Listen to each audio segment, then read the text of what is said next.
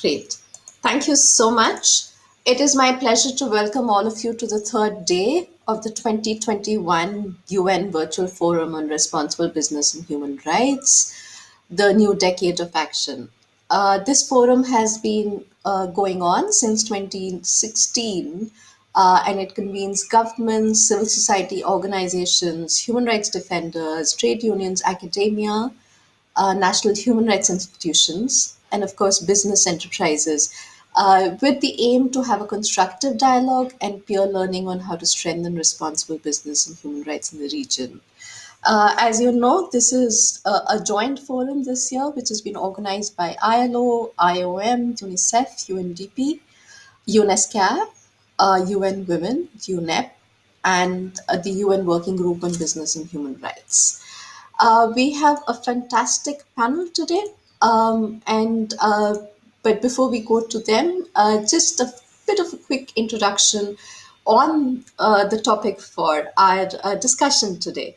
We're looking at the internet and looking at the gender elements of the internet and data governance today. Know that the internet has transformed the world we live in. It's changed the way we communicate with each other. It's connected people from across the globe and opened us to new ways of thinking. It has made information more freely available, but has changed the way we understood knowledge and information as well. And we are also seeing activists and social justice groups who are using technologies and digital spaces to get informed, to raise awareness about specific issues, advocate, organize protests, and report abuses. Especially during COVID 19, we so dependent on the virtual world. We've actually witnessed a proliferation of digital activism as well as a whole new range of digital technologies. But while we're looking at that, we also know that a digital gender gap exists. We also know that meaningful access that could support the actualization of human rights remain conditioned by these digital divides that intersects with gender identities, multiple ones, including the urban-rural divide between the educated and the rich, and the poor, and the developed and developing nation. We know that almost half the world is still offline, and majority of these who are offline are women in developing countries. So today we'll just want to kind of understand how some of this is playing out with women, and what can private sector actually do to actually improve the condition of women and advance a gender equality agenda. We have an absolute powerhouse of a panel today, and I'm going to invite them one by one to do a quick introduction. I'll start with HELANI. If you could actually just do a quick introduction, and then we'll go to the next panel.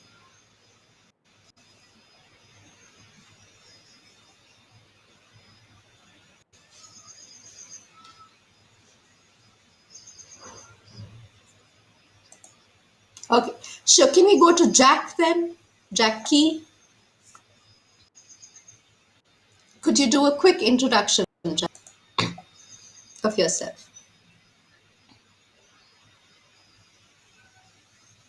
Jack, can you hear me?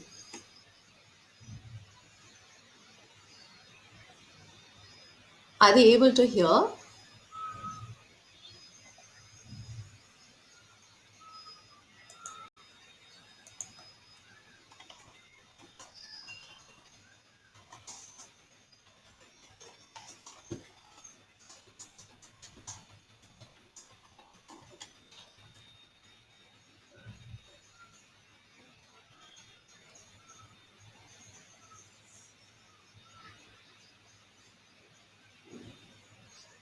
Sure.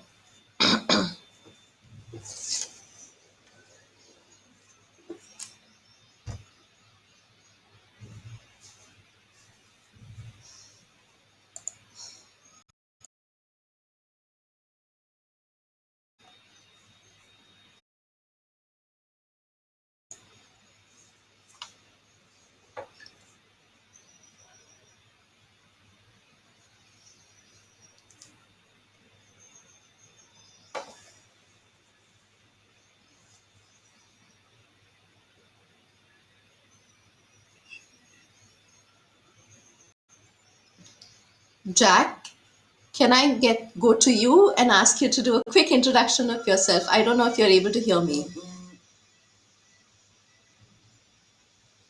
They're not able to hear me.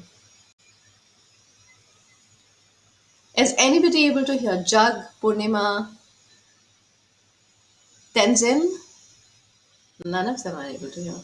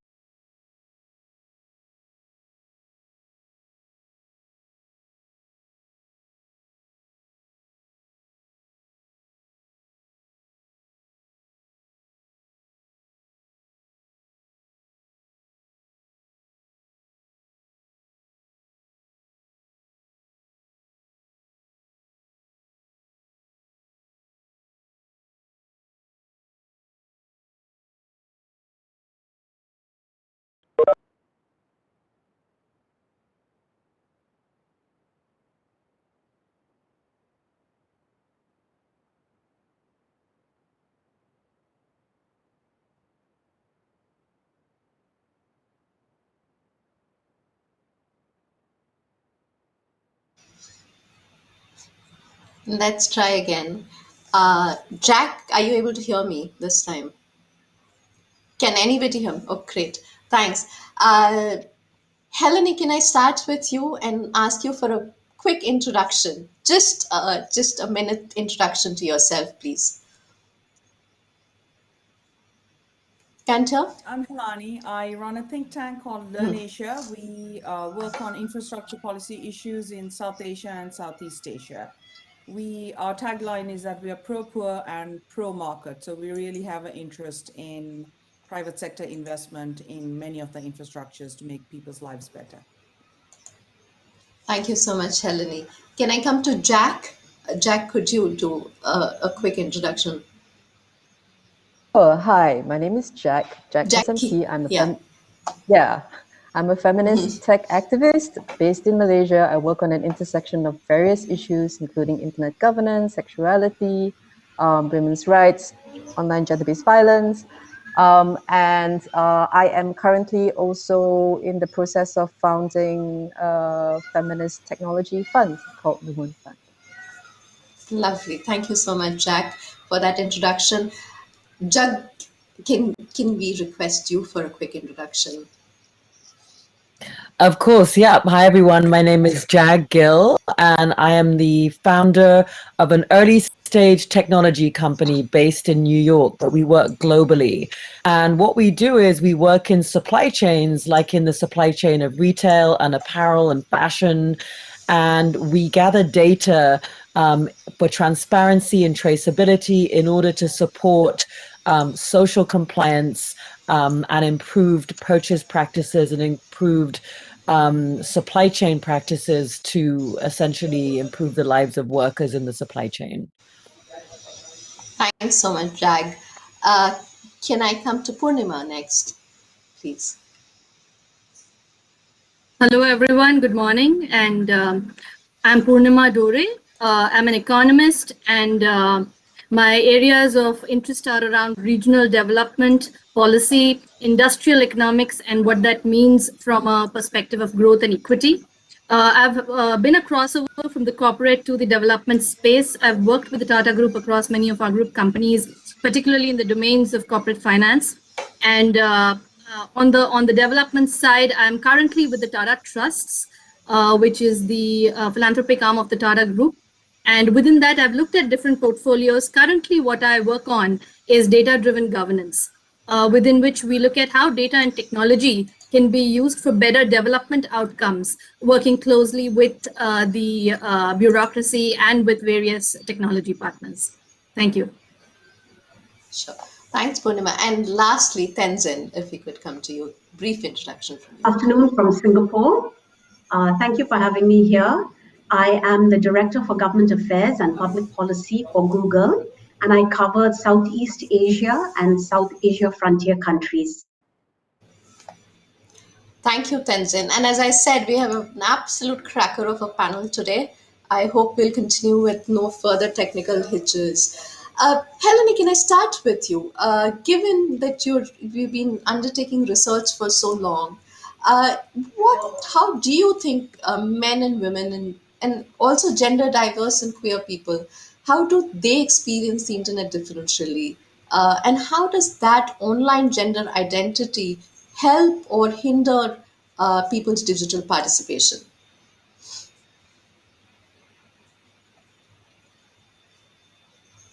Yeah, so Go ahead, Sudarsha, Helene. I think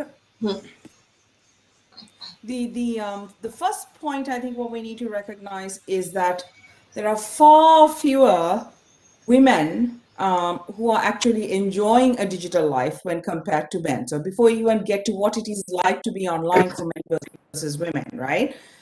We really don't have a lot of data about gender diversity or queer people. But even if we look at the simple binary of men and women, a 1-0 kind of dichotomy, we know from our own work, very systematic surveys representative of everyone over the age of 15 in Africa, Asia, and Latin America, in about 23 countries, the gender gap when it comes to ever having used the internet is so vast. We have very rich countries in this survey, like Argentina, which has almost no gender gap. Sometimes it's reversed. There are more women, slightly more women online. But if you look at the poorer countries, the gender gap goes from 10% in Ecuador to 62% in Bangladesh, and similarly in Rwanda. So in a really large country like India, we're talking about a 67% gender gap. 67% less women have used the internet when compared to men. The reasons for them being offline is related to the structural and historical disadvantages women have had. They have less education, less income, less decision-making power, and lagging behind in skills when compared to men. So even when women are online, to have a safe and experience on the browsing other than just passive browsing, 50% of the men can change the settings, do a search and so on, but only 25% of women can. So that's just men and women. Now, those who are online, we have some data about what that experience is like. We asked about a range of online violence and harassment, 5 different categories, from very violent to sort of repeat, this is all violent, but like being repeatedly confronted with images that they don't want, all the way to threatening and physical and online, harassment and so on. And what this shows is that when we control for factors, because obviously men are online more, so we statistically control for, education, income, intensity of use, and a whole set of other behaviors, women are still 48% more likely to be harassed than men. So even when they get online, it's not a very great experience for, a lot of women. Now, through qualitative methods, not through the surveys, we actually do know something about that diversity of gender, queer people, and also women. So this shows a really mixed picture as well. So at the extreme end, we find really horrible narratives coming out from, let's say, our work in Myanmar, where we studied, straight, gay, cisgender, and so on, like a whole diversity. And we saw both parties face risks when online. But the really interesting thing is men, the most frequently cited harassment is that their accounts are hacked into, and they have to pay the hacker. This is a very low digital literacy environment. They have to pay the hacker to get their passwords back. Women, on the other hand, face a range of highly gendered harassments, like a pediatrician a gynecologist outing a woman's inability to become pregnant, and therefore not fulfill her primary role as a woman, these social constructs that we have, constant requests from men for pictures of their genitalia, and so on, highly gendered stuff. So the objective of harassing a man was financial, quite systematically, while the objective of harassing a woman was shame, right? And if we should not think this is just about illiterate or digitally less literate or poor people. These are all from the same socioeconomic category. We know people with actual power also face this, right? So we know, for example, from systematic surveys that women who are running small businesses, who are more educated and active online and using online platforms, face way more harassment. We know from other people's work that politicians face systematic harassment that is gendered, female politicians. So in surveys in over 100 countries, 80% of parliamentarians say that they have been subject to psychological violence. 40% say they have sexually charged images of them spreading across social media, right?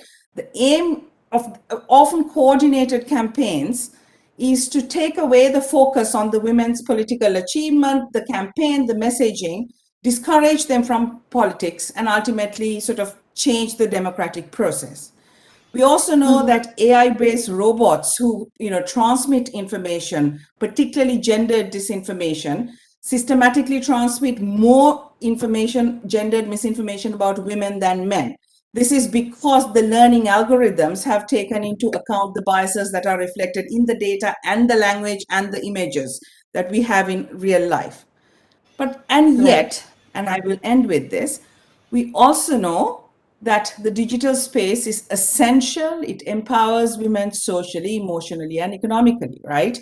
The internet that enables like hate and violence to spread so fast and anonymously, also that anonymity allows people, particularly women, gender diverse women, queer persons, to actually get online and have conversations that are about politics.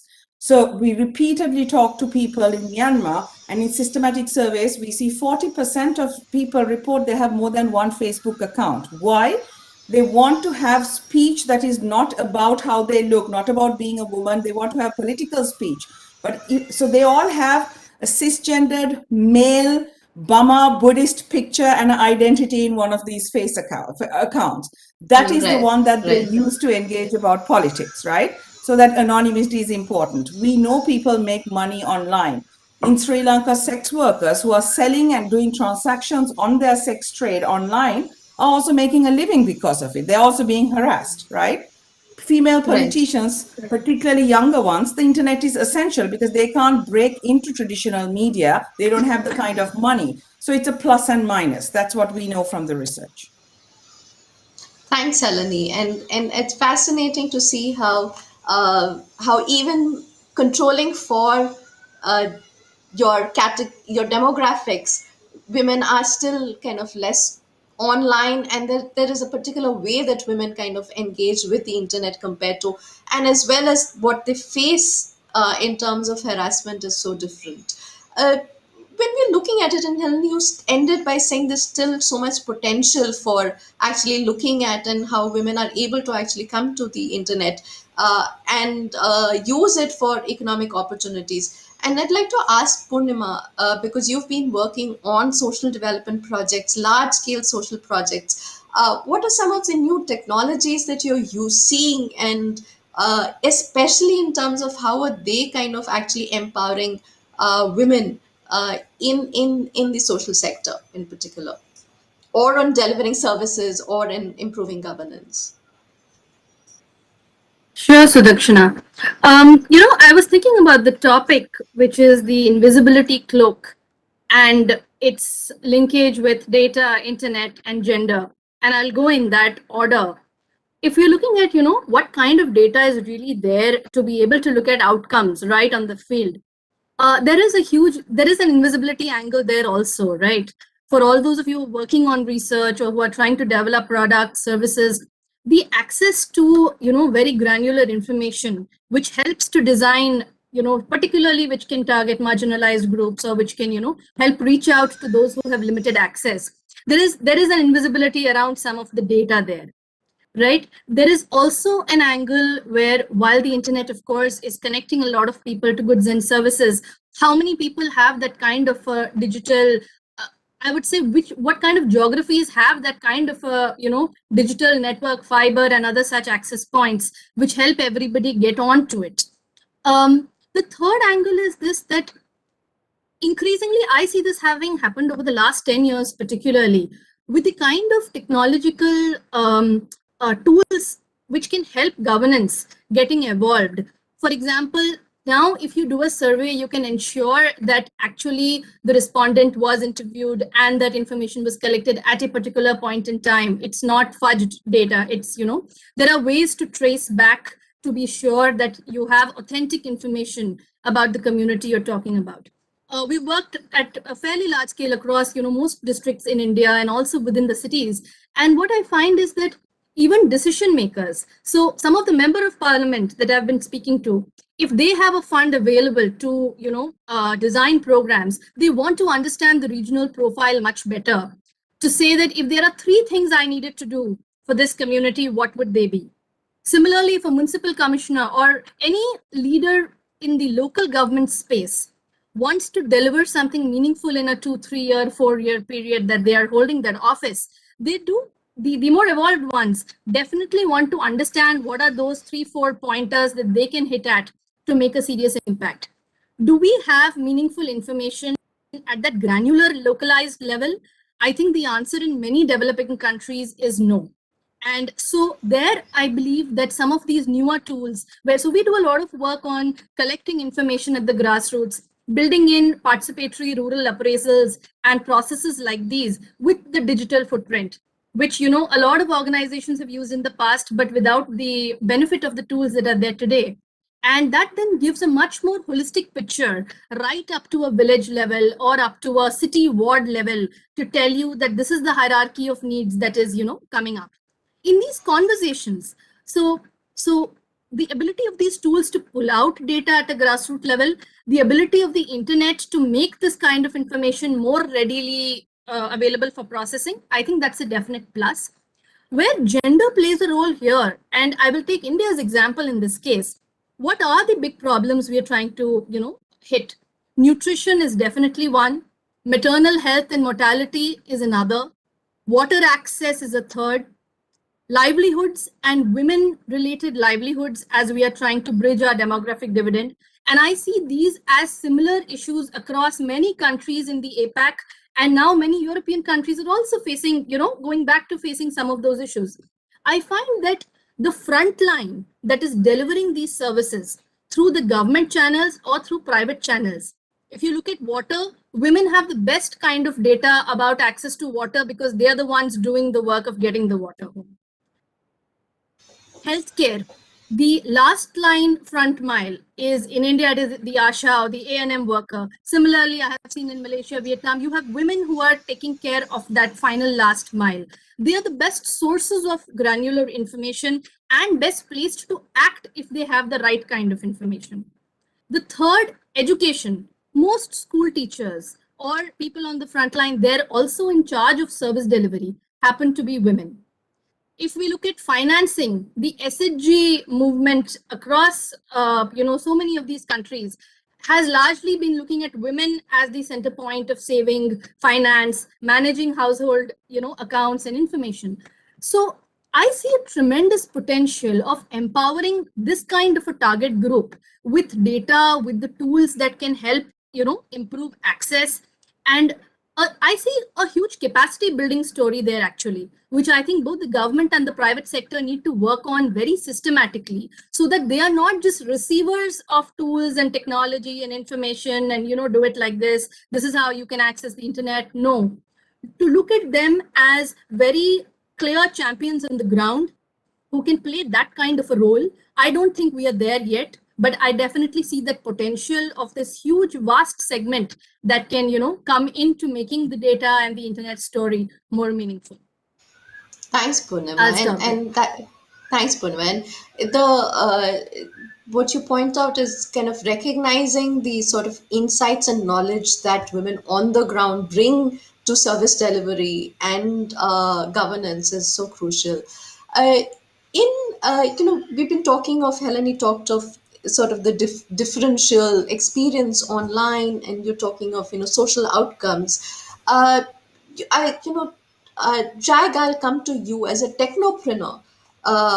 When you hear some of this, and when you've been working on and delivering services and through your platform, what are some of what are you seeing as some of the challenges and opportunities, especially when it comes to women's economic opportunities, from your own experience of managing the platform and your company? Yeah, thank you so much. So interested in the different perspectives around this table today and grateful to be here. I'm interested in when I think about this session and the objective around understanding the opportunities for advancing gender equality through effective use of the internet, especially platform and technologies. I would add on the word data, and I think we've heard this from the last speaker too. My lens is within the supply chain of retail and apparel and providing technology solutions for transparency and traceability. And I think it's really fascinating. I mean, we don't run a social media platform, for example. We're very much an enterprise platform serving brands, retailers, multi-stakeholder initiatives, suppliers. But I do think, as we look at the range of technologies and platforms out there, for example, take social media. It's really been the social media movement driven by consumers, which is creating change within our sector, in the fashion and apparel sector, putting pressure on brands and retailers to interrogate their practices, viral campaigns from consumers, hashtag who made my clothes, and exposing the situation of predominantly women in the supply chain of fashion, given that women workers make up about 80% of the garment workforce. So that's on the one hand in terms of kind of social media messaging. On the other hand, the domain in which we operate, which is more B2B solutions, harnessing data, to address systemic issues that are happening in our supply chain around workers, worker rights, wages, living wage, forced overtime, unauthorized subcontracting. And even the prior speaker mentioned it, taking a top-down approach, as opposed to the bottom-up approach that social media can take.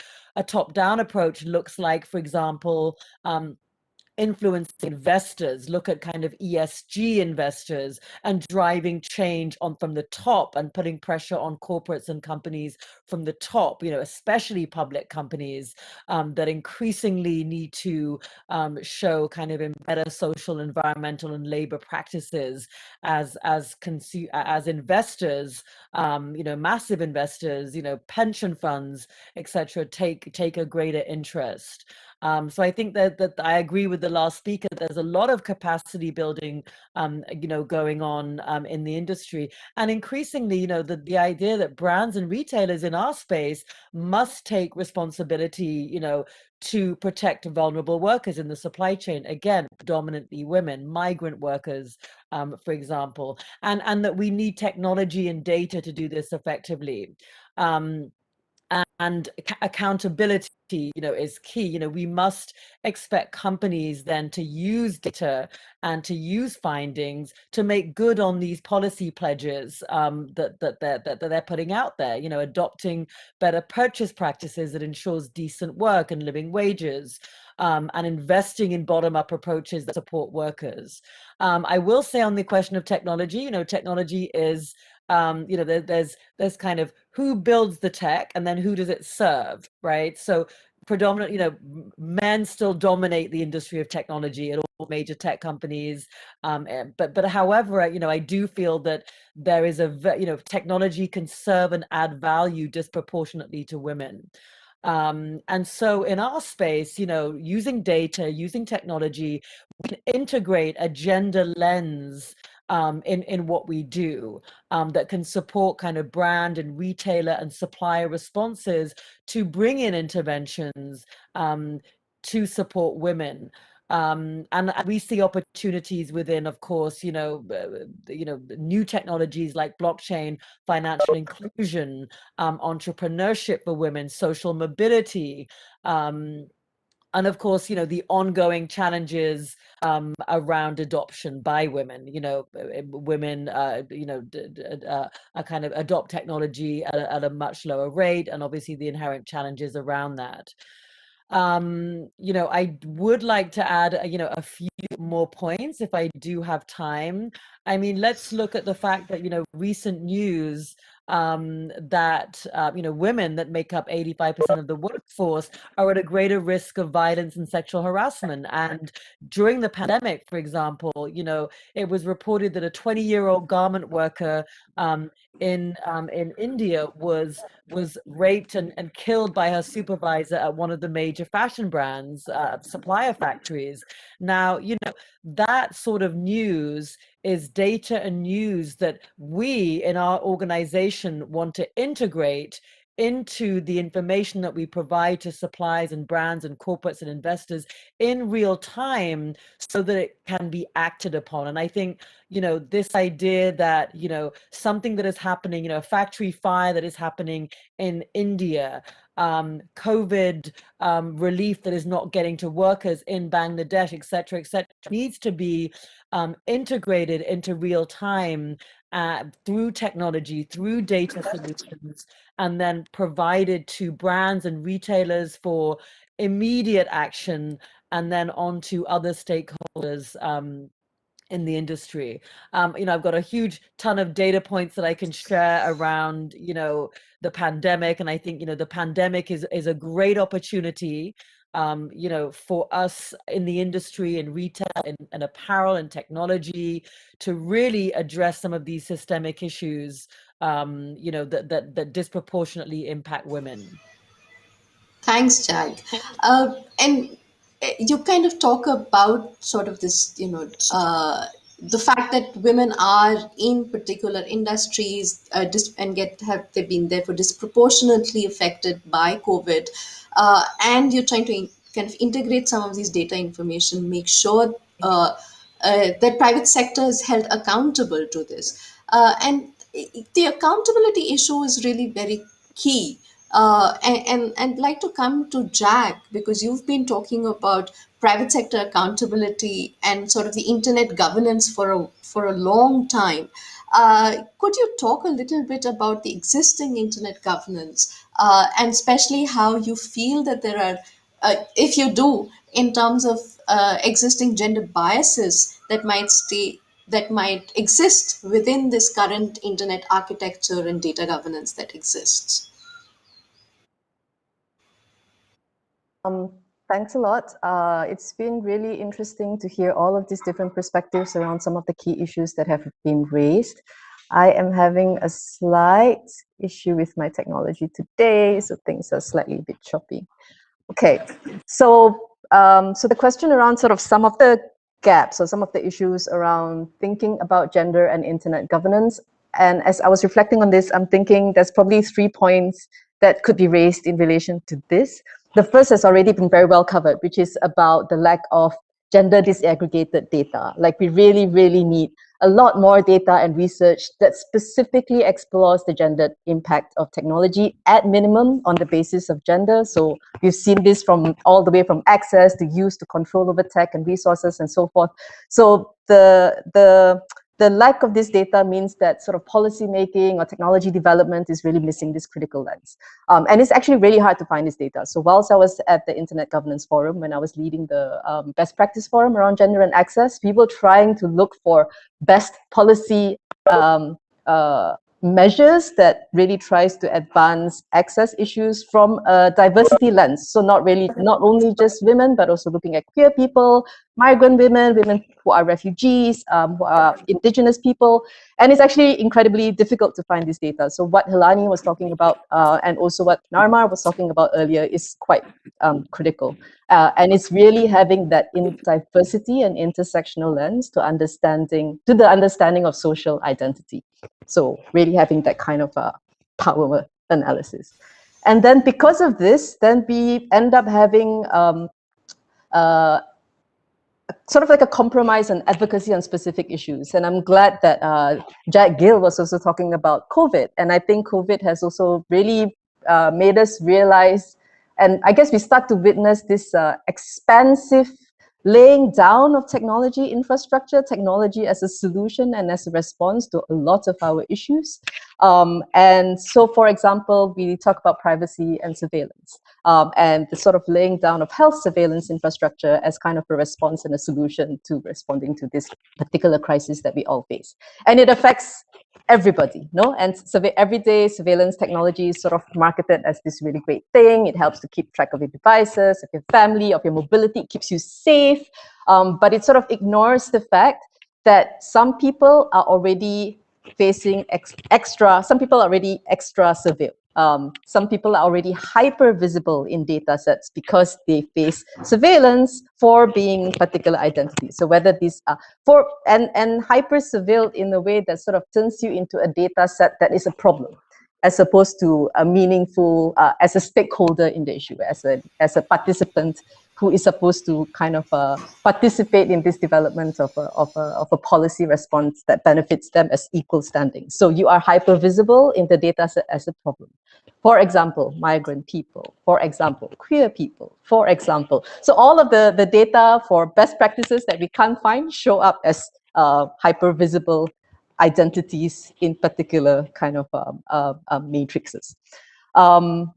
And I think that it's actually, and we've seen in recent years, and thankfully because of researchers and activists in the field of academia, but also in the field of civil society and think tanks, that really try to highlight the kind of biases that becomes coded into data sets, no?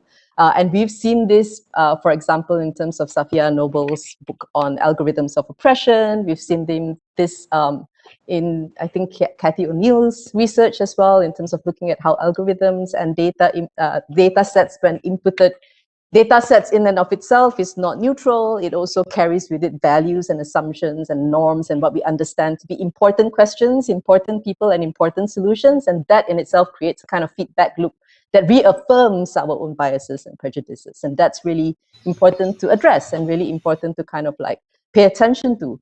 But as we know, I mean, I can speak about the situation in Malaysia, for example. We are quick to put down technology responses. We are quick to say we need the data to address certain things, but we are so slow in saying we have to also develop in tandem safeguards, in tandem kind of like, you know, also policy and legal safeguards that prioritizes and that sort of puts some check and balances and limits to the extractive tendency of data collection as well when it's done without this, when it's done without a sense of human rights, when it's done without a sense of understanding sort of gender justice objectives and so forth. So that is, yeah, that's really something that I would say is, especially I think in particular contexts, like we are not like the European Union has GDPR and they've worked together to kind of say, okay, we're going to push for privacy as a really critical foundational key point before we deploy, you know, before in the deployment of all forms of technology that will be collecting data. But in Asia, really no such thing. And in fact, the sort of discourse of development, and because there is a real need for data collection, we end up kind of being in this interesting bind, right? Like we need more data, but at the same time, we sort of like in the process of trying to gather more data, I don't know to what end, but we sort of start to lay down data policies, technology, and practices that is missing that critical safeguard and missing that critical engagement. And the third point, and the most critical point in sort of gaps in internet governance, is the participation by broader women's movement.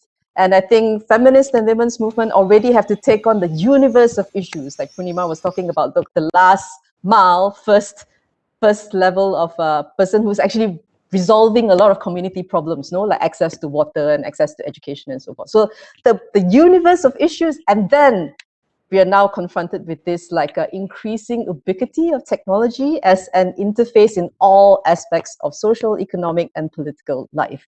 And then it's also obfuscated by the neutrality of technology frameworks. Science and technology presents itself as progress, a solution in the realm of experts. So it makes it very far, really difficult to engage with. And then there is, of course, the problem of insufficient resources in advancing women's rights work. And that is the perennial landscape in which we are facing.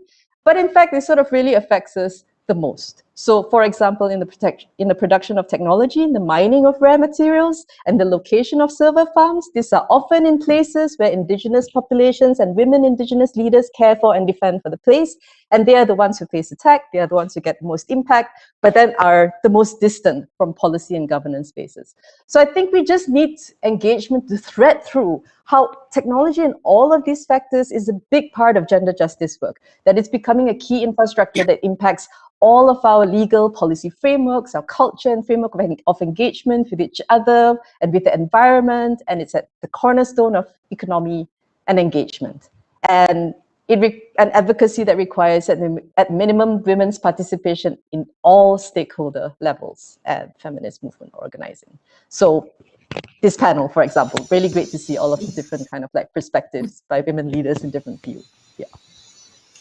Thanks, Jack. And you talk I mean, I love the conversation around algorithm of oppression. We've been talking about data, and how artificial intelligence and data governance these days is exacerbating maybe gender biases. And without having an eye on gender justice, and that's integrated across the entire technology infrastructure, we may not be able to counter some of these existing biases and discrimination that already is there. And so I'll come to Tenzin, and Tenzin, maybe go to you with two questions. One, you've heard from so many of the panelists in terms of data, information, infrastructure. If you could talk a little bit about how, from your vantage point, because you have such a you're working across Southeast Asia. From your vantage point, what are you seeing in terms of the role of private sector, and what are they doing in terms of advancing or even looking at some of these gender justice issues? And maybe to kind of add to that, as a second question, in terms of you've heard from the panelists about the existing discrimination, you've heard from the panelists about the data governance challenges, lack of actually engagement with women's rights groups.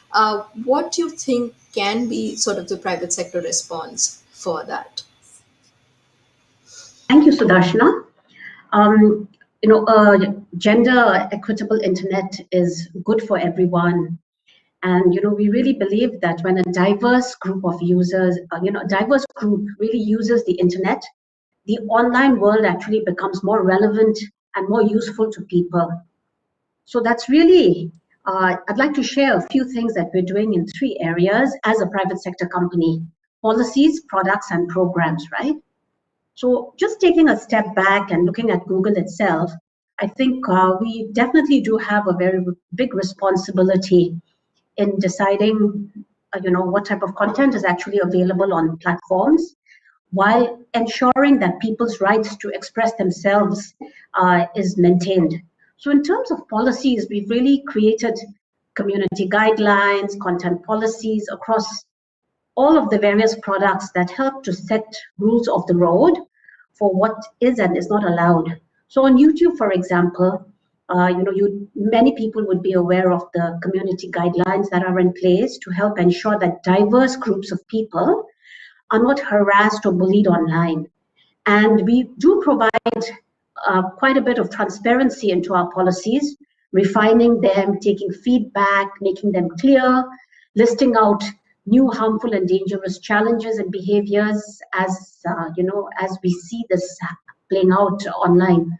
So we invite feedback through collaboration from policymakers, civil society, academia, and users as we look through these policies. On products, when we think about creating a space for increased participation around different groups, whether it's women, the LGBTQ+ community, or children, we really think about how our products and tools can evolve to better meet the needs of new internet users globally. We have done some research. Google has something called the Next Billion Users, and we've done a piece of research on looking at gender equity online. And we really found that women's online actions have huge offline consequences. And I think the previous speakers all spoke to this. So the abuse they experience in the online world has really severe impact, and it causes significant harm to women in the offline world, leading to reduced internet participation overall as well, particularly in some of the emerging markets in the region. On privacy, we've also found through this piece of research that women's devices are often shared or monitored. And I think this speaks to the work that Learn Asia, HELANI, has been leading in the region. 32% of women share their phones at least once weekly. So they tend to immediately delete searches after browsing, and they tend to use private mode or special apps designed to hide apps or files. I think this was really interesting, findings from the research. And because of this research, it helped us to develop a product called Google Go, which really enables a safe browsing experience and access to information without a history mode to really look at online privacy, particularly for vulnerable groups, right? And lastly, on programs, Google has been running various initiatives and programs across the region to help ensure that everyone can participate in the digital economy. And we do this, by ensuring that individuals from underserved and rural communities continue to find ways to learn from the internet and to also upskill. For instance, in India, we launched a program together with Tata Trust, and therefore I'm happy to be on the same panel with Poornima here today.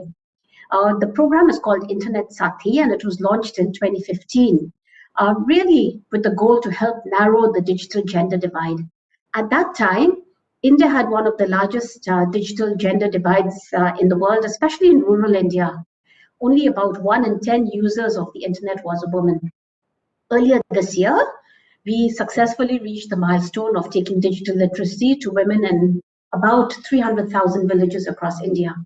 The success of this Internet Sathi program has proved that digital access and literacy can really open new opportunities for women to gain from this really fast-growing, digital economy, particularly in these COVID times. So with these results thus far, we are committing to support 1 million women entrepreneurs in India.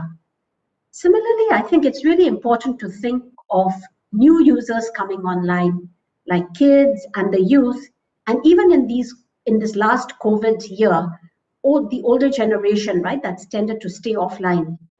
The internet really helps young people explore their interests, learn, and create. However, it's, as we know, it can also leave them very vulnerable to various online risks, cyberbullying, misinformation, privacy breaches, and even online sexual exploitation, to name a few. So in ASEAN, to help make sure that young people have the knowledge and tools that they need to make them smart, for them to make smart and responsible choices online, we launched the ASEAN Online Safety Academy together with the ASEAN Foundation. And we ran monthly training and talk series on online safety from November of last year to February this year. This initiative was really designed to help ensure that youth online experiences are safe and positive during this COVID-19 period. So there's really a lot more that can be done in this space. And Google, as just one among many, many different tech companies, I think we remain committed to investing in improving our products, our services, as well as our policies, while continuing to scale what we do. I think that's really important for us. Great. Thanks so much. I'm looking at some interesting questions which are coming up, and maybe we'll take some of that as well. But you talked of the Internet Sathi, and Purnima, you've talked of the issue about not having enough capacity, or one having needing to focus on capacity building for a whole set of people. What are some of the other things that you feel needs to be undertaken to make sure uh, the gender divide is kind of overcome uh, when we're talking about data governance, and using that data for actually taking policy decisions or service delivery.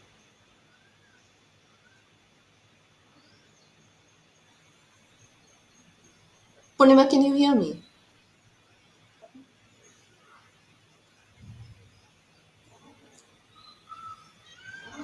Can anybody else hear me? Can I see a show of hands?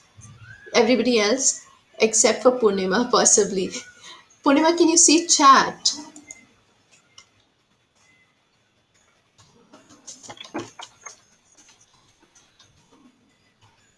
Sorry, this the data. I think that, can you hear me? Yeah, we can hear you now. Yeah, your net is Am I kind of audible? internet connection. Yes, you're audible. Can't you?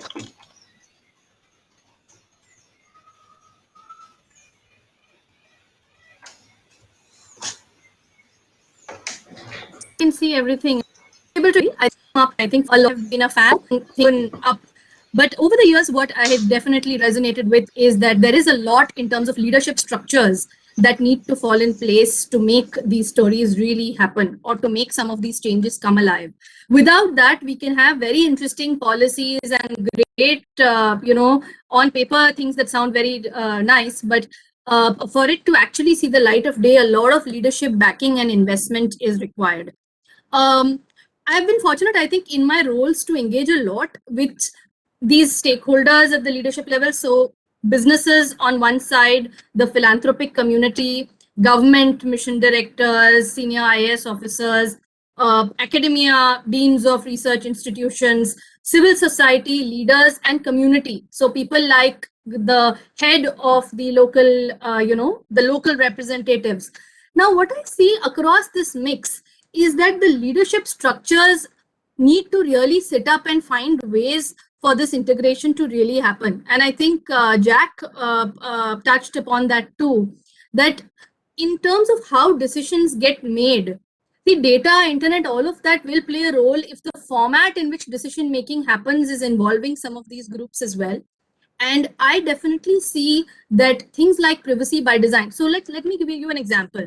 If a new technology is getting rolled out and it has huge scale implications, who are the people on that seat who are finalizing that, yes, this is the best technology for the target group?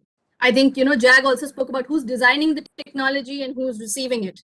And that, I think, is key to, framing our leadership structures in a way that are able to have this, cross pollination. So I definitely try that on boards where I am there. We are making sure that privacy by design is being spoken about when the approval process is on for a new technology. Or if everybody is very quick and ready to sign off that, yes, this is the framework or this is the policy, we need to go ahead. Who is asking those tough questions that, have you checked for this, that, and the other? Have you ensured that is the privacy piece also, at that same level as the go-to-market story? And is it going to follow? Are you telling me in the board meeting that it's going to follow, but really it does not follow later? And somebody has to then do a follow-on to make sure that it actually happens.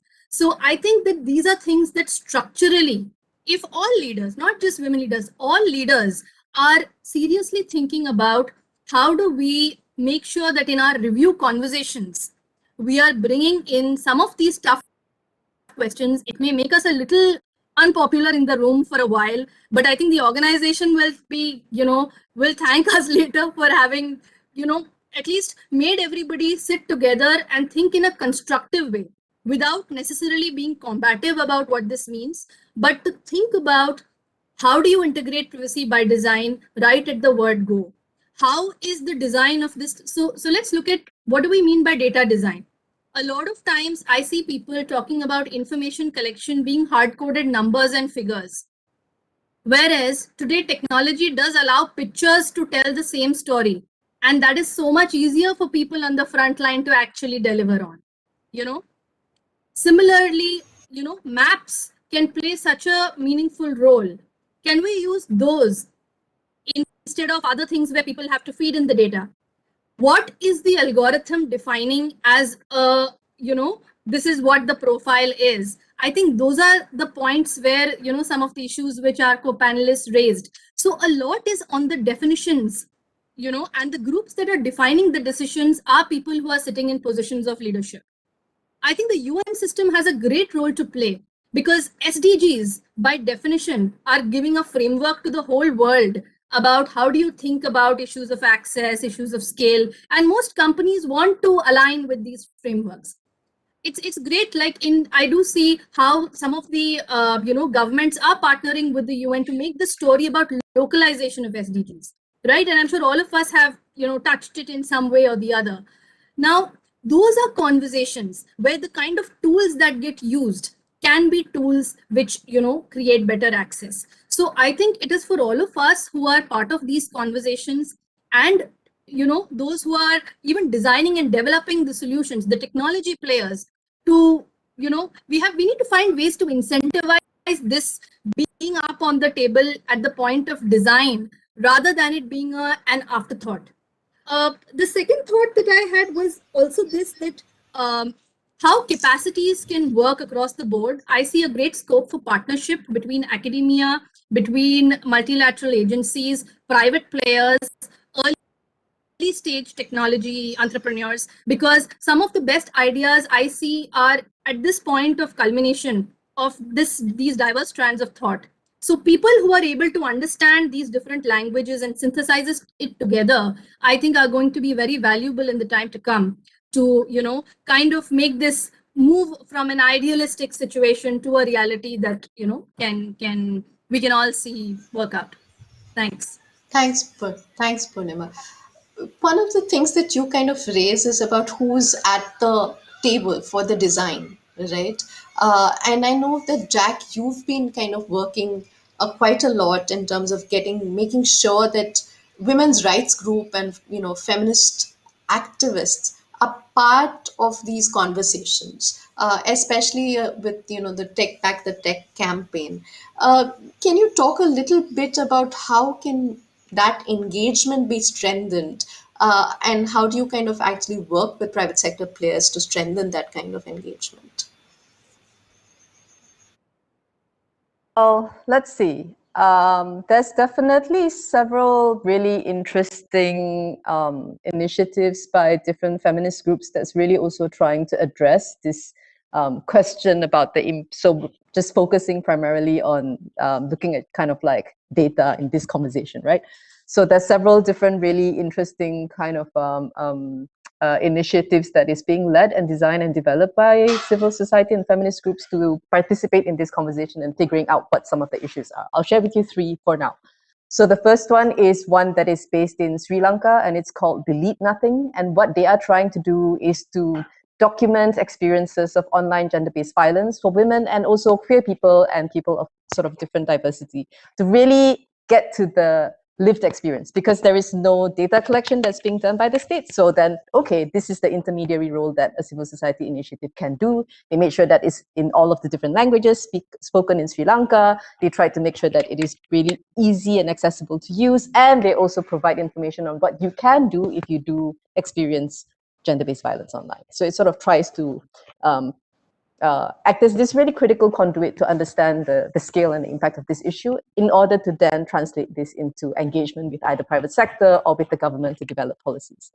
The second one is this initiative called Afro-Feminist Data Futures, and this is being developed by a few researchers in the African region, and they're really doing a map of how feminist organizations and feminist movements in the region is really engaging with data and trying to see what to you is a feminist praxis and practice of data collection. Because we did talk about all of the different ways in which you can collect data that is very different. No? You can have a very extractive approach to data collection where you see people as basically data points that don't really participate in how you design priorities or how you think about what this data is for and to what extent, and all of these different ways in which you can approach data. To the sort of specific needs and gaps that we are really seeing right now. So this project is really interesting because it is actually funded by Facebook.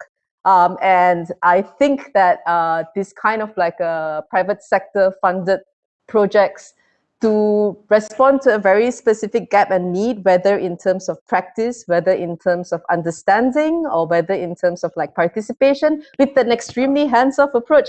I personally have my own skepticism, but I'm also willing to really explore and see, okay, so how can private sector invest in their own accountability, right? So what does this look like? How does investment in their own accountability look like in a way that doesn't mean, okay, I will now fund civil society to be another data point for my I guess my ends, because private sector has very different objective to civil society. You know, like there is a profit-driven thing, even though private sector understand that the impact is much bigger than only the bottom line, and really trying to also push for certain things, but the call to accountability is slightly different. And I think it's also a question of how do we all participate in this ecosystem as different stakeholders to be able to contribute to a much more robust and resilient, accountable environment moving forward. And that is I guess an interesting approach to look towards it. And the third one that I wanted to share is in Latin America, and it's not yet launched, but I think it's a fantastic project. It's basically a trans-feminist AI observatory. So they are really trying to get a few countries, feminist groups and researchers in a few countries in Latin America to understand and research and use sort of like right to information and access to information laws to get more information about how particular projects, government projects in collaboration with either academia or private sector that aims to deploy AI systems into sort of public welfare projects. So for example, one of the things are like, okay, so how do we improve delivery of services to younger people who are at risk because they are because they are economically disadvantaged and they're dropping out of school. So how can we use AI systems to better respond to this particular situation? On the surface of it, looks great. But then once you unpack it a little bit more, you realize that, oh, the only data that this particular system is receiving is data that it's basically only collecting data about people who are under a certain economic strata, which means you're actually, again, just creating a picture and over-surveilling poor people and poor people of specific demographics and so forth, and then you're exacerbating the situation. So that sort of research from a feminist perspective that really tries to also understand what they call, what the framework that they're using is a framework called the Matrix of Domination that really tries to understand all these different structures of discrimination and disparity to unpack what is this proposal? How is the technology being used? Can we get access or not? And what are some of the key issues that we are facing? So for example, about transparency, about the black boxing of data set, about the black boxing of the role of what is the algorithm even asking? What is the priority? What are we asking them to learn in order to respond to what kinds of solution? This black boxing needs to be unblack boxed. And I think a lot of the black boxing happens also because of how we are currently seeing this, right? Like algorithms is a sort of like a proprietary profit, it's a big part of like sort of the economic model. So I think we need to maybe start to unravel and unfold this a little bit more to really see that we're no longer in this situation where we can talk to each other from our corner and not shift how we see it intervenes with each other, but understanding that we don't come to this conversation at equal footing. I don't have the same equal footing as Tenzin, for example, to participate in a policy conversation, because very different sort of power. So I think one of the questions that I also have, or one of the things that I'm also sort of asking private sector to do, is to really be a much better ally to women's rights and feminist movements and activists, sort of really engaging them as thought leaders. So what Poornima was talking about from the design stage, but not even that, right? Like sort of from the analysis stage, like what is it that we're trying to do here at all levels of this particular trajectory in thinking through development and policy impact.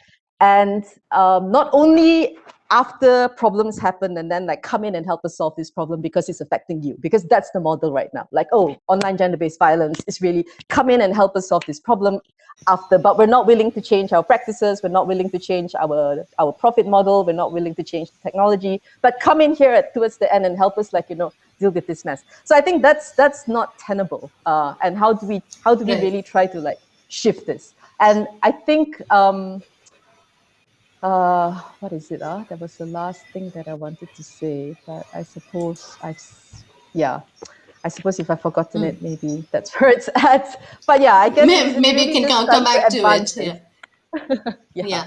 I'd like to, because you talked of this in terms of surveillance, and talked of AI, and talked of how a private sector can be better feminist allies. I'd like to ask Tenzin the same question, in fact. And how do you think that private sector can actually be better allies, feminist allies, especially given that there is so much conversation around state surveillance, private surveillance, as Jack was talking about, there is a particular category of people who are over surveilled, right? Who tend to be vulnerable, who tend to be, especially because of the gender identities, right? So what would you say, and if you could be brief, we would love to have a few audience questions in terms of just looking at how could private sector be better feminist allies. Yeah, I think, on that specific thing, right, like making technology for everyone really means protecting everyone who uses it. And I think, that needs to be, I think, the compass. For example, Google was founded on the belief that everything Google does should always respect the user.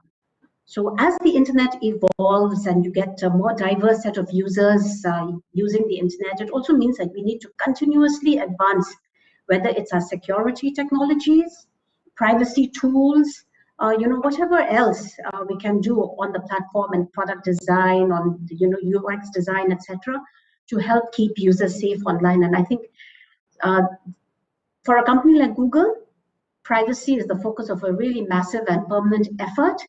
And we have, hundreds of employees spending most or all of their time working on privacy-related work across policies, products, and programs.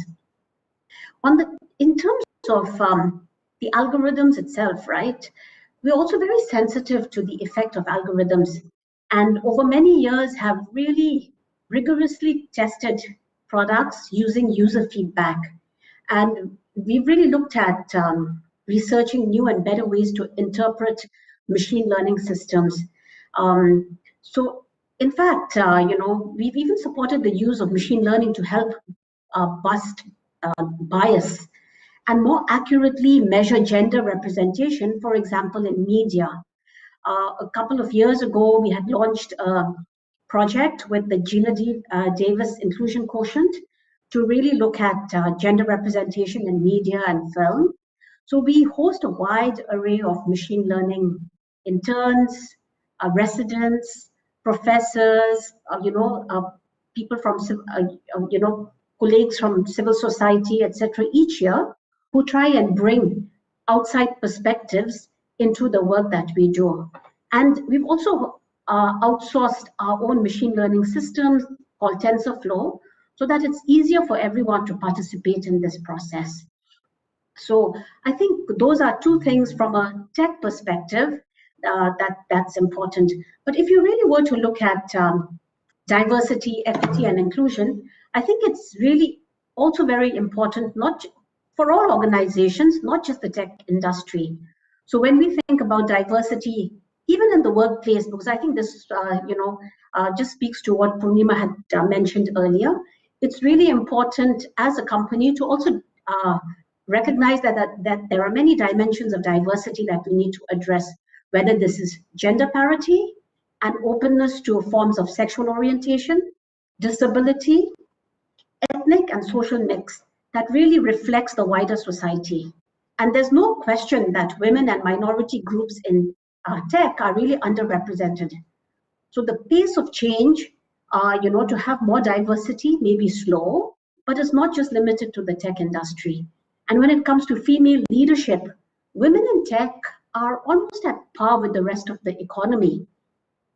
If especially if you were to look at the S&P 500 companies, right? But I really believe that every action and initiative that we undertake to address and improve diversity and inclusion in the workspace, for a private company, for example, is a step in the right direction, and it's progress towards making your products, your services, etc. Also speak to what the needs of a very diverse world are. I'll stop there. Thank you. Thanks, Tenzin.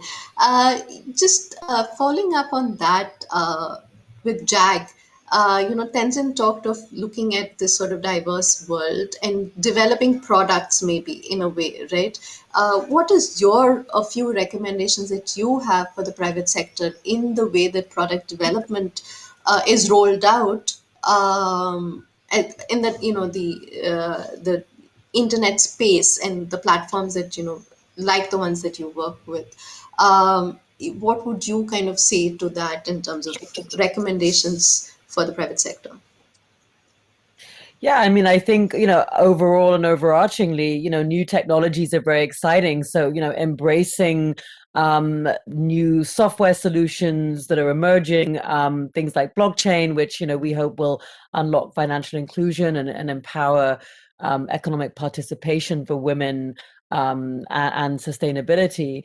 A bunch of things. I think, early stage technology companies are about culture. So I think having a very user-centric approach to technology and to design, that's embedded in our culture. I couldn't think of another way to operate without, building, not building a solution in search of a problem. Like, right. You start off with a problem that you're trying to solve, which is typically, incorporated in that is engaging the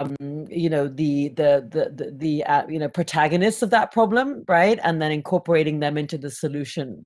And so I think in our company, at least, that's inherent. And I do see a trend, with the new generation of sort of new technology companies, that kind of user-centric approach is also inherent, which I think is good. And I think, look, technologies, there is a culture of scrutiny, there is adaptation inherent in technology, and there's a culture of improvement, right, in technology, right? So I think we need to have more women around the table. We need to have more women mediators. We need to have more women around sort of having honest conversations about what works and what doesn't, where problems are, where risks are, for example. And I think we need, obviously we've heard this with other speakers, we need more diversity, more women in tech, we need more women at the helm of companies, which is why kind of I'm excited to be doing what I'm doing. And we need collaboration, we need collaboration and integration. We don't need multiple point solutions for the same problem. We need, integration and communication, collaboration. And it's important to involve grassroots organizations. Something that we do repeatedly, and that I continue to want to do more, is to involve kind of grassroots organizations, NGOs, feet on the ground within our solution. And I think it's kind of intrinsic to our approach, and also to many other companies, to really kind of get the idea of the the lived experience of women on the ground. So I think a few key words: culture, collaboration, embracing technologies, but also recognizing that the technology and the kind of startup space is part inherent, is this idea of continuous improvement in technology and scrutiny and adaptation and evolution, which I think is very exciting. Thanks, Jack. And you talked of culture and collaboration. In terms of looking at that, and this is a great, and I hope that we get to have some of these conversations, because this is bringing people from very different perspectives. Helani, in a way, we've heard so many different thoughts in terms of what the private sector should be doing. We've heard a little bit about responsibility of different actors. What is your vision of a feminist internet, and where do you think private sector can play a role? Private sector and broader businesses, in a way, can play a role in enacting that vision.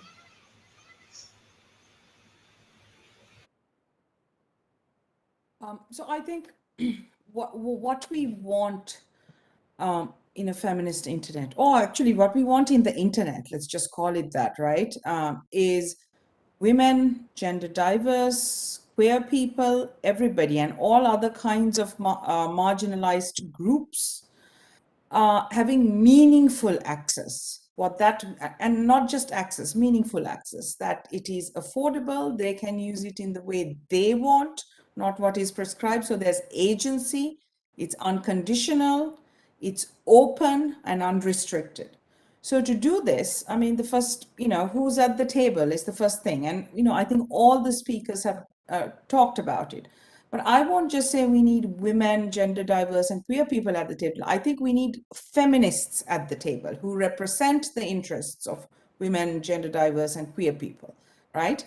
And that they have voice in the places where tech is financed, where it's designed, where it's operated, and where decisions about tech governance is made. And now this essentially includes private sector companies, because starting with the base network layers all the way up to applications are predominantly financed, operated, and provided by profit-making private sector companies.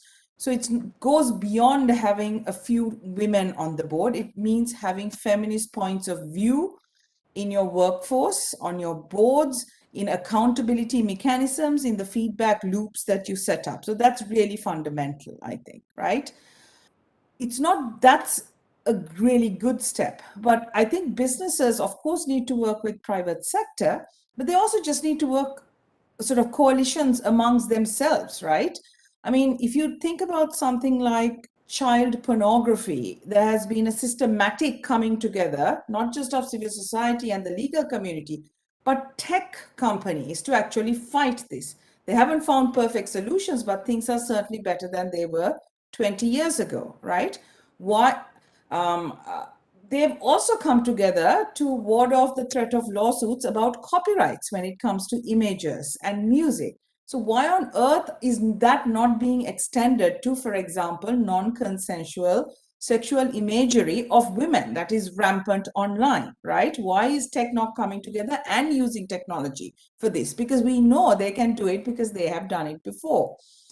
The third thing, I think, is a real commitment on the part of tech companies, not just to identify bias, because a lot of times we don't know this going in with the systems, is a long-term commitment to set up the mechanisms to identify short and long-term bias that creeps in through their own monitoring and through setting up mechanisms that they get the signals from the outside before the collective action lawsuit happens, when a large group of people have been systematically discriminated against. Again, these are proactive things that you can do.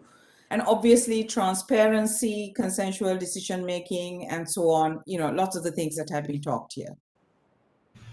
Yeah, and I know both, some of you on this have worked on principles for feminist internet, and I don't think we have time to actually get into that. But if some of you are interested, please go search for it and look at the feminist principles of internet.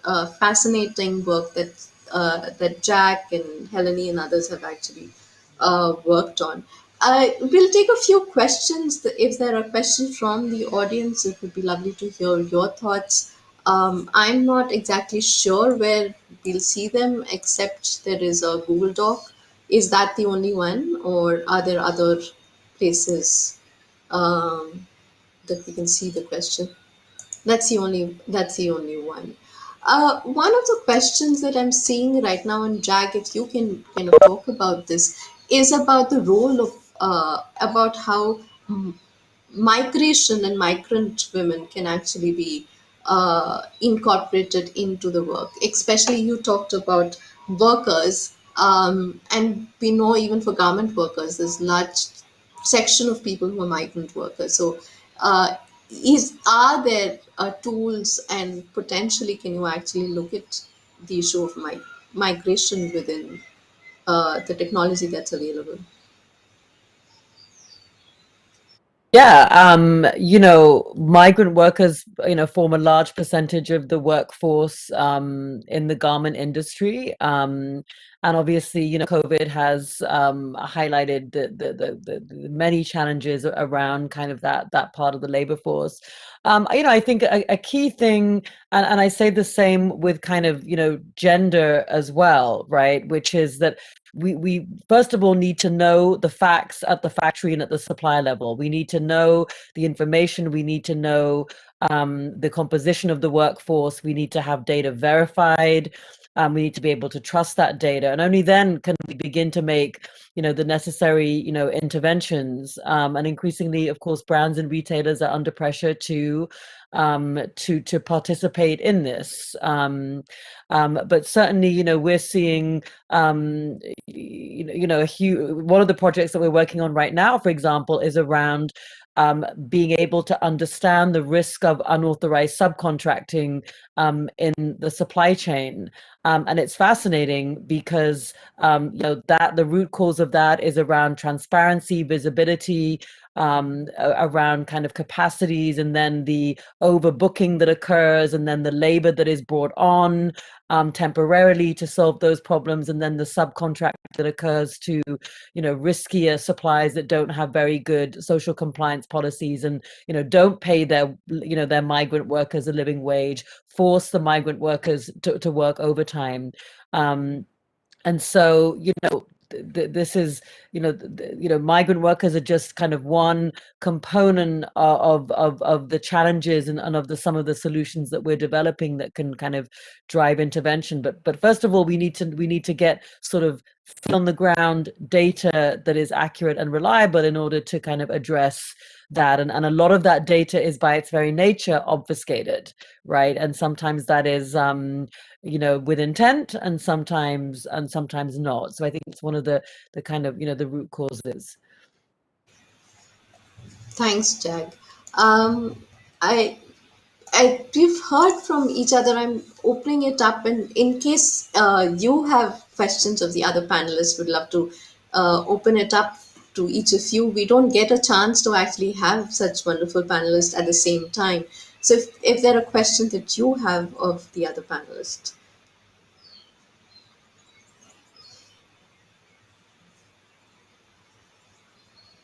is there? Purnima's gone off again. I'm assuming then that there aren't any questions that you have of each other at this point.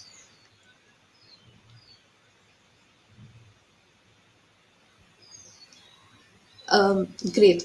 I'm looking at questions from, there are no questions in a way, but there is a lot of conversations, or there are some comment around use of smartphones.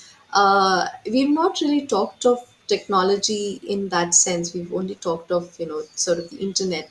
Any thoughts on how this can, some of these kind of differences can be addressed, and are there some new ways that in different countries the smartphone divide is being addressed? If you have any thoughts or ideas or information around that, that would be lovely to hear.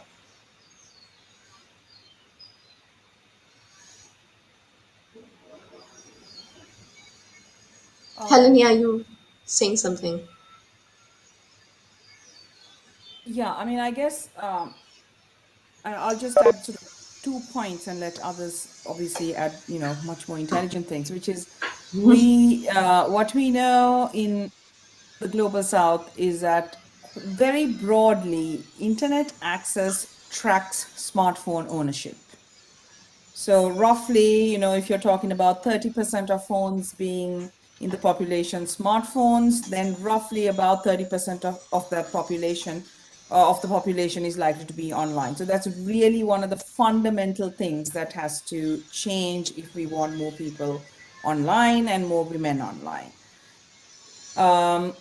In Asia, we have a particular problem of older feature phones being in circulation and not being gotten rid of. Often the man, even when they get a smartphone, it's the father or the man of the house who will get the smartphone, and the older phone will be passed down to the children or the women. So the women are really the last to often get the smartphone. Even in countries like, and there's a huge gap in the percentage of men and women who own smartphones, very, slightly smaller than the kind of gender gaps in internet access I mentioned, but roughly tracking those numbers. Solving that is actually quite complicated because it means not only, a woman having enough money to get a phone, but it has to be with her to give her meaningful access. So what we saw again in some of the GSMA partnered studies that we did is that the woman is making the financial decision, saving the money and getting the phone. The family gets, because it's a really expensive purchase. In Myanmar, they're buying the $300 to $600 phones, right? But then the phone actually travels out of the house with the man or the daughter who's studying, and the woman who's in the house actually has very little access to that phone. So unless there's a second phone actually in the house, there isn't meaningful access. So I'll just stop there. There's lots of data actually on our website about quantified gender gaps in smartphone access. Thanks, Helani. Anybody else that wants to kind of add to that? Great. We've had Well, Go ahead, Jack. yeah, so just to add to sort of Helani's point, talking about control over devices as being an important piece of this conversation, and actually so we know that mobile phones, they are extremely valuable. They are sort of like, one of the most critical points, lowest barrier to access to the internet that you could.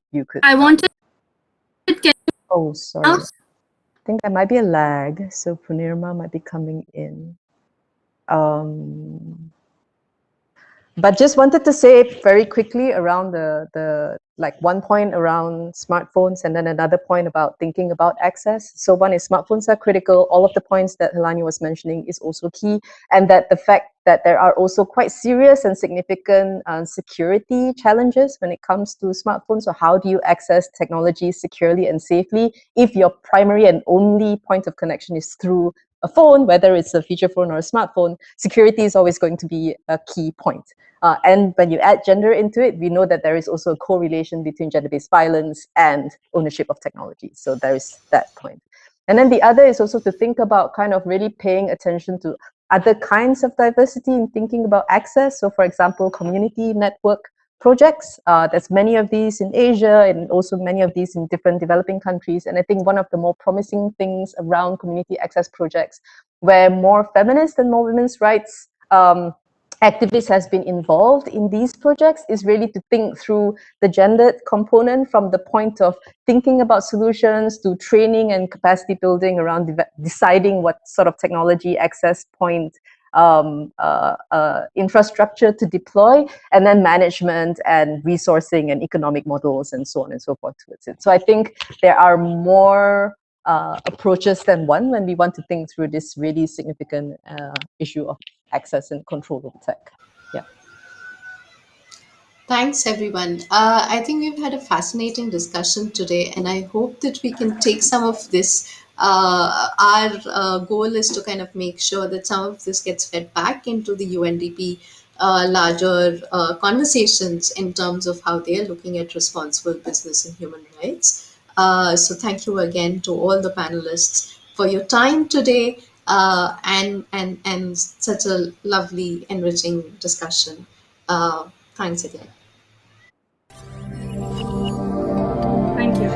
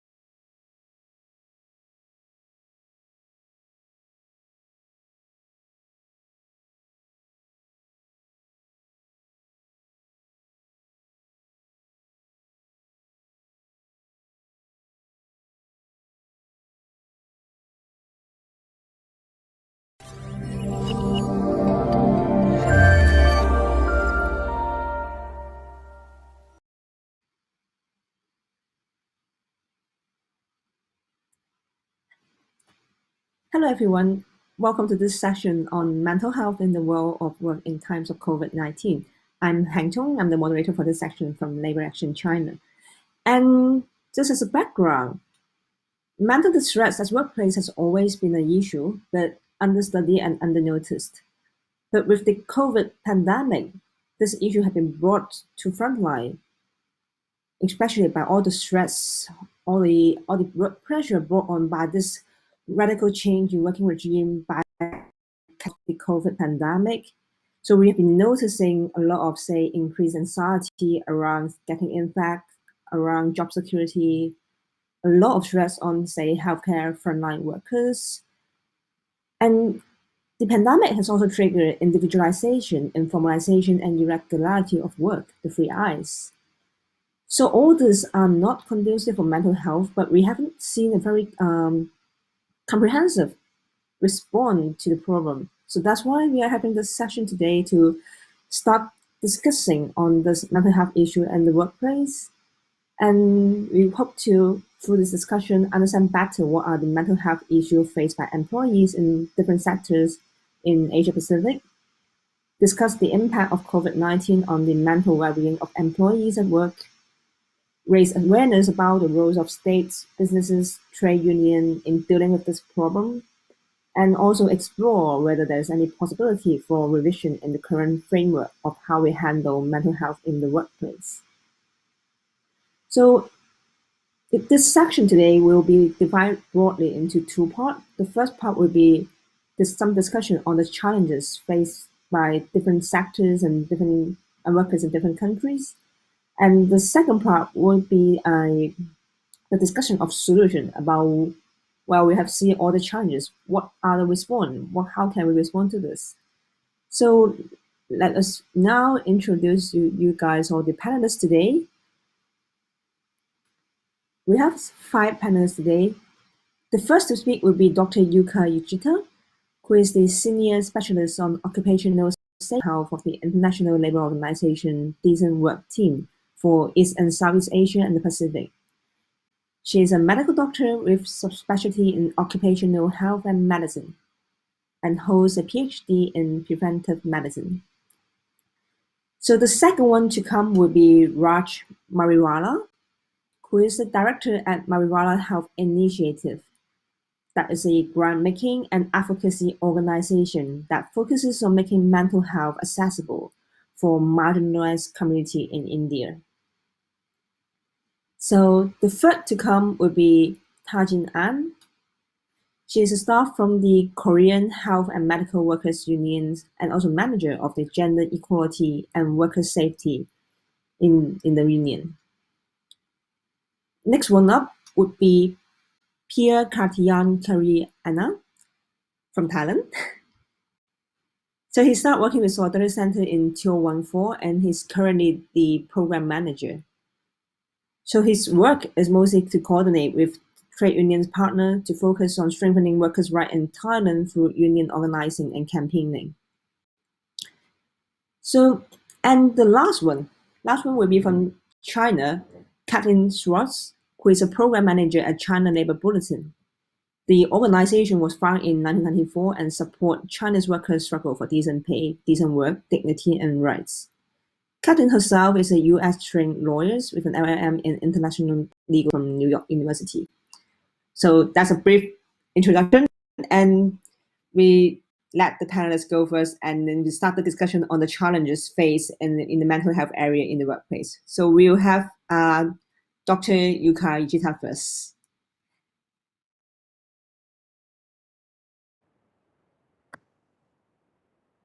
Thank you very much. Yes, good afternoon, good morning, good evening, everyone. So the first, let me present to you why mental health at work during the COVID-19 and what kind of challenges we are facing. And before going to the speakers from each country, let me briefly present the overview. Okay, so I do not see, it's very difficult to see. Yes, first of all, the COVID-19 pandemic is, of course, we all know that is the public health challenge, public health crisis. But why we are talking about the pandemic at the workplace? Because workers and people in the world of work have been at risk of infection. And the people are facing the risk of infection in their life, but many of us spend a considerable number of hours at the workplace. So some workplaces have become sources of outbreaks of the virus. We call it cluster. And actually we had several clusters already we saw. And thirdly, the certain work settings are at particular risk because the COVID-19 is the transmit between people, the person to person. So if the workers has the close contact between workers or the client or the visitors or the other negative working conditions, working environment, maybe they are facing at higher risk. And the OSHA occupation safety and health risks in the workplace, of course, this time is the biggest risk is the corona exposure to the coronavirus. But at the same time, we should not forget about the other risks. Because even though we are facing the coronavirus, the other risks doesn't disappear. We have continuously, we have the facing the safety and health risks at the workplace, no change. And plus, due to the COVID-19 pandemic, we have the additional hazards, additional risks, chemical risks. For example, the exposure to the disinfectant or the ergonomics factor, because we are working from home and we have some problems with the working position. And it create maybe the back pain or some other health outcome. And here, the additional hazards and risks on psychosocial, including violence and harassment. Maybe I hope it's coming to the next slide here. Yes. So now I like to show you one example, the high-risk workers. Of course, the healthcare workers, social workers are facing higher risk. And we have the 136 million people engaged in this in occupation. But please have a look at the bottom right. 1 in 5 healthcare workers have reported depression and anxiety symptoms during the pandemic. You can see how high the impact of the psychosocial hazards and risks and the stress and what is the impact for the workers. Of course, the healthcare workers is the specific working situation, their responsibility, but it can happen all of the workers. And then the stress and the psychosocial factors during the pandemic, what kind of the factors, anxiety, because of of course, this is the new disease. We are very anxious about what kind of, symptom, what is the health outcome, how we can get this virus, or the uncertainty about how long this crisis will last. Already we are fatigued, the corona fatigue. And also many people are worried about the losing job or the changing job. And also all of us the experiences the radical change in the work organization, including the telework and the condition, right? So these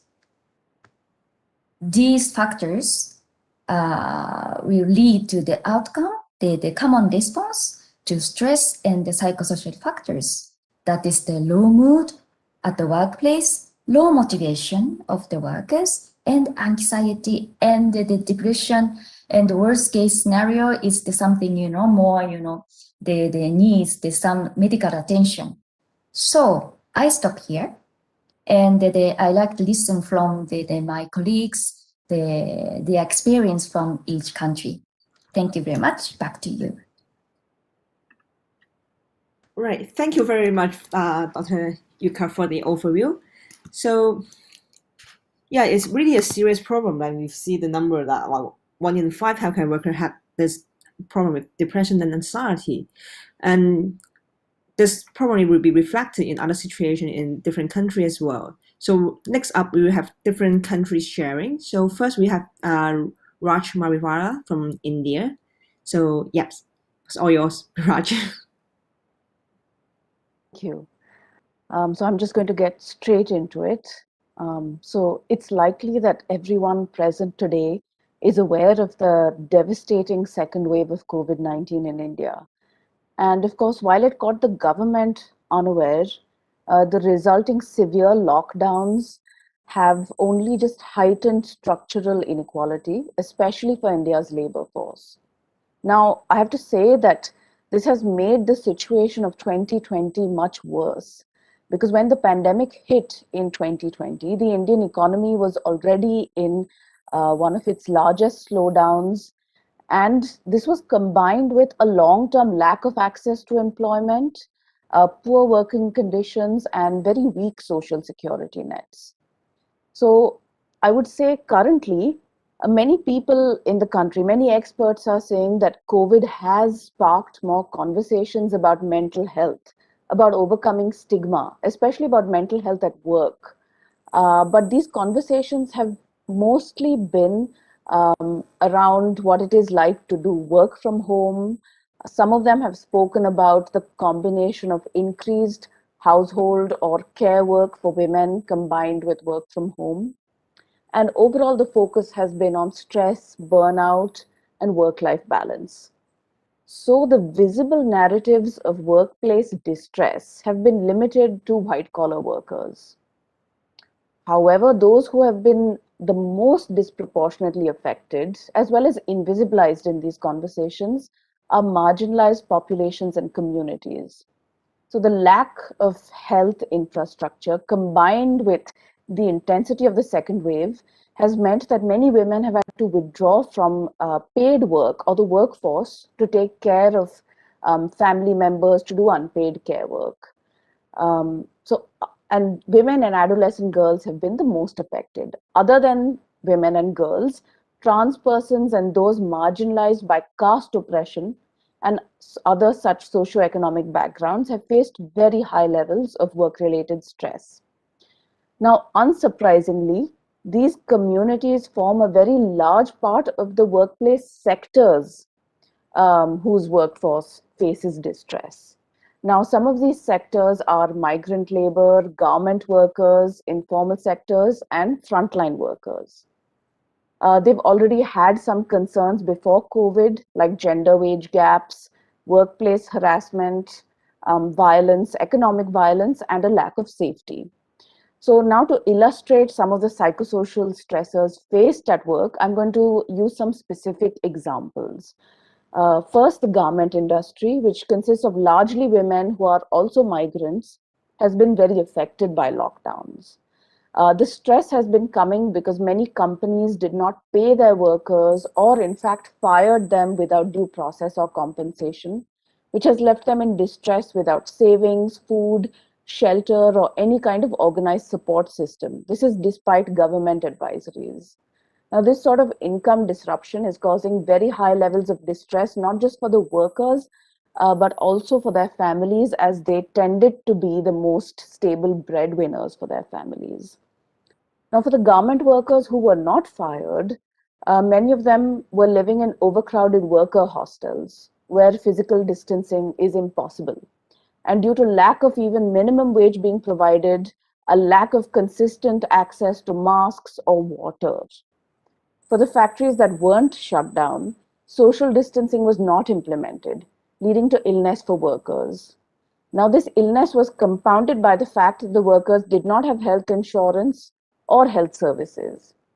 For those who did get masks from their workplace, they had to wear them for long hours, which was impossible because many states suspended labor laws. In fact, 12 states in India suspended labor laws. So daily work hours were increased to a maximum of 12 hours. The same suspension allowed factories to lay off workers because they were classified as contract labor rather than employees. And if I have to make a distinction, sectors with a different composition of worker pools, such as the auto sector, established male workers, successfully went on strike to force management to address COVID-related safety concerns as well as job security. Another sector with a similar composition of largely female labor is frontline workers, that is both health workers and sanitation workers. India has a 1 million strong force of female health workers who serve as accredited social health activists. They are integral to primary health care, especially in rural settings, and they are seeing the same disruptions in income despite extremely long working hours due to the pandemic.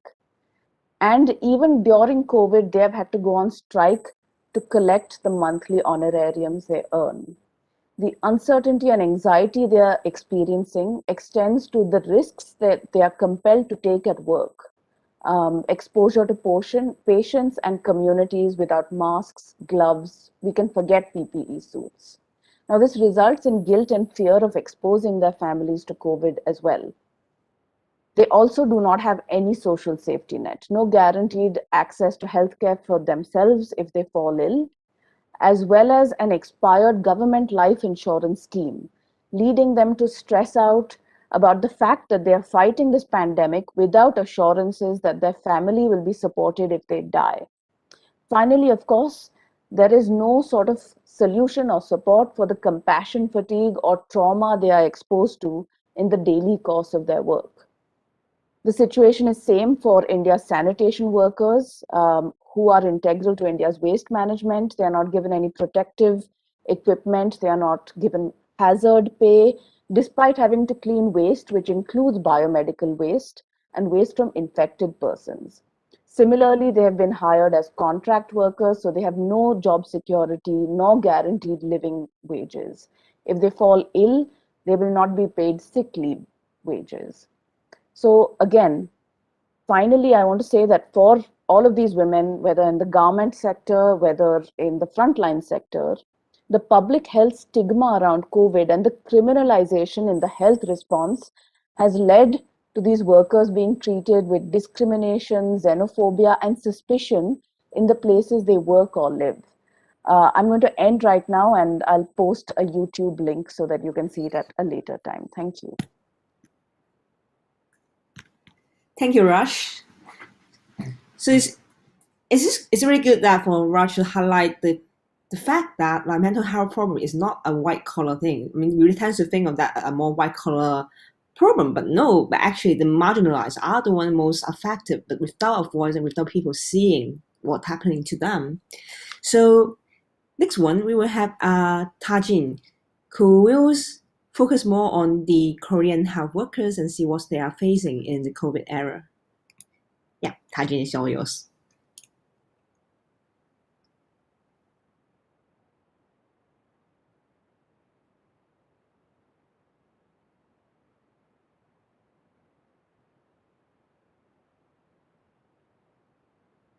We can hear you.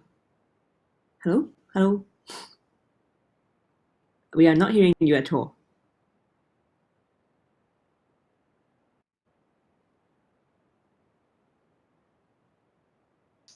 Hello? Oh, yes, yeah, Can you that's hear all me? right now. Yes, now we can hear you. Okay. I can talk about healthcare worker in Korea. Healthcare worker in Korea is suffered from overall mental health deterioration due to COVID.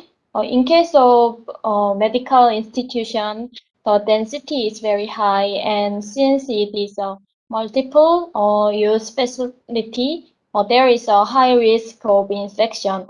Korean has designated a medical institution dedicated to hospitalizing COVID patients centered on public hospitals and workers, especially nurses, at those institutions had to care for COVID patients arbitrarily. When there was not much information about COVID and no system was built, the number of patients exploded, but there were no beds that could be hospitalized, and healthcare workers complained of serious health threats, anxiety, and suffering from the explosion of work.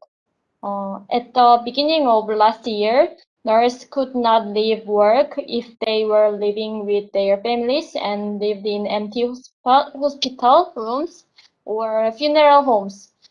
There have been cases of receiving complaints from neighbors or local residents or being denied admission to child care facility about their children. In case of South Korea, it has been reported that healthcare workers suffered from verbal abuse and emotional labor from patients because the patients do not accept their quarantine obligations. There were cases of swearing, constantly questioning the authority of a medical practitioner, or throwing objects like that. In case of non-general hospital, conflict have been reported in the process of limiting the number of guardians, visitors, and access control due to concerns about infection. In addition, since hospitals have recommended movement restrictions that are stronger than the government guidelines for the workers, it can be seen that the restrictions on daily life are greater than that of ordinary workers. According to KHMU survey conducted on 4 million healthcare workers in 2021, 70% of healthcare workers say their mental health deteriorated after COVID. In addition, 62% say that COVID was a factor in their mental health. 60% of all nurses answered that the hospital did not guarantee their right to health.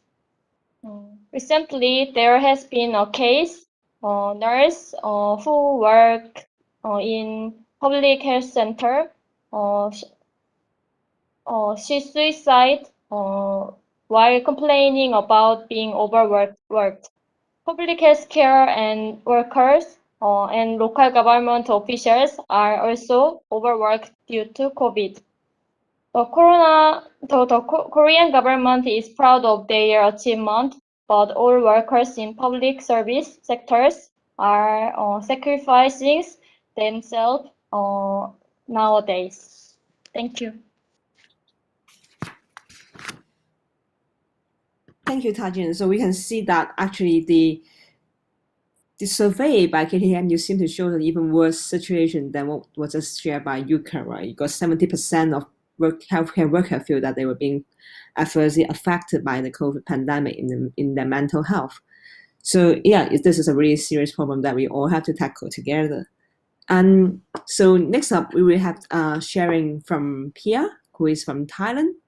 And this session will, this part will be focused more on the gig workers. So we have some healthcare worker and all that. Now we have another sector. Yeah, Pia. Hi. My name is P. Kritaya Kirana, and sorry for that long last name. I'm a program manager at the Solidarity Center, the largest US-based workers' rights organization. We affiliate with the US trade union movement, and I'm here on behalf of our comrades from the International Transport Workers Federation, or the ITF, to speak on the topic of mental health issues faced by platform food delivery workers. Food delivery workers are part of platform economy, which quickly grew to its prominence in the last decade. While the business is often mentioned as part of the new world of work, where you can see its proponents pressing how the technological advancement has been used to its full potential to fulfill human happiness and to create enormous number of jobs. Or jobs that I would say, because as a trade union, when you say job, It means a work with decent pay, with protection, with benefits, with job security, with occupational safety, and with dignity at work. Things you don't see associated with platform economy and definitely not with platform food delivery workers. In fact, this is the business that more and more each day get exposed of how the technological advancement is not used for the greater good of mankind at all, but in fact, it has been used as a tool of exploitation, going beyond whatever we have seen before it, and it has been a tool used to make the most of people labor while paying them or giving them the least benefit, the least job security, the least occupational safety, and the least dignity at work as possible. As some of you might already be aware, one of the most common themes among the platform food delivery is the way the companies can get away with getting the people so desperate for a job into the workforce without making them their legal employees, which means no legal protection whatsoever. And also, why this company uses flowery terms such as sharings or partners in order to make the platform food delivery worker not workers, but in fact, as a person, as me, that I have worked with many of these workers for years, and I have talked with over 100 of them in last year. I can tell you that these non-workers are facing the level of control from the companies beyond the conventional worker, such as if they make a mistake on their delivery, they get banned or their application shut down. If they have an accident or can't make the delivery on time, also the chance that they get banned without the company asking them any question. If they get complained by the customer for whatever reason, very likely also are the chance that they get banned for a couple of days, losing any chance to make an income for the living, and without any investigation or question asked or without the opportunity to explain to the company. However, the companies are half right when they say that these food delivery workers are not workers. The part they are right that these workers, while their working conditions are controlled by the company, are not legally protected as other workers are and as they deserve to be. What happens is they might wake up one day and find their pay is cut by half. They have no legal right to challenge that. They might wake up one day and the company double the workforce. That will certainly impact how many jobs they have each day. And since the companies are not required to pay minimum wage and benefit to any of these workers, so these workers are not legally entitled to social security or benefit. In fact, the company are using the benefit that these workers deserve to have as part of the incentive to make them work harder, such as instead of being responsible for the accident that happened with the delivery workers, the company set the minimum the worker have to make at least 220 deliveries a week or over 40 jobs a day for 5 working days in order for these workers to be entitled to the company paid insurance plan. In reality, forcing them to work a lot more amount in short period of time in order to get accident actual insurance is what actually increase chances and incident of accident itself. From my interview with one of the food delivery worker, he said, I also volunteer as a road accident respondent, and I have collect a lot of bodies who were platform food delivery workers like myself. So I think this quite a shocking working condition. And for now, I'd like to end my first session, and we can touch upon this, include the solution in my second session. Thank you.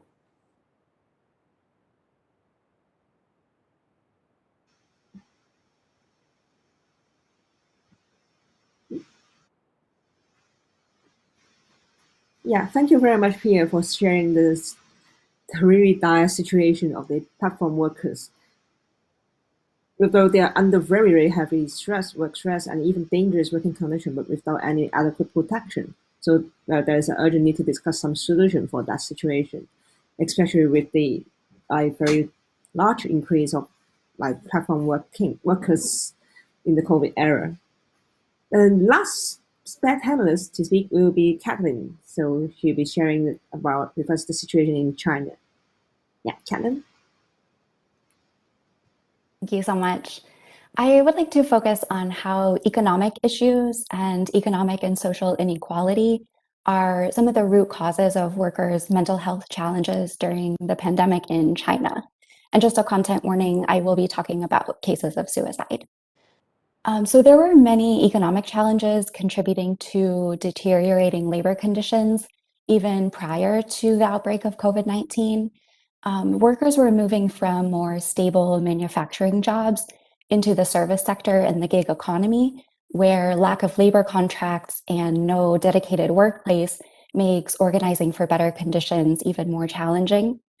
China Labor Bulletin, where I am a program manager, collects data about strikes and protests and workplace accidents in China.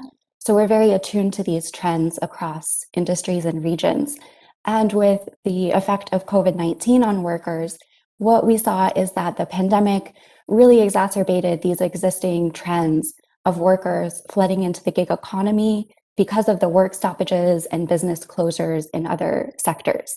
And so this has put pressure on those already in the gig economy who face more competition for work.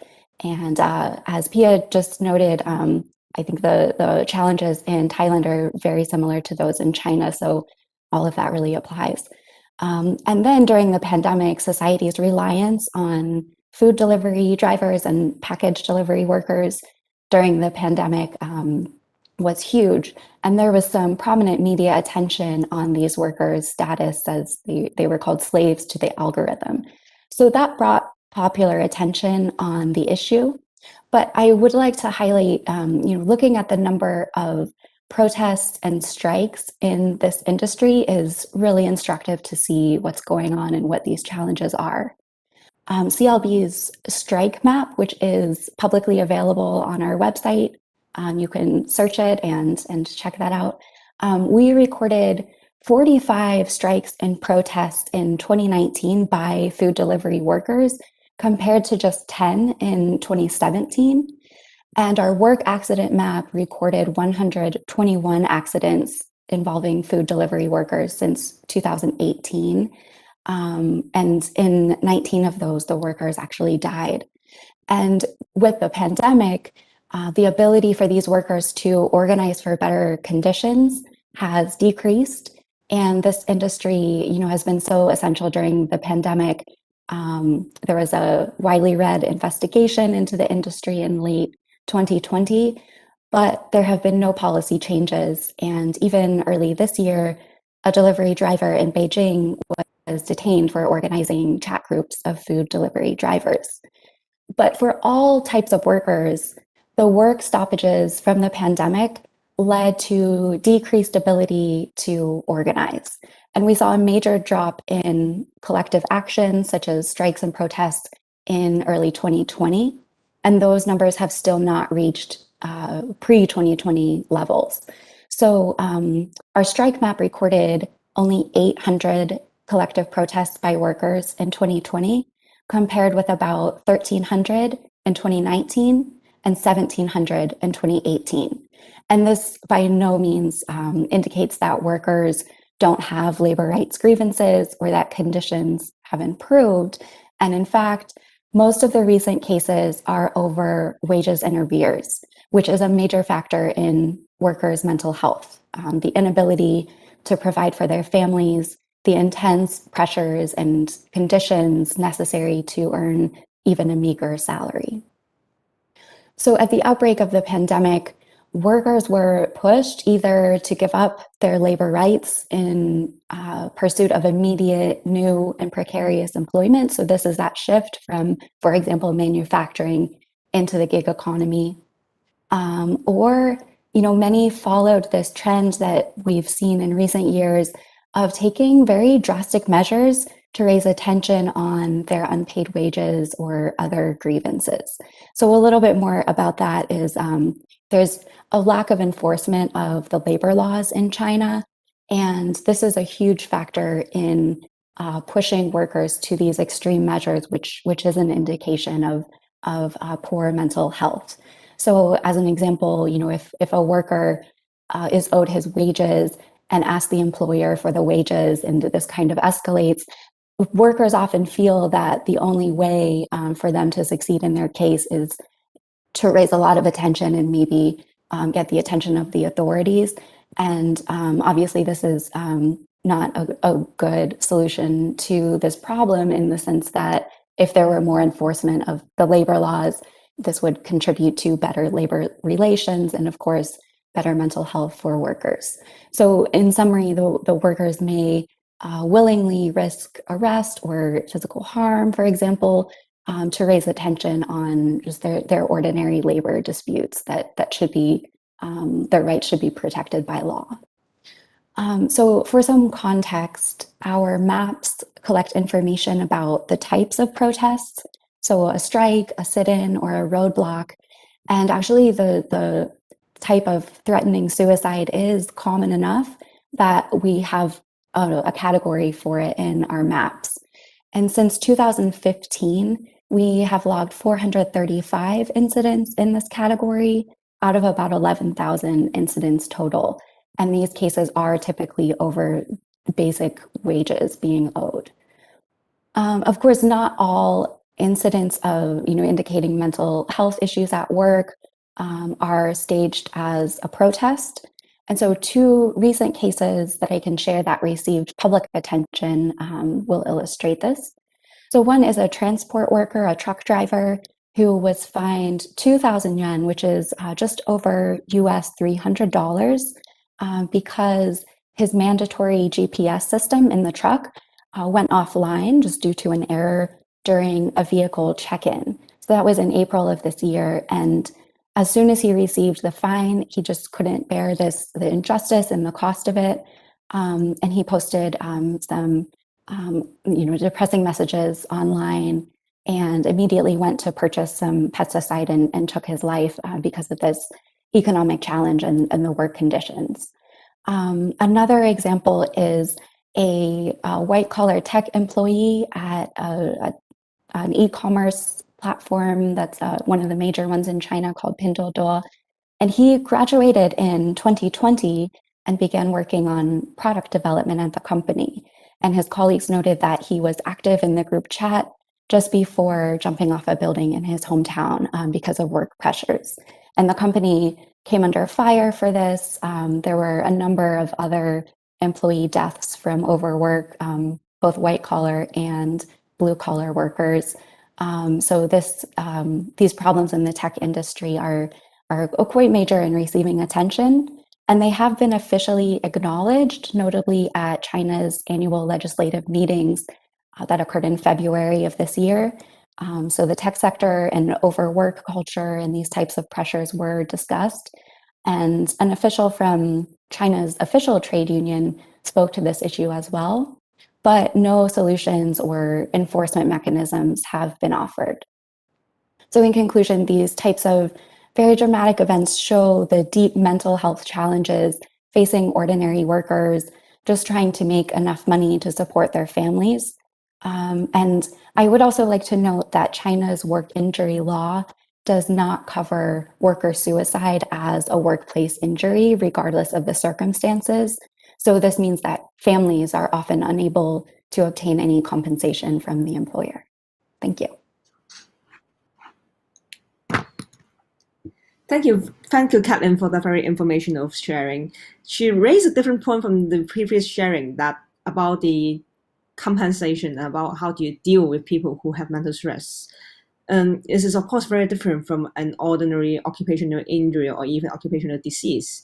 A lot of people who are suffering from mental health problem would not be classified as having an occupational disease and would get nothing from the relevant social protection.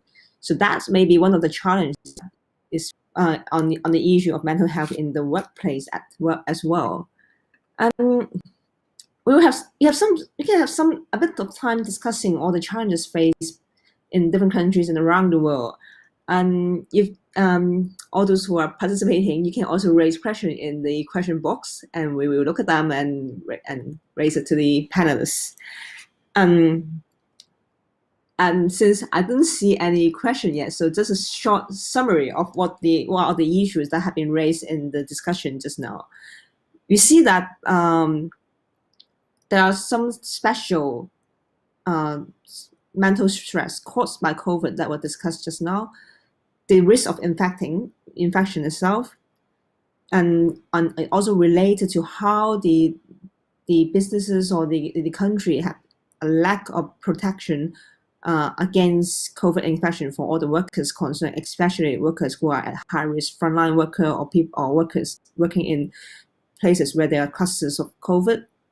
All this stress of infecting a potentially deadly disease can be a very high source or reason for mental stress.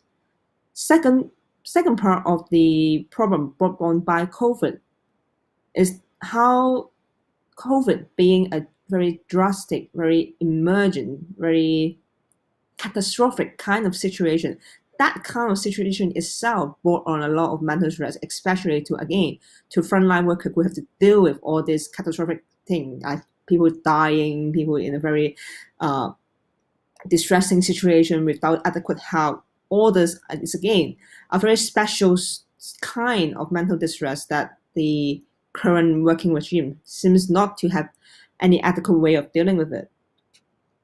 And also, a catastrophic situation brought on a lot of increased workload as well, and a drastic change in how you have to work, and workers are quite inadequately support in adapting to this sort of sudden and catastrophic changes in the workplace. And other problems that have been raised, maybe less obviously related to COVID, maybe it may happen in other sort of situations as well, but it's also such problem that have been exemplified during this COVID era, such as the problem of job insecurity and the stress brought on by it, because COVID, they bring about a lot of a very radical economic change in work pattern, and people the job security of a lot of workers have become very, very precarious, and that brought on stress to the workers, to their family. And this lack of job security, the fourth kind of stress brought on is the lack of social protection, right? This is especially obvious in cases like casual worker, platform workers that I just discussed. Well, without a job, they have no other support at all. And of course, there's no support for the mental health problem that they face in their workplace, even. But lastly, even assuming that the country had adequate social protection for work injuries, say, mental health is still a big lacuna that traditional occupational health and safety legislation and protection doesn't really consider. A lot of people who are suffering from mental problem was just classified as usual patients and were dumped into the usual medical security net, if there one, and not deal with adequately in the occupational health and safety regime. So again, that's one of the very biggest challenge. Yeah, that's my not very brief summary. I still see that there is not that many questions. I wonder if any of the panelists want to respond to others people's observation.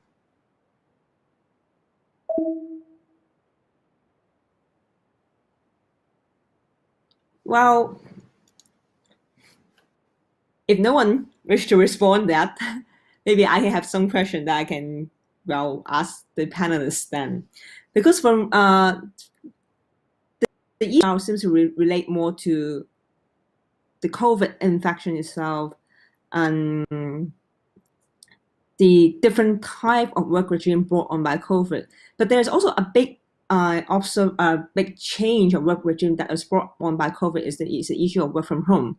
I wonder if any of the panelists have ever observed what kind of mental health problem have been brought on by this quite extensive change of work pattern, in that work from home becoming quite prominent in this era. I don't know if anyone wants to respond to that. Yeah, Dr. Yuka. Thank you very much. So before coming to your specific question, maybe can I just respond to your summary? Actually, the psychosocial factor hazards is one of the hazards at the workplace, the risks. So we have to address this particular hazards and risks. Maybe at the part of the prevention, the later this the session, maybe I will address something in risk assessment, but obviously there's stress, the mental health should be addressed as one of the occupational safety and health hazards and risks. And secondly, regarding the mental health and including the suicide, the ILO has the list of occupational disease. It's not, the mandatory because each of the member states should adopt their own national list of occupational disease. But the ILO's list of occupational disease include the mental health problem. So we have to encourage the member states, the government, and social partners to review their own national list of occupational disease and update periodically according to the change of the world of work, the change of our working organization. And the third point, specific questions from the chairperson. Yes, the telework can be a source of the additional mental health problem. And some studies says the telework has the positive effect and negative effect. For some people, the more flexibility of the work and the life balance, or the more, some people is the higher productivity by telework, and others are lower productivity. But the studies show if the support from peer worker or the management, the supervisor, is provided, telework is not necessarily very negative. But without any support, the mental health is getting worse. That is my contribution. Back to you. Thank you very much, Dr. Yuka. Anyone else wish to contribute to the discussion on the challenges? Right, I don't see any hands. I just want to check if there. Oh, there's one question. Oh, not question, actually, a sharing from Taiwan. Yeah. So the intervention is that the children of the nurses who take care of COVID-19 patients from the recent outbreak in Taiwan have been bullied and discriminated in the school. Right. So all the stigma brought on by working with COVID patient and working with COVID situation. Yeah, that's also would be one of the great stress that also extend the problem to the family and the children of the workers as well. And the second point to share is that almost all migrant workers are banned from going out even during the day off, while their Taiwanese colleagues still commute as usual. They're still totally ignored by the mainstream and general public. Again, that also seems to echo with what Raj had been sharing, right? The marginalized workers, migrant workers, people who are under different type of stress under COVID situation. When there's a lockdown, all those migrant workers are treated differently from the people who are local, who are normal citizens in the countries, and effectively deprived of their holidays by being put in that lockdown with their employers. So I wonder if anyone wants to respond to the observations. Oh, yeah, Pia. So I think I'm just gonna answer your questions about if work from home, there's any new landscape with the issue with the workers that I work with during work from home.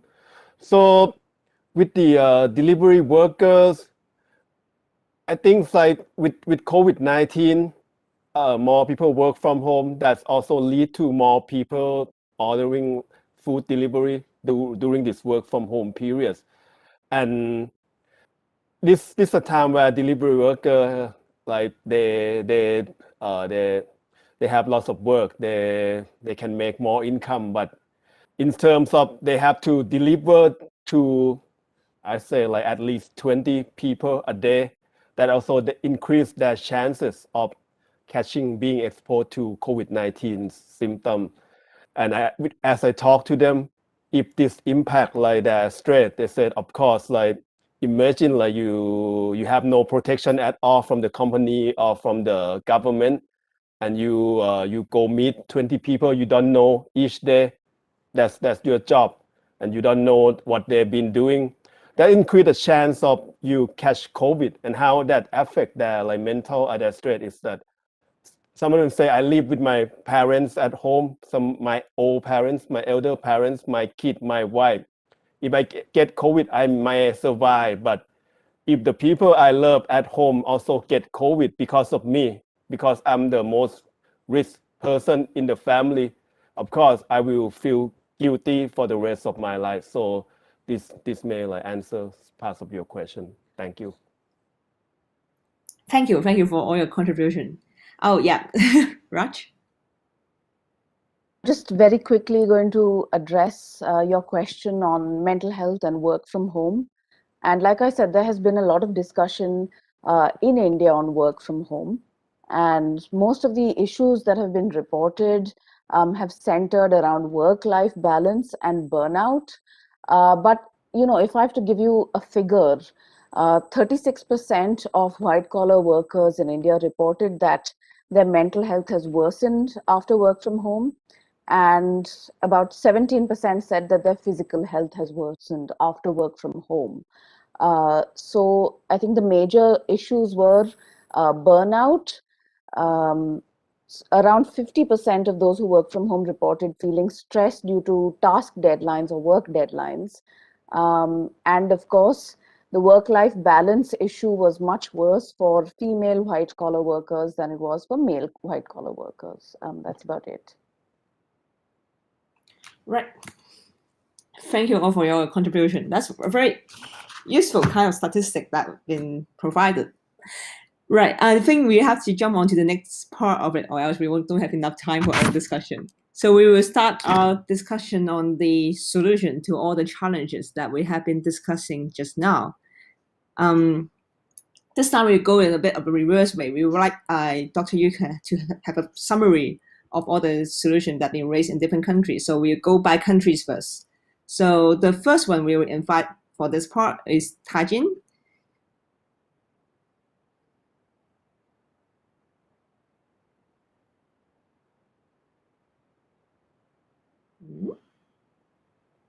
Right?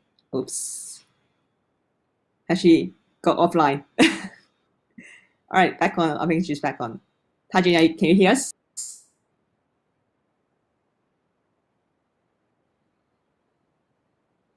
Hello?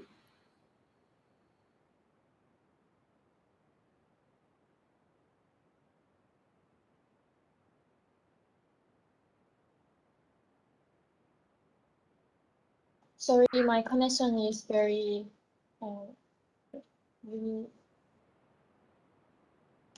Hello, can you hear me? Yes, we can. We can hear you. Hello. Yes, we can hear you. Please Yeah, question right. me, okay? Sorry? We'll talk about solution. Yes. Solution about solution. Yeah. I will explain the solution and the union activities related to it. In order to solve the problem of the diverse effects of mental health problem of healthcare workers caused by COVID, I think a stable and systemic management of COVID must first be prioritized at the national level. Every time a policy was implemented in a way that promoted activities in consideration of the economic situation, there was a pandemic. Again, during the pandemic, healthcare workers are forced to work without even having time to assert their right to health. Therefore, during the infectious disease outbreak period, the first priority should be the response to the infectious disease. The health and medical union has been active as an opinion group leading the government's quarantine policy from the time of MERS in 2015 to Corona in 2020. Second, sick leave should be allowed to be used without discrimination, even in the case of mental health disorders. KHMU is demanding that the period of paid sick leave be extended to more than 60 days in this year. In addition, in the case of public hospital labor union, request for paid leave for emotional labor for all employees. Third, there is need for a paradigm shift in Korean industrial accident insurance, which focused on existing physical disasters. In case of industrial accident with mental illness in Korea, it takes a long time to be recognized and it excluded from rehabilitation programs. In addition, most of the large hospitals in Korea are not industrial accident insurance, but are covered by private education pensions, so they are excluded from a wide range of industrial accident insurance system and system. Workers' compensation insurance should be expanded to all working people. In the case of Korean Confederation of Trade Unions, including the KCTU, they are currently fighting in front of the Ministry of Employment and Labor to reform the industrial accident insurance system. Fourth, after the nationwide vaccine is carried out, after the COVID enters a quiet period, national level of investigation and support measures should be made of occupational accidents or illness. Currently, some programs for health and medical workers are being operated, but the target range is very small and the sample of mental health research is very small, so it is difficult to understand the overall situation. Basically, if investigation and support measures are not prepared, it is judged that the devices for the prevention of mental disorders of healthcare workers cannot be taken even in the future of infectious diseases. Thank you. Thank you. Thank you, Tajin. So some good discussion, some good suggestion on how the government's response to COVID to be more systematic, how reform can be made to the industrial insurance system, and how union action will be quite important. And that's the Korean experience. So next one up, we will have Raj to share with us the Indian experience in responding to this problem. Thanks. So, I'm going to start off by saying that COVID has highlighted the need to challenge the prevailing narrow biomedical discourse on mental health at work.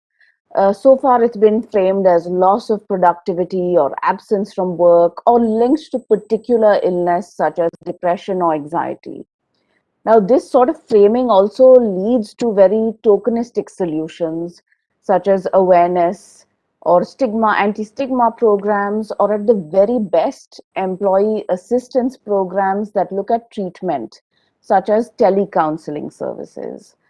Now, from the examples I shared earlier, the very first step to address this issue is to center mental health as psychosocial, meaning that we need to look at mental health as influenced by psychological factors as well as social cultural contexts. Now, taking into account these contexts as influences on a person's mental health is critical in providing support and care. Additionally, providing social support on non-biomedical interventions is essential and can be preventative and critical to promoting good mental health. And finally, if I have to talk about this a little more, I'm going to say that mental health cannot be considered separate from other areas of development, such as education, employment, emergency response, and human rights. Now, if we use this approach, to address workplace or occupation-related distress, we can see that there are some common stressors from whatever the speakers shared before.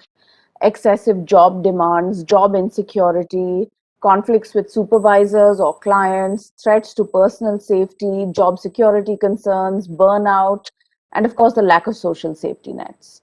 So the solutions for this then, if we frame mental health at work like this, as a structural issue, this means that measures need to be taken at three levels that work in tandem: the ecosystem, the sector, and the organization.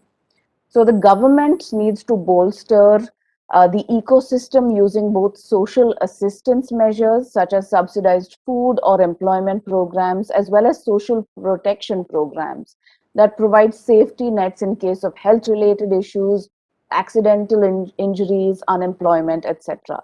Now, individual sectors should play a role in walking government alongside walking the government in offering such insurance schemes with part contributions from the government and part contributions from the sector.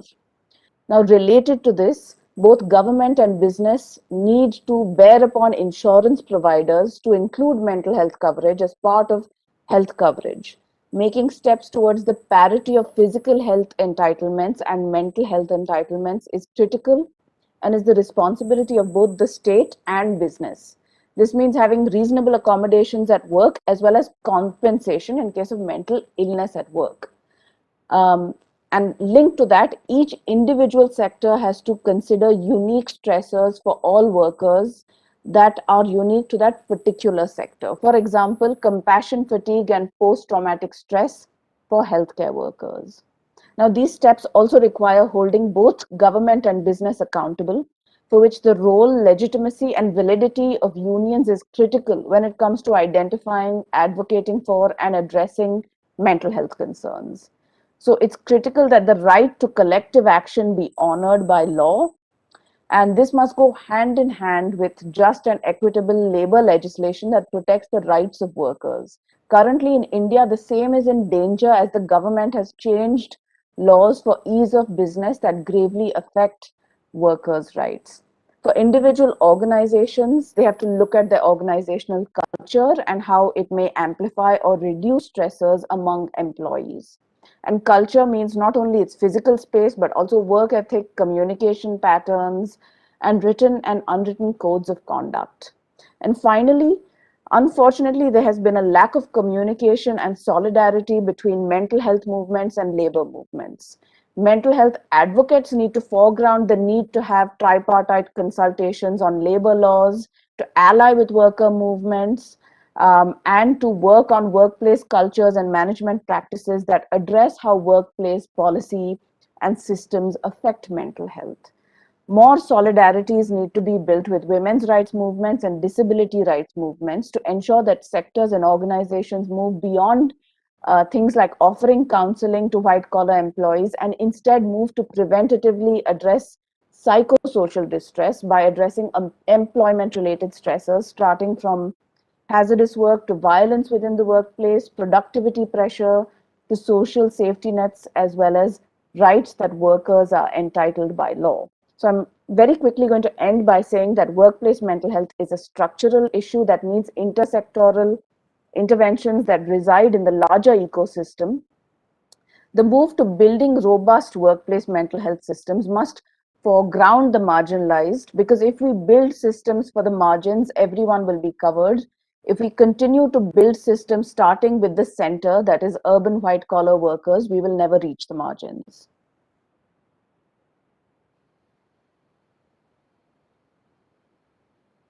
Right, thank you very much for the very systematic analysis of the problem and to provide quite comprehensive suggestions from both the ecosystem, sector, and organization perspective. And that will be very useful for our discussion. And next one up, we'll have Captain. Thank you.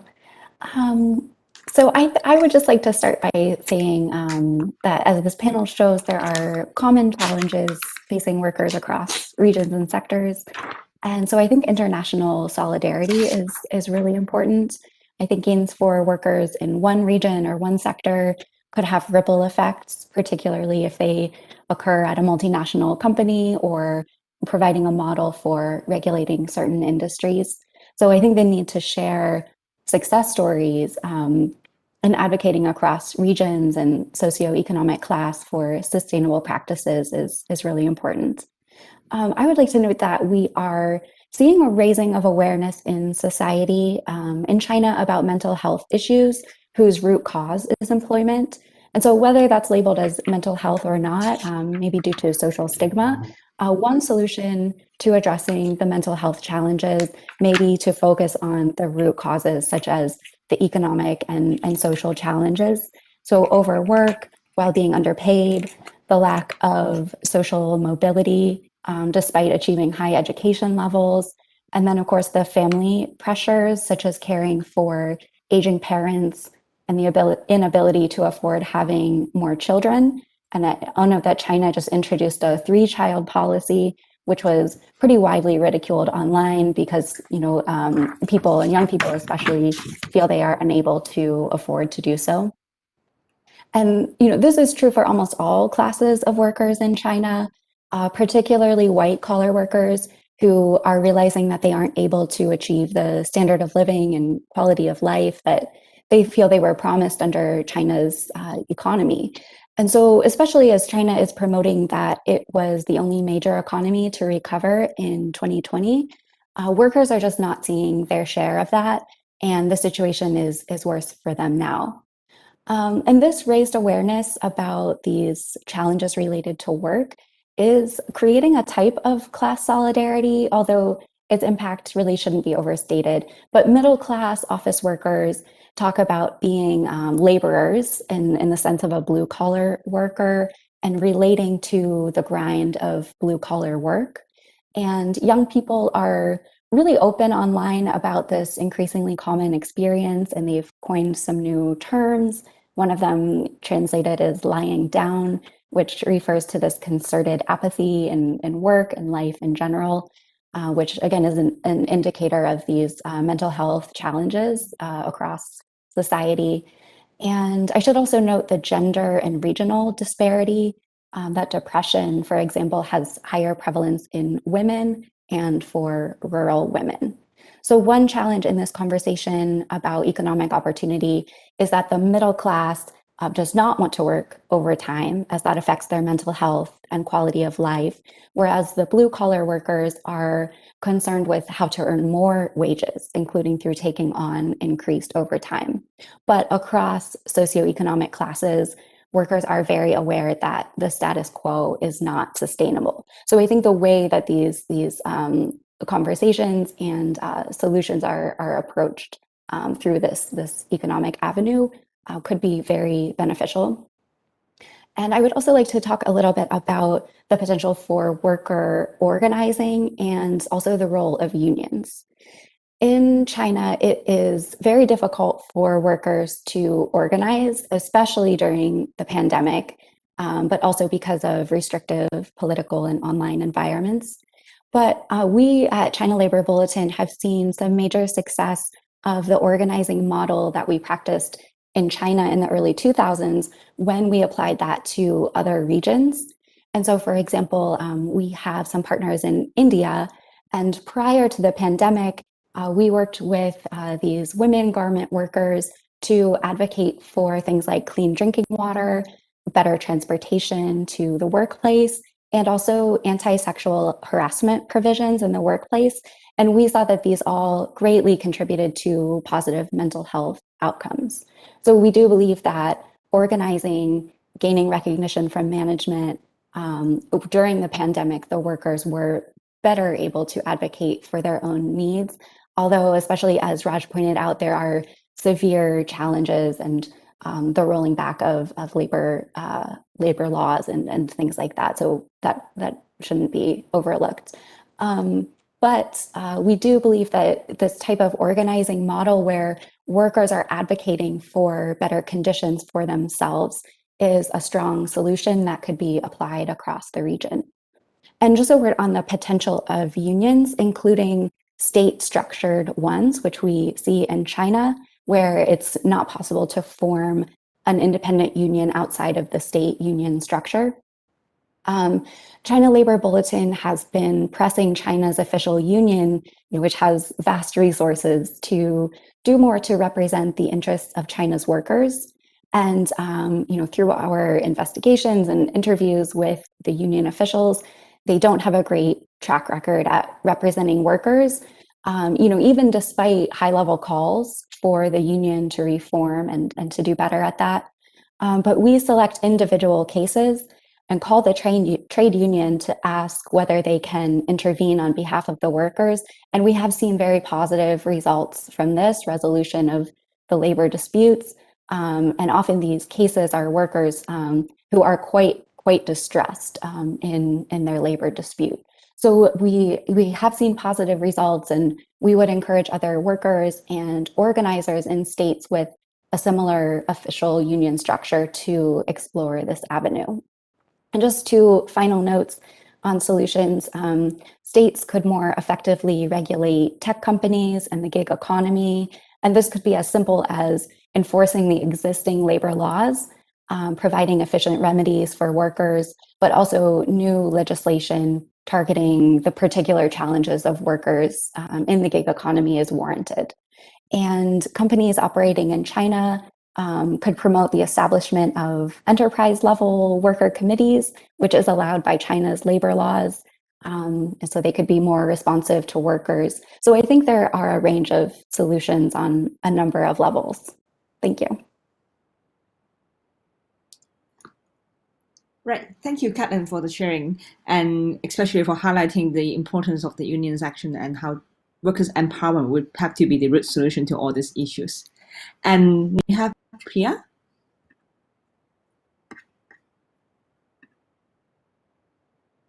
Okay, so back to the second session. So this is when I'm supposed to speak about the suggest solution, but obviously 5 minutes were not enough to touch upon all the fundamental issues that lead to the mental stress of platform delivery workers.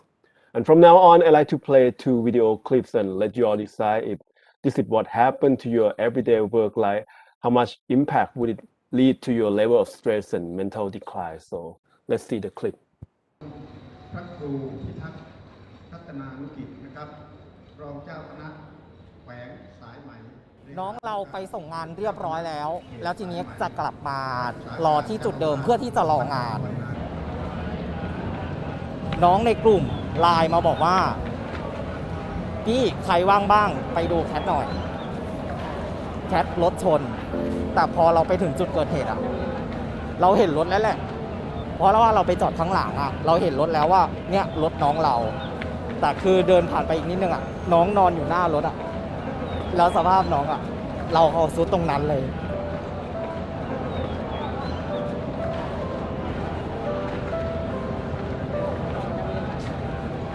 ช่วงเที่ยงถึงบ่ายแล้วก็ช่วงเย็นเนี่ยอุบัติเหตุของแก๊ปจะเยอะมากยัน2 ทุ่มอะไรประมาณนี้ครับจะเยอะมากเพราะช่วงนั้นน่ะก็เข้าใจแหละครับว่าเขาต้องทำรอบเพื่อเก็บเพชรที่อย่างที่เคยได้ฟังเรื่องเพชรเรื่องโบนัสเขาจะเก็บช่วงนั้นเพราะช่วงนั้นเป็นช่วงกอบโกยที่เพชรจะได้ยอดสูงแล้วอุบัติเหตุมันก็จะเกิดช่วงนั้นบ่อย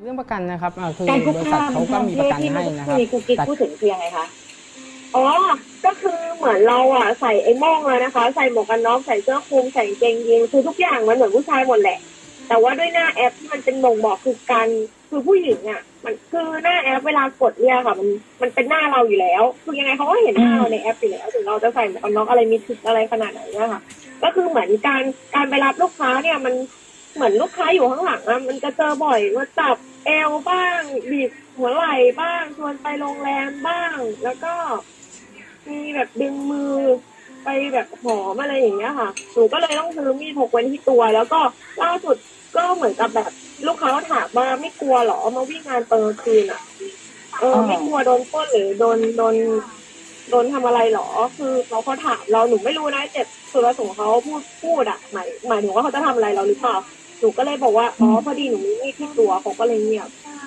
嗯。 โอเค ค่ะ ก็คือเหมือนการไปรับลูกค้าเนี่ยมัน Okay, so one incident is just like every day that you see people that you work with, that you talk to, that you're familiar with, like maybe not every day, but every week you see, you see like them like pass away, you see them accident happen, and then like this keep happening. And the second incident where there's basically no protection, and then you have to carry a knife for your own protection. So I think it's not hard to imagine that if this is the working condition that you are facing, how much that would that lead to your level of stress. And these are just the two examples of many, many real incidents that the food delivery workers are facing. The solution cannot happen on a case-by-case basis. But unfortunately, this is what most companies tend to do, such as they send flowers to the funeral of the workers who died during the accident that happened on the delivery. And a couple of weeks after, they recruit more workers to enter the same cycle.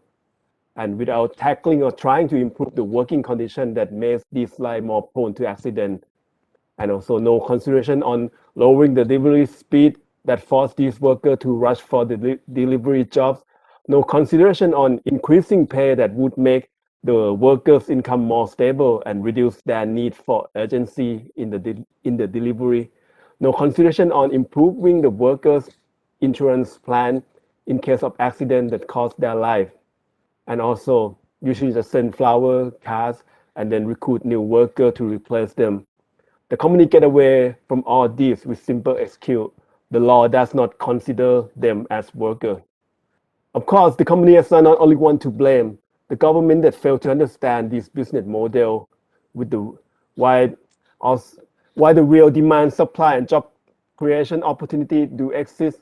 But this model was designed to be not much better than a Ponzi scheme with the help of venture capitalism and aiming to avoid all the legal protection on the worker that has been the consensus since the formation of the ILO. However, we have seen some progress, such as the legal battles in countries such as the United States, Canada, or United Kingdom, that these companies are being enforced to take responsibility of their workers as required by the labor laws. We also see the case of Spain, which the court demanded the unions who represent these platform workers have access to company algorithm, so the worker have a say and can decide how this algorithm affects their working condition. United Kingdom, where Uber, the world leading ride-hailing application, recently recognized tens of thousands of workers who are represented by the national union GMB.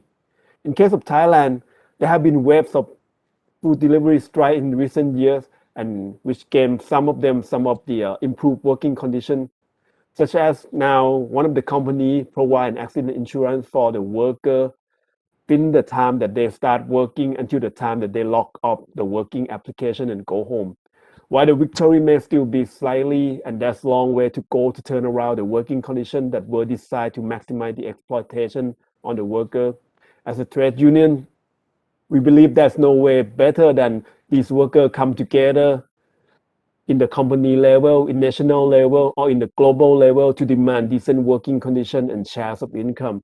And we believe that until these fundamental problems are resolved or improved, at least, there will continue to be the incident that put the lives of platform delivery workers and other gig economy workers into the highest level of stress, as they have protection of nobody, not the government, not the company, except themselves. And that's only happen when they decide to get together and fight.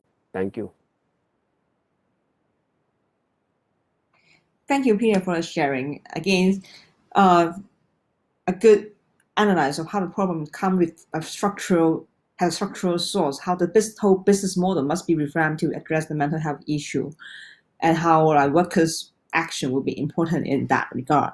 And so lastly, we will have Dr. Yuka, who will give us an overall summary of the overall strategy that is maybe more applicable in any countries, not just in one particular case study. Yeah. Thank you, Chair. So already our colleagues shared a lot of good solutions, variety of solutions.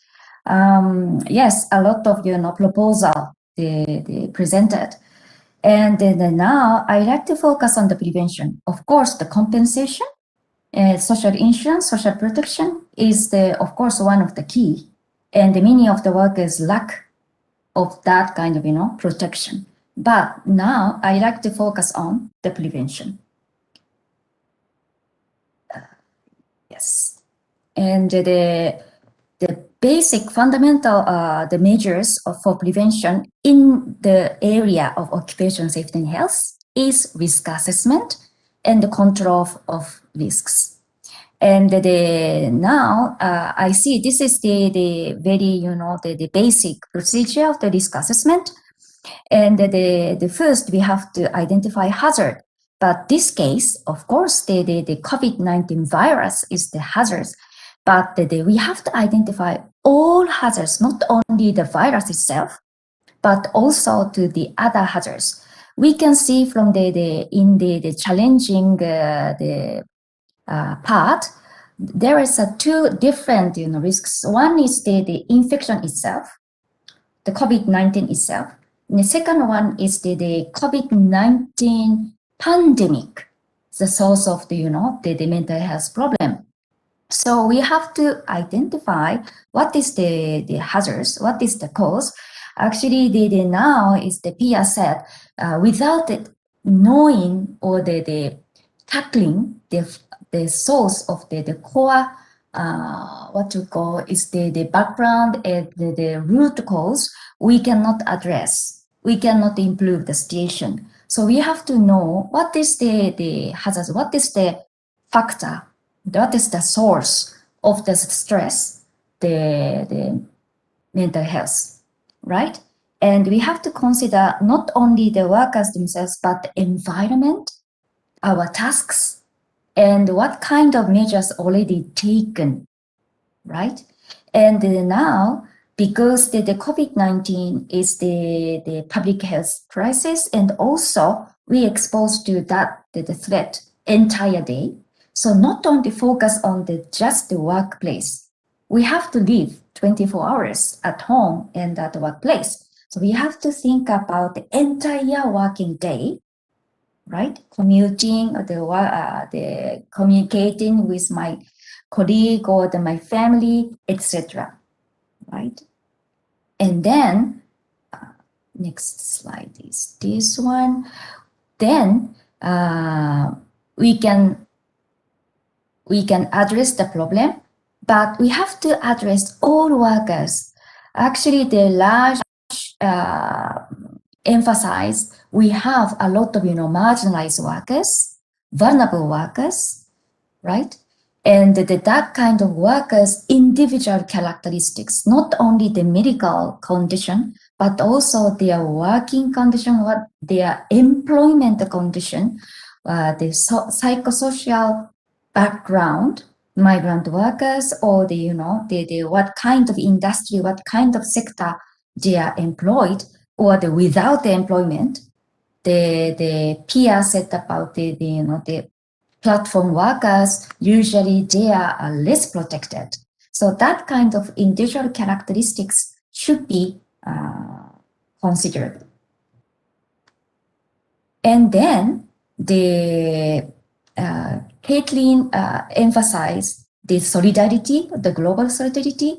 And yes, we have to share our experience. We have to share and disseminate the good practices already exist, because the COVID-19 is a new threat and the pandemic is very, new crisis to us. We don't know how to deal with, what is the best solution.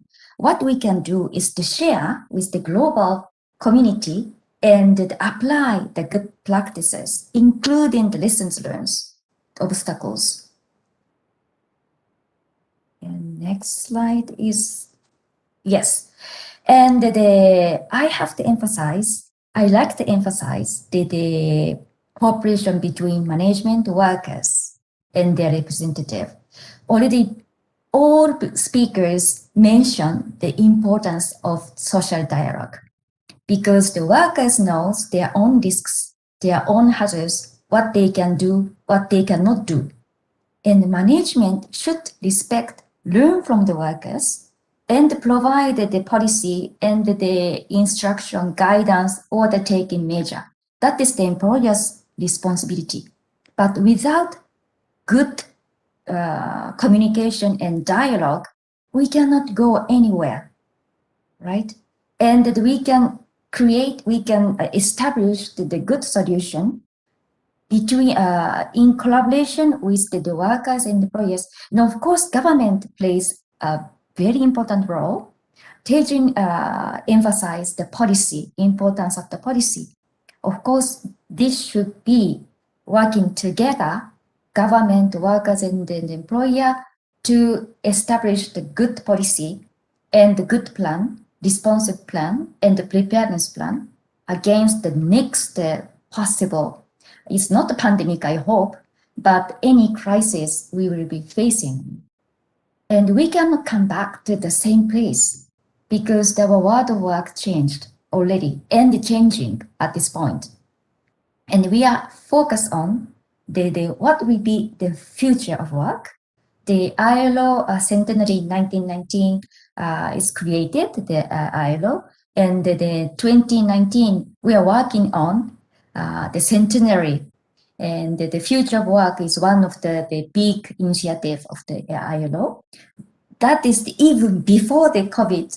We didn't know at the time what will happen next in 2020, but we have to think about what is our work, what is our task, what is our world of work will be changing, and what is our goal in the future, the better protection of the workers. Let's go together between the hand in hand, workers, employers, and government. That is my last slide. Thank you very much. Back to you. Thank you very much, Yuka, for the very comprehensive summary. And we actually have a few questions, but we are also very short on time. So I try to be quick and summarize the 2 questions we have and see if the panelists have any responses to them. So the first question is more on the issue of working hours and pressure at work. So the interventionists noticed that the really long working hours prevails and cause severe work stress, even death due to long overwork. And on the other hand, the new type of economy, gig economy, requires, say, food delivery be done in a very quick and short time. So this is happening to logistic or food delivery industry everywhere. So how do trade unions or labor groups respond to this sort of situation? That's the first question. And the second question, is that I found that in discussions of psychosocial well-being, industrial voices often push to shift the focus to psychological issue or possibly cultural and other issue in the society. And the experts of the psychological well-being often follow this kind of pressure, since it's meshed well with more medical perspective. But from a workers' right perspective, this undermines the attention needed to the question of how employment conditions more directly affect the psychological well-being. So that the tension between this mental health issue, between a medical issue, or is it a worker employment social issue? So the question is, I wonder if the presenters can offer their views of this problem and any thought on more effective response. So that's the 2 questions we have for the session. And if anyone want to respond, can do it in a very quick way. Sorry about the short time. Anyone want to respond to those 2 questions? Yeah, Catherine. Thank you. Yeah, I'd like to respond to the question about the long working hours versus the gig economy and how the trade unions could address it.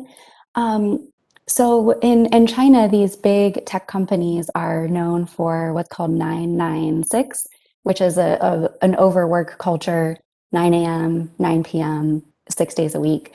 And then the person asking the question contrasted this with the challenges of the gig economy. So I would just note that, for example, 996 just outright violates China's labor laws on work hours. And I think what the trade unions need to do and what they themselves have promised to do, China's official trade union has a new focus on what they call 8 major groups, so different sectors of the economy, and really gaining membership in those sectors. But it hasn't led to any concrete measures that actually improve the situation for tech workers or those in the gig economy. And really the reason for this is that the needs of the workers have not been heard, have not been solicited, have not been heard. The workers need to be empowered to, raise their concerns. They need an avenue to do so, and the unions should be closer to the workers. The unions should represent the interests of the workers. And so in China, what we're seeing is that they don't have that relationship, and we've been urging them to do so. So in summary, each sector has its specific needs, and the workers are the ones who know how to resolve those challenges best. Thank you. Thank you, Catelyn, for the response. Anyone want to respond to the other questions on medical and social? Yeah, Yuka? Yes, I like to talk about the long working hours. Recently, the ILO and WHO published the new research studies result is that now is the 750,000 people die every year due to the long working hours by the stroke and the ischemic heart disease. And that is the shocking, the long working hours create the very negative health outcome. But due to the COVID-19, the people's working hours is the two extreme. Some people working longer and longer, and some people maybe lose the job and they decrease the working hours. So the ILO is working on the studies, the tendency or the outcome of the working hours and their impact to the health and also the other factor. But still, the study is ongoing. There is no definitive the conclusion yet. We have to keep watching, but we need to discuss. We need the dialogue between the workers and the employers. That is the more important now, because we don't know what direction we are going. So the dialogue is the key. That's my contribution. Back to you. Okay. Anyone else wish to contribute or say some last words? Yeah, Raj? I'll quickly try to answer the second question. And you're absolutely right when you say that, the topic of conversation is more on the psychological. And that's simply because the experts who dominate it are trained psychologists or psychiatrists. But I have to remind everyone that the World Health Organization defines health as not merely the absence of disease. So now we can look at some diagnostic categorization of mental illness. And that helps us to maybe understand certain illnesses such as depression or anxiety. But mental health is much more than those conditions. It is a spectrum on which we may move up or down multiple times in our lives. So it's important to say that in this case, if we look at the psychosocial approach, dysfunction or distress doesn't come necessarily just from within the individual, but also from the environment. So addressing that or preventing it is a very non-linear process that looks beyond the clinical. So, which is why I said mental health movements, mental health advocates need to ally with labor movements and look at the importance of including voices of lived experience in conversations on workplace mental health and not just your workplace health experts. Right, thank you, Raj. I wonder if Taijin or Pia have any final words that want to be said. If not, then I will conclude the session. Yeah, I think there's a very strong sense of that. Oh, Pia, I want to say something else. Yeah. I'd like to add for the first question. So in terms of trade union involvement, you can see in the global level that the Global Union Federation, called the ITF, has been quite involved, and I think they play a role in the legal progress in the United Kingdom, which I think is the most advanced in terms, because this is where Uber lost the court case, and now they have to recognize their drivers as workers, as some part of like workers. And also I think they recently had I believe that's the first union recognition of the Uber. In the US, ITF also play a role in like having the referendum during the last November, the same time at the presidential election. But unfortunately, I think they lost to I think, huge amount of lobbying by the gig companies in the Silicon Valley. So I think in the US, there's already Supreme Court similar to the UK, but when it's go to referendum in California, more people vote against recognition of like gig workers as the worker protected by labor law. And I think lots of the factor have deals with the amount of lobby that the gig company in Silicon Valley, like they pour, I believe that's like 300 million US dollars into the fight. In Thailand, it's not as bad as China. I mean, we do have some independent unions, but I think they're slow in responding to this issue, and they also like more concerned about them losing a job, especially most of them in industrial sector, in auto sectors, which are now facing threat by the automation. But as the link that I paste in the chat box, so mostly like the riders, they get together by themselves. They're not organized. It's just because the company keep lowering the pay, keep making the working condition worse. So they get together by themselves. And yesterday, I believe in the past 2 days, riders from maybe 15 cities in Thailand, like that's huge. Like, got together and like stop working to protest the recent like reduction of the pay. So I think this will be a new phenomenon, and I think now it's a time for the trade union activists to figure out how to turn this into like some real bargaining power, because you see that it's enough. They see their exploitation violation as enough. They're ready to fight, but the question more like how are we gonna like turn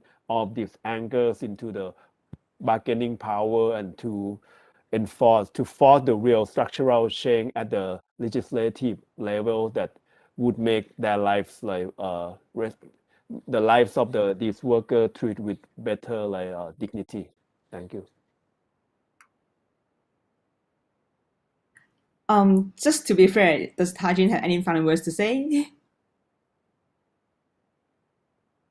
You're all right. Okay, then I will just summarize very quickly. Yeah, so I think a key message from this session is that while mental health problem in the workplace is really structural, it's not a narrow medical thing. It's a structural thing, structural within the sector, within how the social safety net is organized. It's also a problem of how the workers' power is balanced or not balanced against the establishment and against the employers.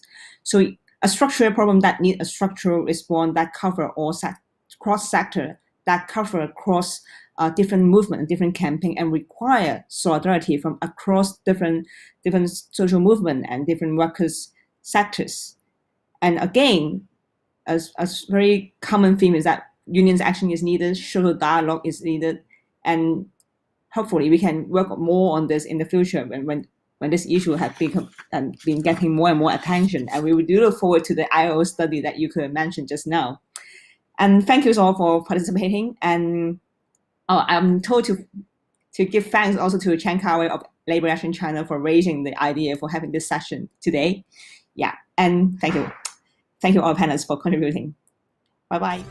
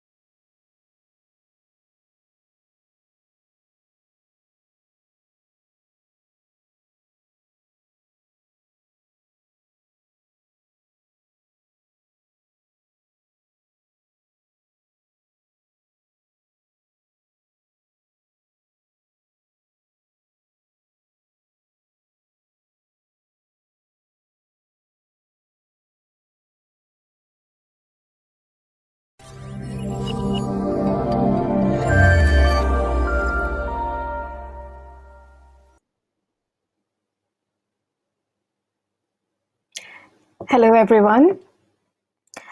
Welcome to the session on the next decade of migration, fashion, and human rights.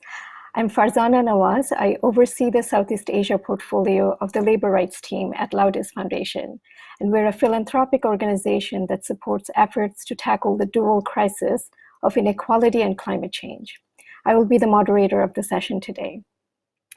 Before we get started, a reminder that interpretation for this session will be available in Bahasa, Bangla, Hindi, Japanese, Korean, Malay, Mandarin, Sinhalese, Tamil, Thai, and Vietnamese. You can choose these options at the bottom of your window. There is also a Q&A window where the audience can post their questions for the panel and vote on the questions that you'd like to see answered. Our session today will be 1.5 hours long with about 1 hour of presentations and a half an hour Q&A session at the end. I would like to now hand it over to Geraldine Ansart, who is the Chief of Mission at IOM Thailand, to set the scene for the session and provide some context. Geraldine, over to you. Thank you very much, Farzana. Good afternoon. On behalf of the International Organization for Migration, IOM, I'm very glad to welcome you all to this year UN Responsible Business and Human Rights Forum Asia Pacific, co-organized by IOM and UN partners with support from our donors, the European Commission, as well as the Swedish International Development Agencies and Laudes Foundation. For the last 70 years, IOM has worked to help ensure the orderly and human management of migration for the benefit of all, and through this, the achievement of the 2030 Agenda for Sustainable Development. Migration has been part of the human experience throughout history, and we recognize that when it is safe, orderly, regular, and well managed, it is a source of prosperity, innovation, and sustainable development in our globalized world. Asia Pacific is the region employing the largest number of workers in the garment sector. In 2009, they were estimated at 65 million, representing 75% of all garment workers worldwide. Garment producing countries such as Jordan, Malaysia, Mauritius, and Thailand rely heavily on international migrant workers, especially from the Asia Pacific region, and especially women. On the other end, the garment and textile industries of countries such as Bangladesh, Cambodia, Laos, India, Sri Lanka, and Vietnam depend on what we call internal migrants or domestic migration. Migration has the potential to benefit our countries, communities, migrants, and their families in very different ways. Recognizing that a cooperative approach is needed to optimize the overall benefits of migration, while addressing the risks and challenges, especially for migrant workers, in 2018, UN member states developed the Global Compact for Safe, Orderly, and Regular Migration, so-called GCM. The GCM was the first negotiated agreement to cover all the dimensions of international migration in a holistic and comprehensive manner. As the coordinator of the UN Network on Migration, IOM supports member states to implement the GCM objectives, including objective number 6, which is to facilitate fair and ethical recruitment and safeguard conditions that ensure decent work for migrant workers, in cooperation with a range of partners, private sector, civil society organizations, and workers' organizations. Over the years, IOM has developed partnerships with hundreds of multinational companies and local companies operating in apparel and home textile supply chains to promote responsible business conduct.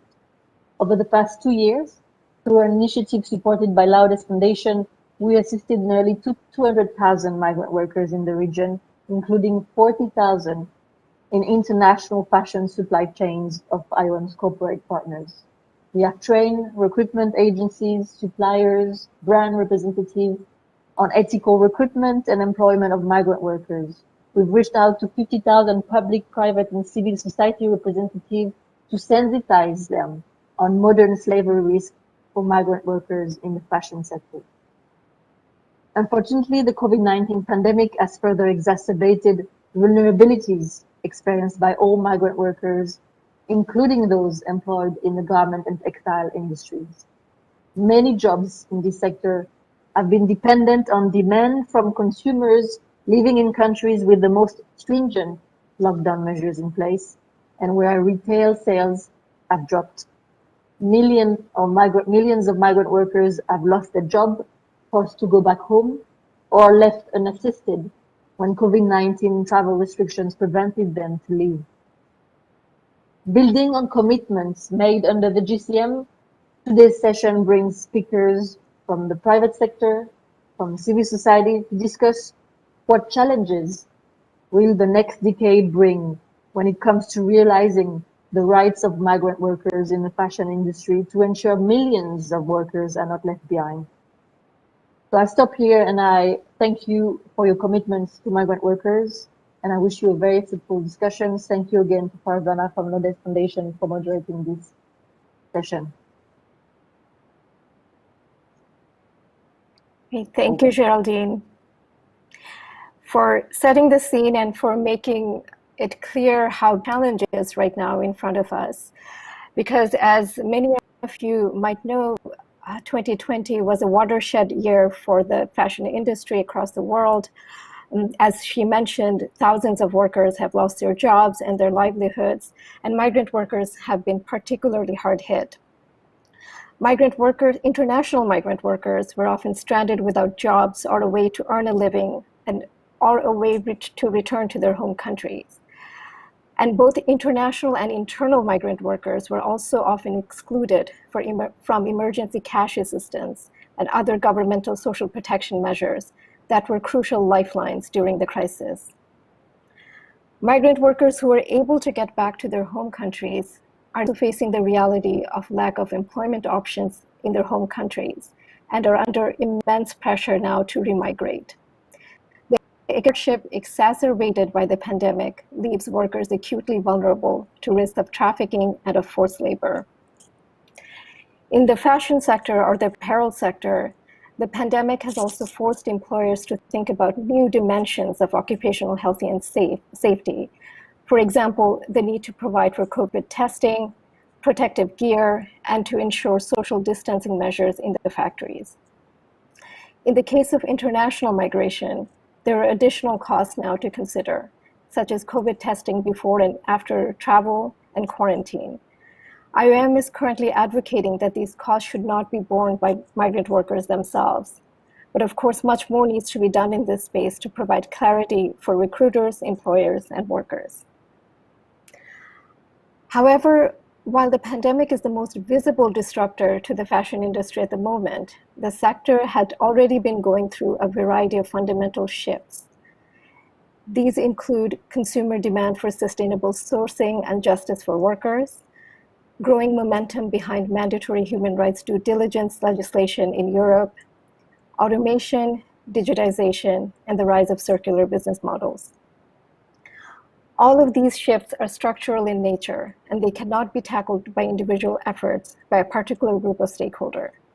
They will require governments, businesses, trade unions, and civil society to work together to ensure that workers' rights are protected. Today, we're lucky to have with us a panel of speakers who bring a rich array of experiences and insights that can help us to understand these structural challenges and how different stakeholders can play a role in tackling them. I would like to now briefly introduce our panel of speakers. We have Badrinath Gulur, the Director of Training and Capacity Building at Social Accountability International, or SAI, which is a global non-governmental organization advancing human rights at work. Margot Brent is an associate in Keeping the Workers in the Loop project at Business for Social Responsibility, or BSR. BSR is an organization of sustainable business experts that works with the global network of the world's leading companies to build a just and sustainable world. Maria Lawson is Global Workers' Rights Manager at VF Corporation, an American apparel and footwear company.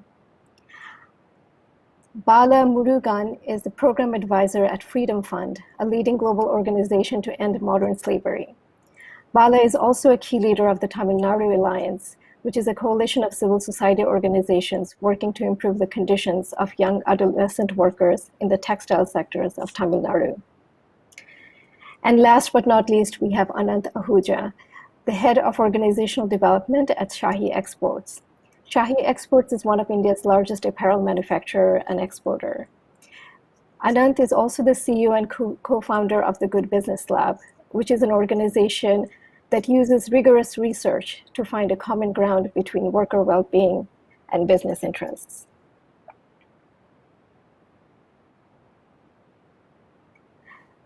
So to start off this session, I would like to first hear from our speakers and our panelists on the vulnerability and experiences of migrant workers, both internal and international. So I would like to see if Badri is online. I don't see him online yet. So Bala, I would go to you first, perhaps, to tell us about the experience of internal migrant workers and what are the vulnerabilities that they face as opposed to local workers in terms of both recruitment and working conditions, and what has particularly stood out to you over the course of 2020? So Bala, over to you. Yeah, thank you. Our understanding of the issues of industry from direct outreach by our NGO migrant settlements and those as well as doing this informal outreach over several years and helping ensure food relief and access to government rations during pandemic 2020. And then at the start of 2021, several NGOs and our partners visited 88 migrant settlements with over 10,000 workers living there. So in terms of recruitment practices, we can see that these workers are extremely vulnerable and their rights are, as workers, are ignored. In 64% of these 88 settlements, almost 2/3, the respondent said that most people came to work through an agent or contractor, which means ethical recruiting practices are not at all followed. The workplace is not told to them, and where the type of work, nature of hazards involved in the work, nothing is explained to them. At 89% of the settlements, none of the workers was registered as migrant workers as per the Act. They have to register with the authorities, but they are not registered. And the workers do not have any documentation about where they will be working or the rates of pay and anything. It means they do not have any appointment order. They do not have any other document. It means they have no power or accountability in the recruitment process. So it needs to be streamlined, and the ethical recruitment practices should be seen as a serious concern. In terms of access to services, the living conditions in these settlements are really very appalling.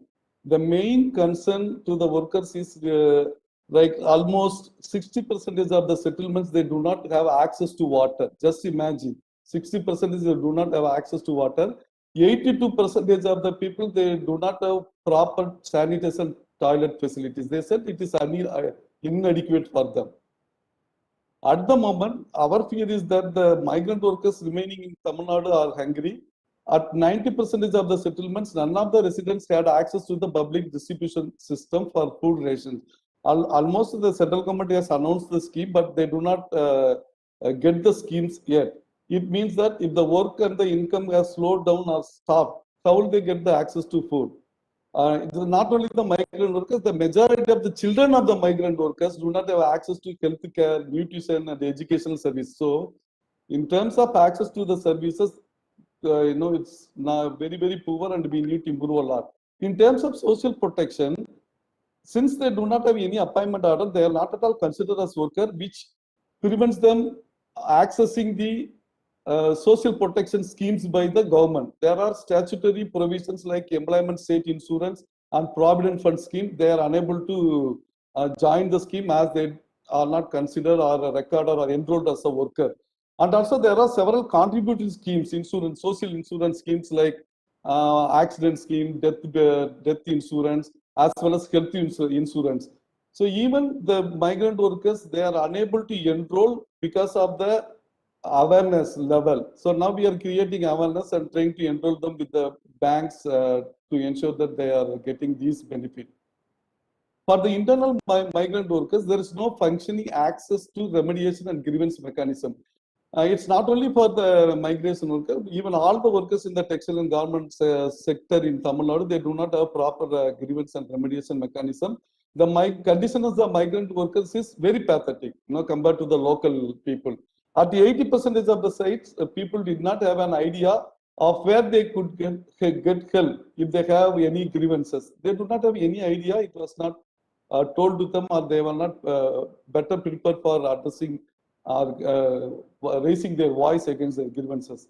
So for businesses buying in the region, it means that you can either accept that there is a very high risk that these issues are happening in your supply chain, that in effect it's part of your business model, or you can work with your first year suppliers to get a better understanding of where they are buying the fabric and yarn and work with them to help insist on better conditions. It might mean consolidating and simplifying your supply chain. It is possible to put these issues right in Tamil Nadu and also in many other global buying regions. There are tools available and laws and entitlements also available, but we need all kinds of buyers and businesses to be part of the solution alongside with the government and the NGOs. Thank you.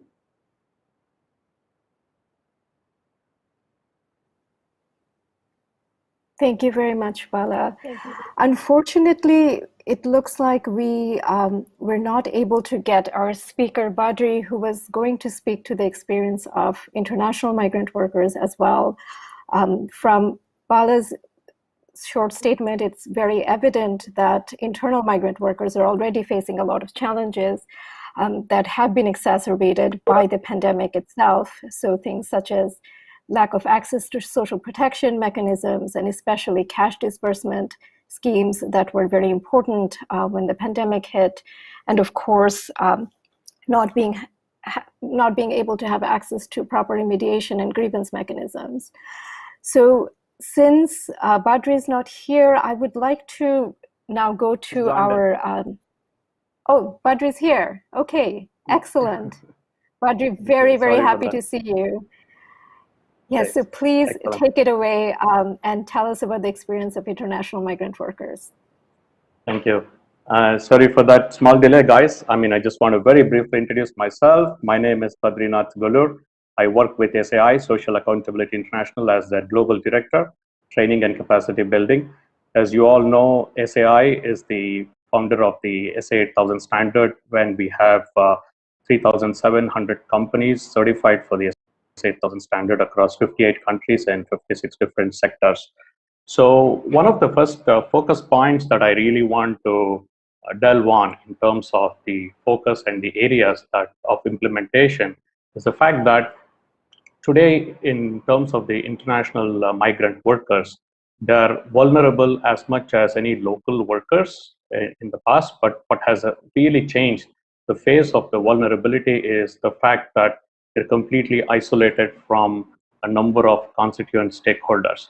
So if you really look at the context under which the international migration happens, and there's been several organizations who have obviously put together a number of initiatives, but to that extent, if you really look at the main takeaway from these areas, one of the first things is the aspect of debt bondage. And debt bondage, the provision of identification of the documents, all of this kind of seamlessly sets into the fact that they become more vulnerable at the country of destination. So there is a whole lot of actors that come into the play in terms of the recruitment agencies at the host country, and also the recruitment agencies from the country of origin. So from our experience with all the 4,700 odd companies that are certified, where the garment and the textile industry projects more than about 35% of that, one of the experiences that we've had is that the fact that the entire recruitment system and the recruitment process needs to be seamless. So to that extent, when we start to look at the nuances of the various issues that really come to the forefront, one of the first things that comes to our mind is the fact that the recruitment process has to be really kosher. And I think because of the lack of knowledge and because of the illiterate levels in various countries, it makes the workers more vulnerable at the point of contact. So to that extent, there's a lot more of these nuance that kind of gets completely assessed. And with the onset of the pandemic, this has actually accentuated the problem. I'll give you a very simple case in point. Today, most of the garment producing countries, including the likes of Thailand, we've got South Korea, we've got also Vietnam and a number of other countries. Initially, they were obviously taking into account the aspects of the migrant workforce locally. But then as the demand obviously increased and accentuated, there was a huge demand for the international migrant workers. So you really saw different waves of how migrant workers, the local migrant workers who were actually very much local to the country, kind of started to obviously migrate in search of greener pastures. So that kind of started the second wave of migration. And if you really look at the documented reports from most of this, there are more than about, close to about 740 million workers, international migrant workers in specific industries, and more than 60% of that constitutes the women vulnerable workers. So to that extent, if you really look at the entire social compliance landscape, you're able to actually start to look at how, despite all the fantastic initiatives that have happened from many of the brands and also some of the international organizations like the IOM, International Organization for Migration, the ILO, and a multitude of organizations, what really happens is the role that is actually played by the local recruiter in the country of origin and also the country of destination. So to that extent, for us, as far as the SA 8000 standard is concerned, we always believe that companies, if they really have to provide that metrics and to really have that spirit and intent of the commitment, they have to obviously put their foot forward and say, yes, we are committed to that. So it's kind of getting into this process. And because of that, the vulnerability of the international migrant workers accentuates and increases because A, they are isolated from their families, B, they are many times stranded because of debt bondage, and C, because of the egregious terms of employment contracts, which is simply not understood by them. Because of all of this issue, it kind of traps them into a kind of a self-made inflicting situation, which they are simply not able to come out. And for them to really go into this whole aspect of access for remedy, because of the nuance of many of the laws, it also prohibits in many of the countries, it also prohibits from them to be part of any trade unions. And because of the fact that freedom of association and right to collective bargaining has been denied, their access for remedy is also completely lost. So to that extent, where do they really go to in terms of how grievance mechanisms and how all of these issues will really come to? I'm going to really touch upon that when we come back together from a management system perspective. But if you really look at the entire social compliance landscape, today I think there has to be a seamless link between the social performance indicators and the management systems. So in the standard, what we try to do is the manifestations of and the vulnerabilities of the international migrant workforce is kind of constituting and manifested in the form of forced and compulsory labor, excessive overtime, probably also now health and safety issues completely being denied. And if they try to really retaliate, and even if they want to try to escalate these issues, they're obviously termed with severe cases of penalty or even termination. So once they're terminated, obviously with all their passports and the identity papers being locked in, they're simply unable to go. So they can actually end up in more vulnerable jobs and industries. So from that perspective, what you're trying to really do is to address that, you're accentuating that risk. So this is one of the reasons why, from a management system perspective, we use a word called the risk appetite. What's the risk appetite of organizations? Can they really absorb this and be completely in cognizance of these related issues and to the forefront be able to really come to that? So this is kind of an entire scan of the landscape of the social compliance issues that stems from the very fact that because of the lack of communication and the host countries there, that obviously, and the country of destination, which actually receives these migrant workers, a very clear closure process has not been set. Due to the presence or absence of these systems, so at the end of the day, the most vulnerable persons have been the workers. And with the pandemic, of course, we're going to be talking about how the pandemic also has affected these workers to a large extent. So I just want to kind of open up that social compliance landscape from that, and then maybe head back in terms of how we as an SA 8000 international standard try to address these nuances through effective management systems. Thank you, Farah. Thank you, Badri. And I think you raised some very, very important points regarding, the gaps or the holes in the system that exist, despite the good efforts that organizations such as IOM or brands or different MSIs are undertaking. And I think one thread that I would like to pull out from your statement was that of, workers' voice and the fact that legal frameworks in different countries are really not hospitable to things such as freedom of associations and workers being able to organize. So that, I think, is something that I'd like all of us to keep in mind, and talk about how maybe the private sector or different stakeholders can play a role also in improving that situation, so that workers themselves are really centered in in the grievance, in the remediation process, and in finding solutions as well.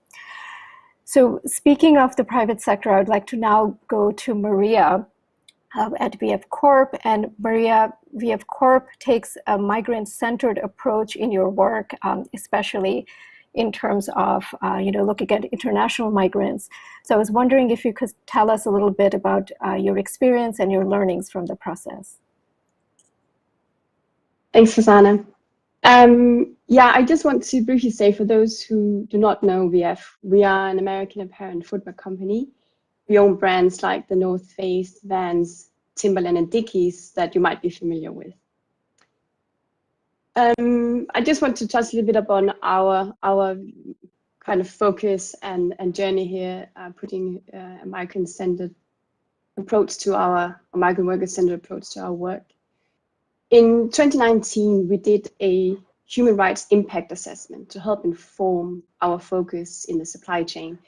And of course, as Bart mentioned, forced labor risks continue to be of high concern. Recruitment practices and migrant workers' condition was further identified as an area where we needed to increase our efforts. We used to strengthen our human rights due diligence processes by identifying specific risks to migrant workers during recruitment, employment, and return, so really focusing on the entire migrant worker journey. And it applies a migrant worker-centered and rights-based approach. We have developed a separate focus area under our worker rights strategy, with a public commitment from our top-level management to the principle that no worker pays for the job in our global supply chain. So for the past 2 years, we have partnered with the IOM as part of our elevated efforts, and they have supported a review of our internal practices, including policies, commitments, audit requirements, and they've helped us develop a VF supplier guideline for responsible recruitment practices. And this guideline is based on the QUEST principles and operational guidelines, so really industry best practices. And the IOM has also held both basic level, advanced level workshops with our global operations team, ensuring a broad upskilling of VF competencies in this space. So we kind of laid the foundation together with the IOM for our future focus here. However, we do want to be careful not just to implement an approach that we think is improving conditions for migrants. So we are collaborating with other partners called Ulula and Quistar to pilot and add tech solutions to support our data collection and training methodology, which includes worker engagement to really try and capture their concerns and the knowledge gaps to learn if they're properly informed about their rights. And these digital tools essentially allow us to reach out to workers in multiple languages and increase our supply chain transparency. We wanted to ensure more sustainable, long-lasting solutions to improve conditions where we know migrant workers are prevalent in our global supply chain. So we are currently working with both Tier 1 and Tier 2 suppliers in Taiwan, Thailand, and Jordan to really test out this approach that we are doing. And finally, I just want to mention that through a needs assessment, our worker community development program has identified the need for addressing migrant workers as parents and are implementing a program called Child-Friendly Spaces in China with the Center for Child Rights in Business. So it's to support migrant workers maintaining a relationship with their children.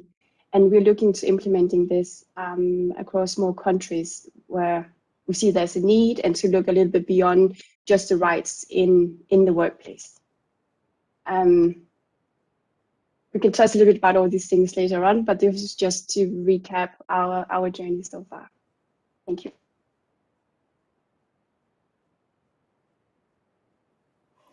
Thank you, Maria. And thank you so much for also addressing the issue of, the actual worker experience in international supply chains, because as you mentioned, it's not sufficient to just have the requirements for the suppliers, but it's also important to hear from the workers and to ensure that workers know about their rights and to investigate how those rights are being implemented. And I'm really happy that you also brought up the issue of supply chain transparency, which is an issue that's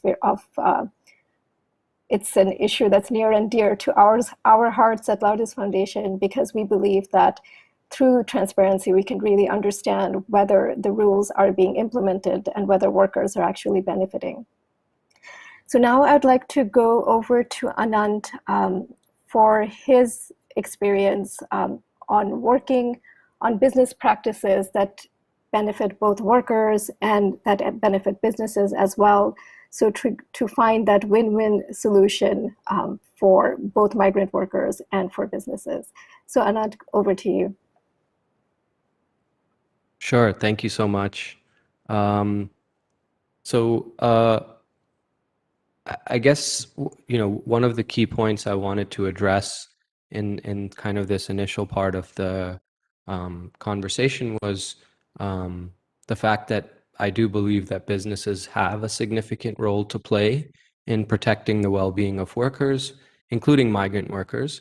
And I think this is especially true amidst a crisis situation such as COVID-19. And in taking on these roles, not only do workers benefit, but businesses do too. So some practical examples related more specifically to migrant workers that I can share kind of from Shahi's work. I'll begin with kind of, I guess, Shahi's sort of long-term strategy, which is actually to continue to provide jobs, but to actually provide local job opportunities. So instead of having factories in the city and bringing workers there, we want to take our factories to where workers are. So for the majority female workforce that we do have, they have competing demands on their time, and we want to have factories within near proximity of where they live. So moving factories to rural areas to create employment for rural workers is kind of a long-term business goal. And, you can imagine the kinds of ways that reducing transportation and creating this more kind of sustainable model could benefit workers as well as businesses. And so in our journey to this future, there's obviously a lot we need to accomplish and a lot of problems to address in kind of today's situation. So we're doing that in a few different ways. And I guess I can highlight just a few particular examples for this panel. The first that I can talk about is our skill development centers. So since 2013, Shahi's been implementing a skill development program, and we do this to provide placement-oriented sewing skills training for rural women. The migrant workers who attend these trainings are given residential facilities, which is funded by Shahi and managed by an NGO partner. And we kind of work closely with this NGO partner to develop a model, an ecosystem to kind of support migrant workers in their journey through, the skill centers to their job placements at Shahi. And as a sort of, in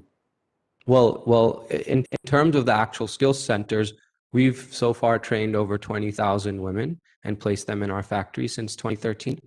And now in February of 2021, Shahi established a migration support center, which aims to support migrant workers across industries, so not just Shahi's workers, and support them through different interventions around informational services and essentially helping them settle in their new kind of urban environments. So I don't want to go into too much more detail for now. I think there's a lot more to share, but these are the kind of unique programs that we're seeing both can address the business problems, whether it's attrition, whether it's kind of low productivity, as well as worker well-being issues, whether they're kind of mental health related issues, lack of access to certain services, information and awareness. So I think as you mentioned in my introduction, we're most keen to kind of narrow in on where those interests meet and how to kind of address both concerns in the most productive ways.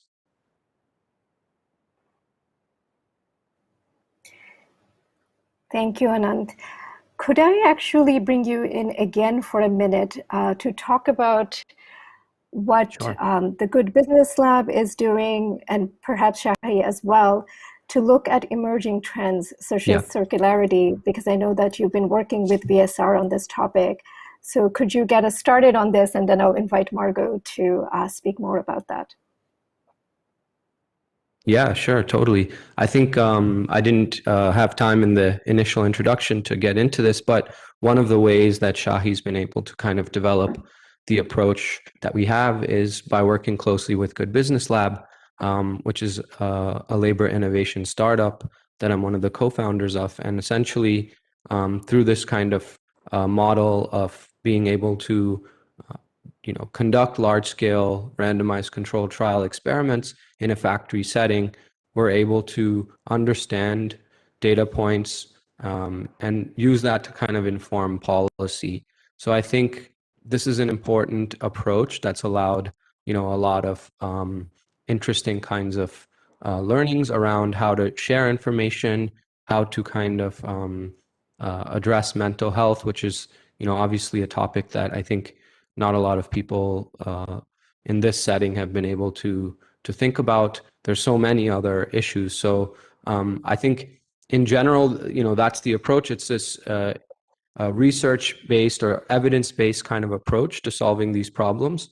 And I think essentially what we're trying to say, whether it's in the context of how circularity will kind of impact people or any other topics related to workers, I think what we're trying to say is that we really need to understand better what the workers, what problems they're facing, whether they're migrant workers or local.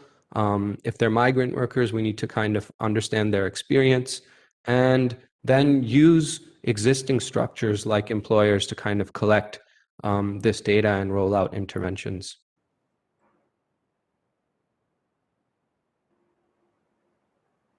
Thank you, Anand.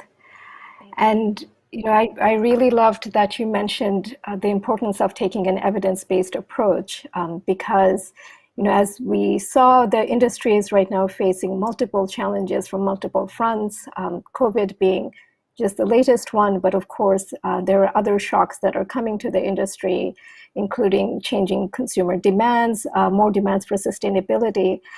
And so on that aspect, I'd like to bring in Margot to tell us a little bit about the work that she has been doing with VSR and looking at circularity, but particularly from the perspective of workers' rights and migrant workers' rights.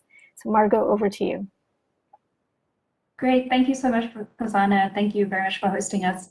Yeah, we're definitely seeing a huge shift. This is a moment of true transformation, and a lot of our speakers have already touched on the impacts that COVID is having on the industry, but we're also seeing that, in response to the environmental impacts of the industry, there is this massive transformation towards more circular models. And what that means is really that resources stay in the fashion system or in in the loop for longer. And what that looks like is, rental of clothing or reusing clothing, reselling clothing, or even using more recycled content. More and more traditional brands, as well as sort of newcomers to the industry, are experimenting with these models, and we are seeing a massive increase in consumer demand towards circularity. So in 2019, the clothing resale industry actually grew at 25 times faster than the industry at large. So it's really exciting to see this push towards circularity, but of course it has social impacts, and it has impacts on workers, and particularly vulnerable workers. This shift is also happening, as you mentioned in your introduction, at the same time as a lot of other global macro level shifts. And one of the other major ones beyond COVID, I would say, would be the digitalization and automation of the industry, which is not just the way that we're producing clothes, but also the way that brands are starting to interact with consumers. And it's really creating new opportunities at the same time as we shift to circularity.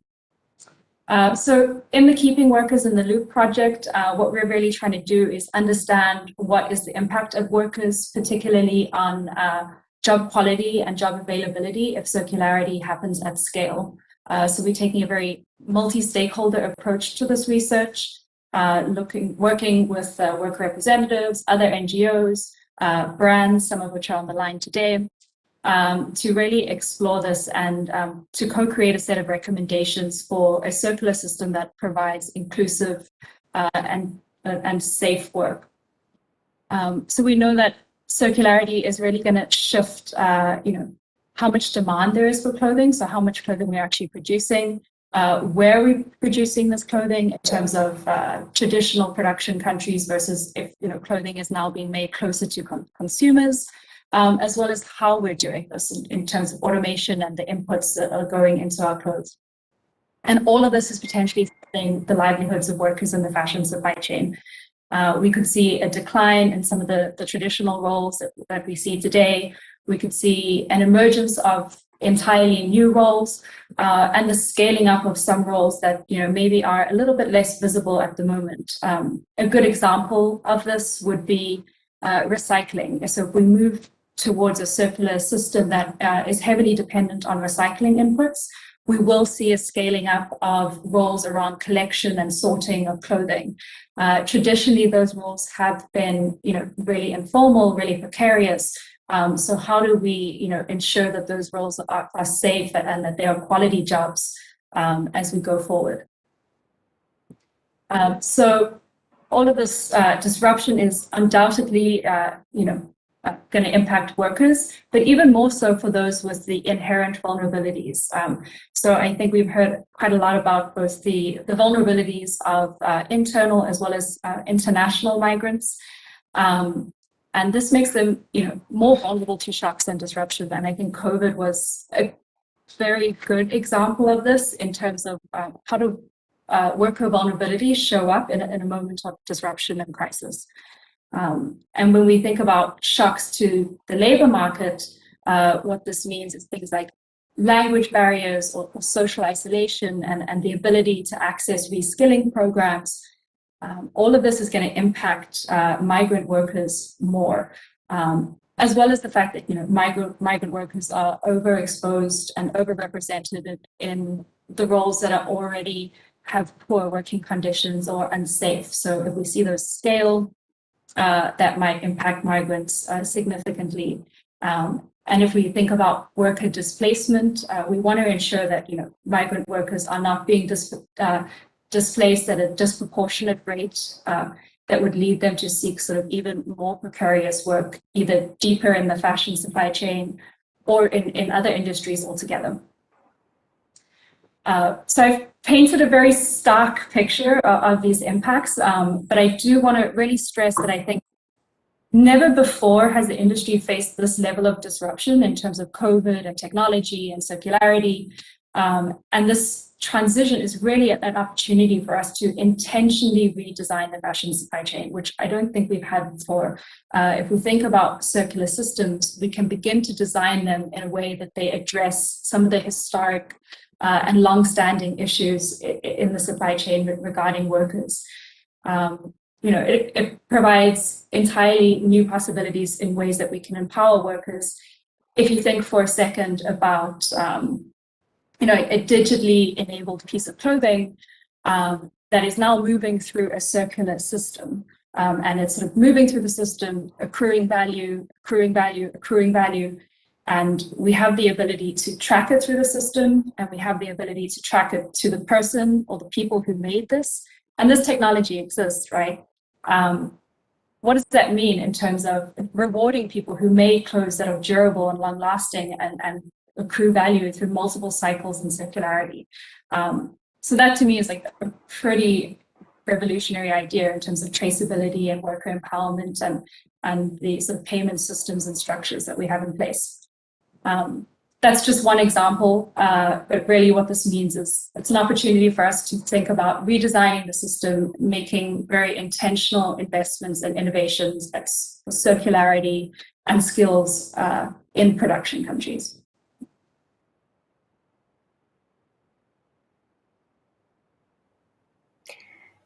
Thank you, Margot. And it is actually absolutely vital that we keep workers front and center as the industry goes through these transitions and this transformation process that it is in right now. And one thing that you mentioned that really stood out to me is the need to ensure decent jobs, right? Because what happens through transformation processes is that a lot of jobs become informal, they become precarious work just because we have not been paying attention to these new kinds of jobs that are being created. But it's absolutely vital that we ensure as the jobs change that they remain good paying jobs with decent working conditions, with safety and with workers' rights. And so that puts us very nicely, it takes us very nicely to the next part of the session, which is talking about future trends and looking at circularity in particular, but also other trends and shocks in the system. And Margot, if I could go back to you maybe for 2 minutes, you mentioned the need for intentionality and the need to make sure that we are designing these new systems with workers in mind. I was wondering if you have any practical recommendations for the private sector on the role that the private sector can play to make sure that this happens. Yeah, sure. And I think it's a great question, and it is something that we're working on. And we, as I said, our aim is also to co-create these recommendations and make sure that they withstand multiple versions of the future, because there are so many layers of disruption happening at the time. I think it's very, very crucial that we just invest in understanding how these dynamics are going to play out. And understanding, I think Anand said it, understanding sort of the current challenges that workers are facing and what they're going to look like in the future as we face this disruption. I don't think we have a very clear picture, and we need to really map out, and it goes back to the point of transparency, right? We need to map what do supply chains look like right now, what are the challenges, but what do they look like in the future, and what are the future challenges? And then just ensuring that we have the appropriate mechanisms and structures in place.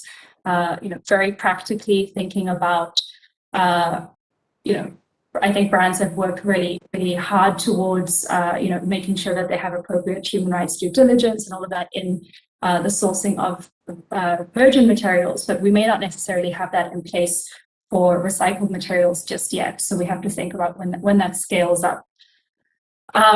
And ultimately, I think one of the very sort of high level message would be ensuring that workers and the most vulnerable of workers, be it migrant workers, women, informal workers, we understand the impacts on them, and that we are consulting them and including them in any strategy or policy that is responding to disruption, be it circularity or any other type of disruption.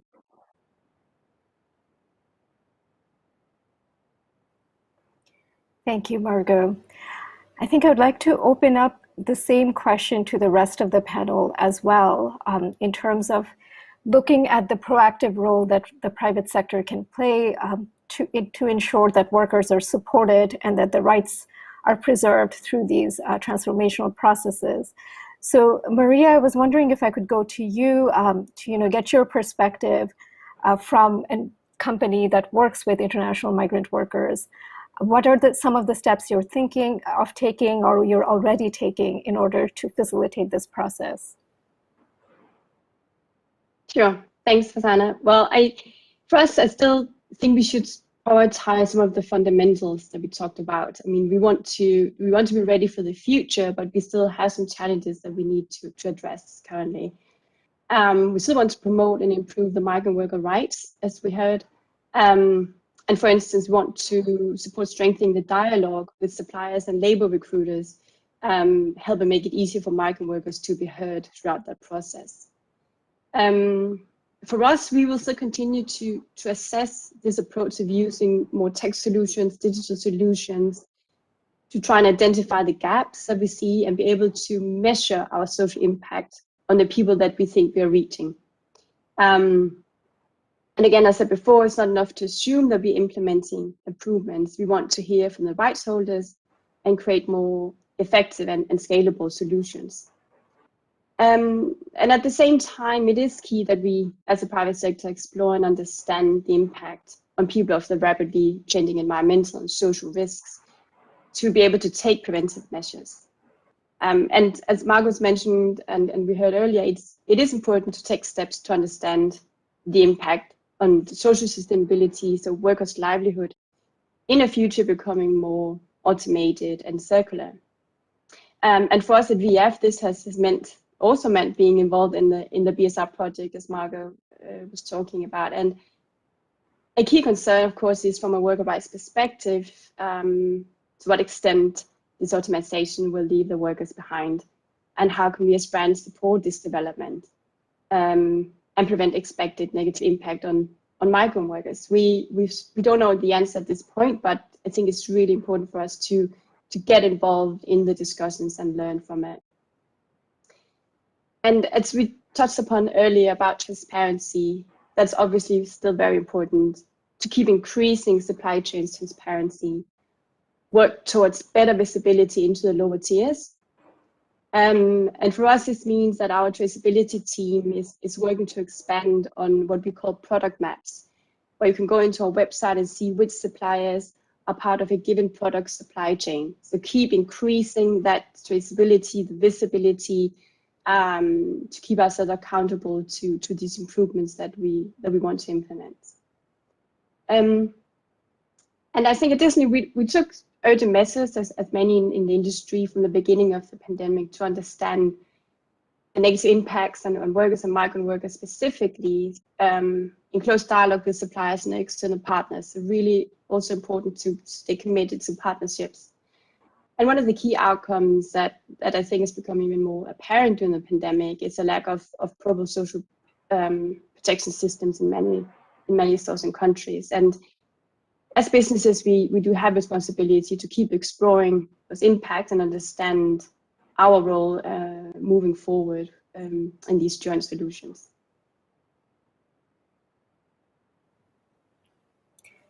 Thank you, Maria.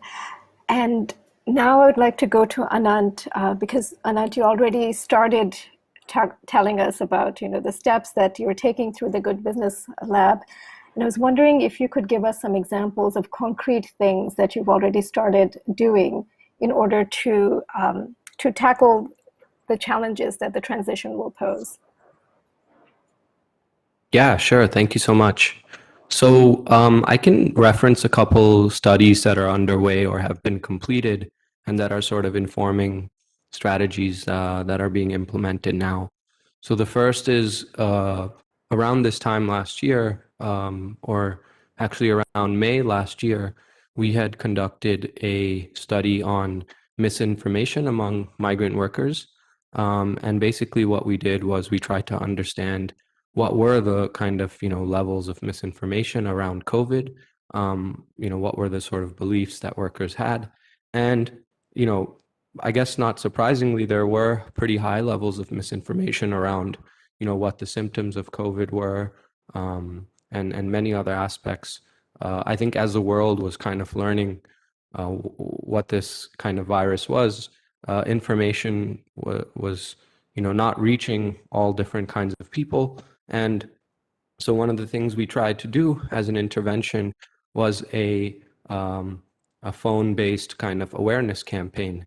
And through this, we were able to establish the positive impacts that direct in-person calls had, both on awareness levels around COVID, what it is and other aspects of it, as well as around the mental health of workers, mostly relating to anxiety. So when we compared the phone calls to kind of the control in this case was text messages and pre-recorded calls, the live calls actually had much more significant impacts on both of these areas. So the awareness as well as actual, mental health benefits. And so now one of the ways we're kind of scaling up this information is Shahi's actually planning a large-scale vaccine drive for their workers. And to support this drive, we're also, Good Business Lab is working with Shahi to kind of design a phone campaign so that both vaccines can be available for everyone, but also we can address any misinformation or hesitancy around taking the vaccine. We've just started this process now. So I think, we'll have much more learnings across the next 2-3 months.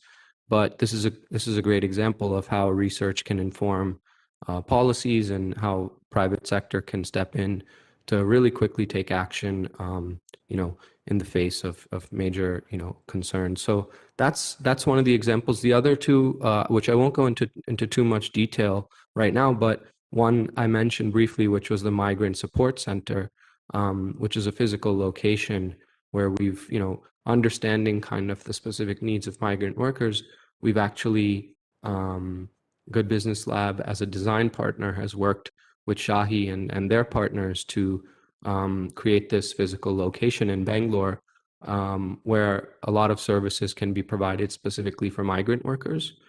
This has proven to be really helpful in this recent second wave that India went through, where we were able to provide a COVID care center, housing, and of course, information and access to medicines.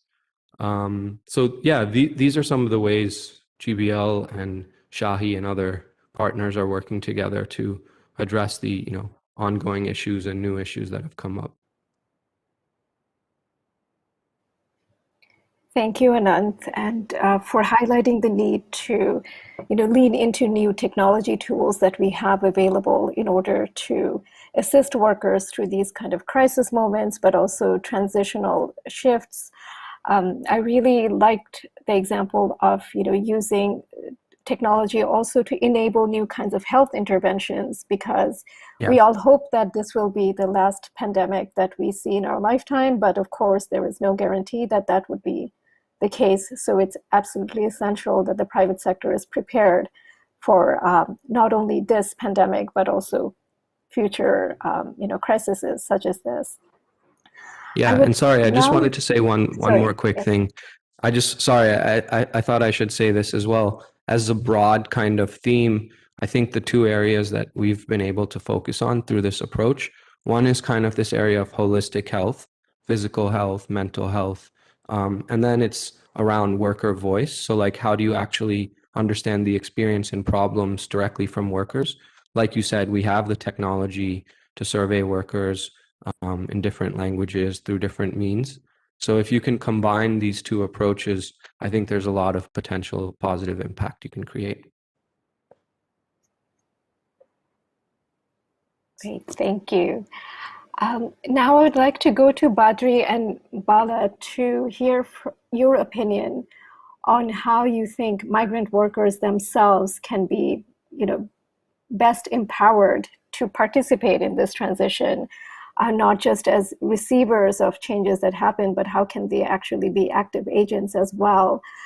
So Bala, maybe I'll start with you, and I'd love to hear your thoughts on where you think, what's the role that workers themselves can play as the industry goes through this transformation towards whether it be circularity or to increasing automation.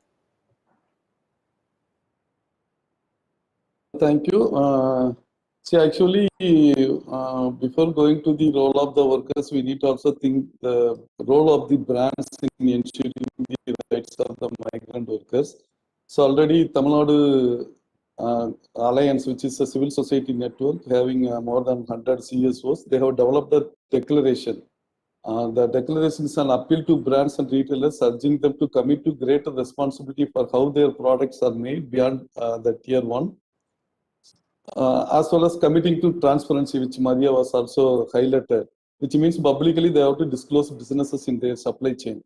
Moreover, the worker-centered monitoring of conditions in the workplace, where the migrants can raise their voice, as well as it will be the safe spaces for them, and they can share the recruitment practices and they share their issues in the workplaces. So that has to be done.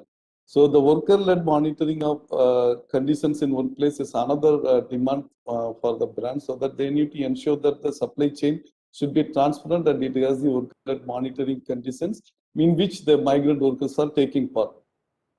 We know that the current system of third-party audit, it has no track record of putting these issues right for the migrant workers. We need something more robust, which includes the voices of the migrants. So through signing the declaration, businesses can work together to make this happen. And also the grievance mechanism. So if you want to ensure the access to grievance mechanism, then we need to think about 3 types of grievance mechanism. One is statutory grievance mechanism, which are already established by the state. The second, business retailer based mechanism and workplace based committees. So in the workplace based committees, the migrant workers should be given due care. As of now, there are several workplace committees existing in the mills in paper. Actually, it is not functioning, but even then the role of the migrant workers is almost nil, because they are not part of the committee and they cannot express any grievances. So it needs to be sorted out. So wherever the migrant workers are working, then it needs to be ensured that they are also part of the committees and they are given enough space to express their views and opinions. So for each of these, the migrant worker to get remediation, we need several things to be put in place. First of all, the workers, the migrant workers are not aware of their rights. So we need to ensure that they know their entitlements or rights in the workplace as rights as an individual, right? As citizen, they have the right. So everything, we need to provide information in their language. Even earlier, speaker they was mentioning, it should be in their language so that they will be able to understand. And the proper appointment letter should be given to all these people. So another thing is we need to ensure that the grievances given by the migrant workers are addressed immediately. Several times the help centers or resource centers are not doing this justice. So whenever the helpline is given, when they contact them, then there's nobody to talk about in their language, or nobody picks up the phone. So it should not be the case.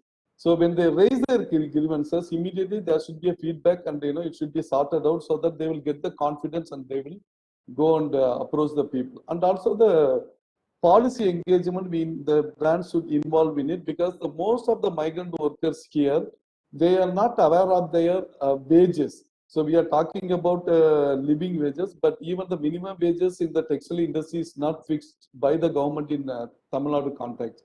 So already the brands have 45 brands, more than 45 brands, they have returned to the minimum wages committee. So like this, so there are several other things. The migrant workers are staying in the hostel, they face several issues.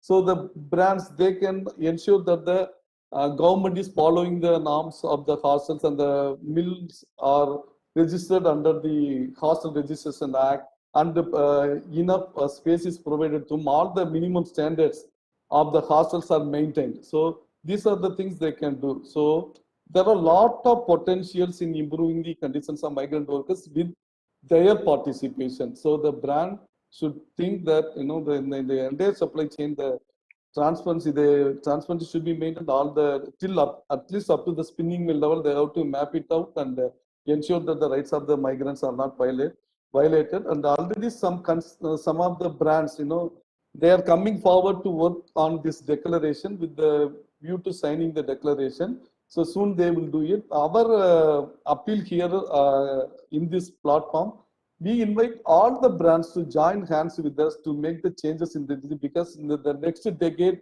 should be the safe place and safe working condition and a dignified and decent workplace for the migrant workers. We need to work together, and we invite you all. Thank you. Thank you, Bala, for raising that very important point that, for workers to exercise their agency, of course, the space needs to be created and the private sector has a huge role to play. So whether it be by informing workers of their rights in a language that's accessible to them, or creating space for workers in decision-making forums so that they are able to bring forward their actual working conditions and the grievances that they're facing. So Badri, I would like to close out this section of the session with you. What advice do you have for private sector actors, and especially those working with international migrant workers, in order to make the transition more inclusive for them? Thank you, Farzana. Well, I just want to take a leaf out of what Anand said earlier, and also some of the very interesting points that actually Bala brought out. If you really look at the entire landscape of how these grievance handling mechanisms and worker communications have happened, most of the third-party audits actually just focus on the specific social issues. But then the lack of an effective management system to really address these nuances is something that is lacking. So to that extent, I mean, our advice to private companies or the private sector would be that, I mean, they can actually benefit and leverage out of the migrant workers. Both the society and the business can actually thrive if they coexist together. But with all the stuff that's kind of surrounding around circularity, traceability, and all of that, we also have forgotten one very specific element, which is the home workers. And the increasing number of home workers is something that's kind of isolated. They're completely not visible. And because of all the traceability that you kind of do, companies have to effectively implement a management system. Now, for us, within the construction or the architecture of our standard, we have something called the social performance team, SPT. Because in some of the countries where workers don't really have access to trade unions, in some of the cases, we have done several worker interviews, and they say we just don't want to be part of that because we're all here to earn our bread and butter. So to that extent, we are here to actually look at the workplace nuances, and we want to benefit that. And that's why I always say that a worker, wherever he is, whether he is in India or in Thailand or Pakistan or in Bangladesh, he or she is going to ask a one fundamental question, which is what I call the WIFM model. What's in it for me? Because the company got all these audits done, but what do I get, right? And in order to answer that and not to really create a disservice to the migrant worker fraternity, we have brought in the concept of a social performance team. This is a team where, like Bala said, it cannot be isolated from the policy level changes. So to that extent, the social performance team is a balanced team of workers and managers who sit on the same table. What you're actually doing is you're bridging the gap between the boardroom and the shop floor. So the nuances of all the issues that the workers' voice is kind of heard. And initially I've actually seen the formation of the social performance team. Initially, people are like absolutely scared out of this because things like risk assessment. Even for an auditor, the word risk assessment is sounds very technical. But I can tell you today, some of the organizations in Sri Lanka, garment facilities, and also some in Mauritius that I've actually seen, what they've actually done is they've embedded the social performance team not as an alternative to trade union, I would want to clarify that, but as a kind of a facilitation where migrant workers' rights are completely embodied in a very communicative path. And I can tell you, there is one company in Sri Lanka, a jeans manufacturing company, where every finding in every audit does not go to the management. It goes on to the notice board of the company. And it's not that they're proud to show their findings, they just put it up. The social performance team, along with the workers, come up, they look at those findings, and it is the workers who suggest the corrective action. And the best corrective action that gets accepted gets a small incentive. So, and I can tell you till today, till date, the best of the corrective actions have been proposed and accepted by the workers. So when you actually make this inclusive approach, what you're trying to really do is you're trying to really inbuild that not just the competency and the skill sets for the workers, you're also giving them the confidence and motivation. And by doing that, what you're doing as a private company or the private sector is you're implementing what we call as a SMART. So SMART was always being kind of looked at as specific, measurable, achievable, realistic, time bound.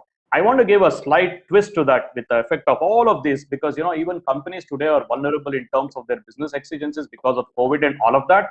I would actually give a twist to the SMART, saying that it has to be a sustainable social dialogue towards migrant alignment and risk mitigation that is truly transformational. So that kind of comes up with this SMART. So if companies can really recognize that bandwidth and really hear the workers' voice and be able to kind of coexist and to really collaborate with them, that's the model that will work, because it's wrong to assume that, it's not a USP for them that everything is kind of, given us as a kind of a solution platform. So I think, it's very, very clear that the worker's voice has to be recognized and inbuilt through an effective management system that is able to take care of some of these grievances. And I think, whether we kind of segment this between a local migrant worker and an international migrant worker, the risk factors, the risk appetite of an organization to absorb this risk and the challenges and to be able to respond to that in a proactive manner shall be the way forward.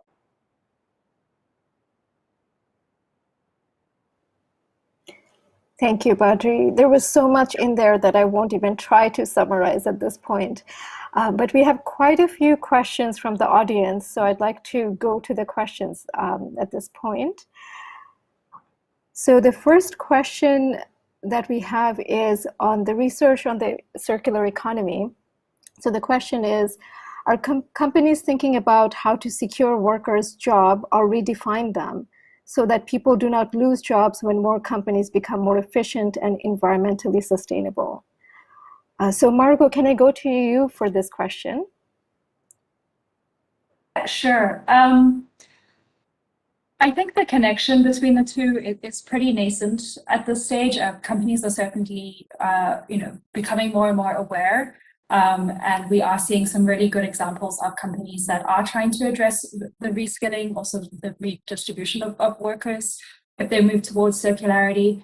But this is really touching on one of the main sort of issues that we find at the moment, and something that we would really advocate for, which is when we talk to a lot of companies, there is sort of the environmental strategy and policy side, and there's the social strategy and policy side, and we don't see a lot of integration between those two functions. And this is true also of at a policy level as well. So we would really advocate that those two functions work closer together, that we're really exploring the interdependencies and the connections between the two. Very practically, we would say that we need to think about the social impacts of circularity and embed that in any framework or strategy that a company is using towards circularity. And a lot of companies are coming up with circularity goals, but we're not necessarily seeing the social side of that just yet. A lot of companies and brands are creating circular design guides for their internal design teams. But we'd ask, where is the social side of that? Where are the social indicators around design choices, and making sure that those two functions are really speaking to each other. And I'd even layer on top there like digital transformation. As companies are thinking about their digital transformation, like where are the social indicators and where is the social considerations in that conversation. The other piece, just to touch on the sort of like reskilling piece to that question, as was said in the intro to the session, like this is a very systemic issue, and this is a very large scale shift. And what that means is that we really need increased collaboration between brands and the governments in the countries that they're operating. Reskilling is going to have to be a sort of high level decision or process, and involves both of those parties very working together, which is hopefully something that we'll start to see more in the future.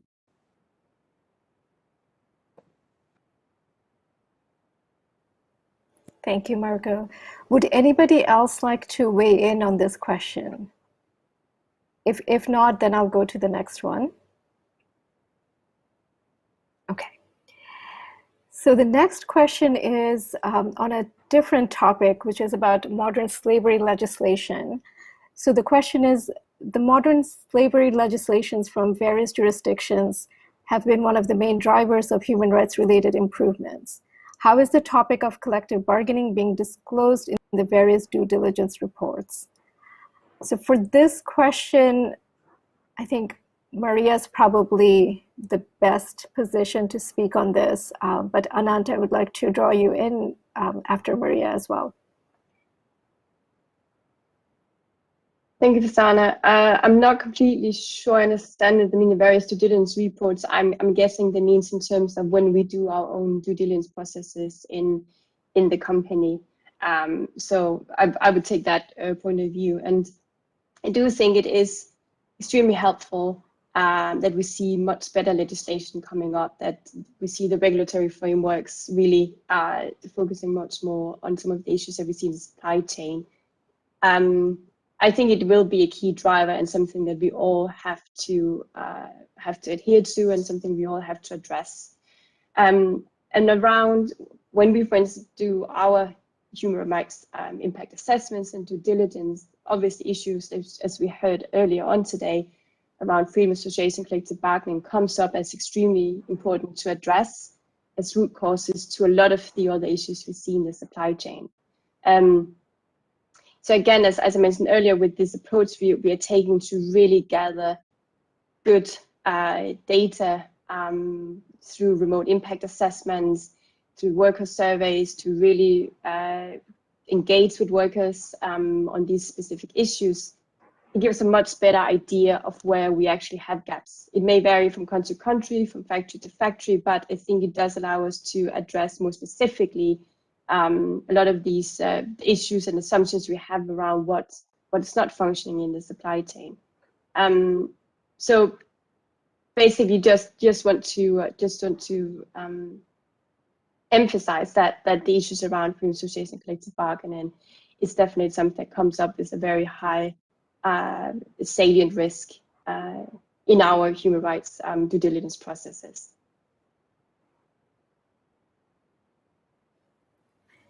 Thank you, Maria. Anant, do you have any thoughts on this in terms of collective action being one of the issues that is reported on in response to the modern slavery legislation that's coming up in different jurisdictions, especially in Europe, but also I think in the United States as well. So as a supplier, how does that affect you, and do you have any thoughts on that? Well, I'm not really an expert in this area. This is something that, I'm learning about more and more. We obviously, as Shahi, as a manufacturer, we work with, global brands and retailers. So through that, we've been able to kind of understand the direction in which this conversation is going and how to kind of support, our partners and learn from all of this approach. So, I look forward to learning more about it in terms of what collective action looks like and what it means in the supply chain. We have, Shahi is a vertically integrated supplier, so we have our own textile operations, and we've recently started a project on human rights due diligence for cotton farmers. We don't directly source cotton from farmers. We buy it from traders and ginners. But in the wake of a lot of the, cotton farming issues that are happening, I think there's been an emphasis on kind of understanding what is the right due diligence process that a supplier can follow. But on the specific topic of legislation, I think that I'm keen to kind of see how this can benefit workers, and like I mentioned, I'm very open to kind of learning more about this. Thank you. The next question we have from the audience relates to the issue of transparency and visibility, especially looking at women workers in the apparel supply chains who work outside of the visible sector. So this is the issue that Badri mentioned, home workers or piece-based workers. So the question is, are there any strategies that companies take to cast transparency on this invisible workforce and move them into the formal sector? So this question, I leave it open to all of you. But again, perhaps Maria's best position to answer this, and then, Badri and anybody else who would like to comment, please jump in. Thanks, Susanna. I think this is a very good question, and I completely agree. The more, as I mentioned, with our traceability work, the more we go into the tiers, the more visibility we get. Of course, we have responsibility to address a lot of these issues, and it is quite difficult, to be honest, to have that visibility into kind of the informal sector when we talk about how this affects women. Unfortunately for us, we have our, as I mentioned earlier, our worker community development program, where we do seek to address a lot of these concerns that may not be directly linked to our supply chain, but certainly affects the community where we work. So at this point, we haven't done specific programs to help address this, but it's something that we are assessing, doing a lot of these needs assessments when we work with our suppliers to identify what issues we want to address.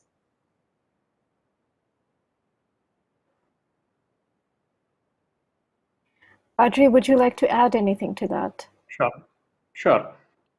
So thanks, Prasanna. So one of the core elements of the home-based work or home workers has been that with the evolution and obviously since many of the countries have not ratified the Home Workers Convention, the ILO, despite all of that, individual brands have actually looked at the traceability, because I think it's very, very vital that brands have a traceability matrix to trace the amount and the extent of homework-based products that are obviously spun around.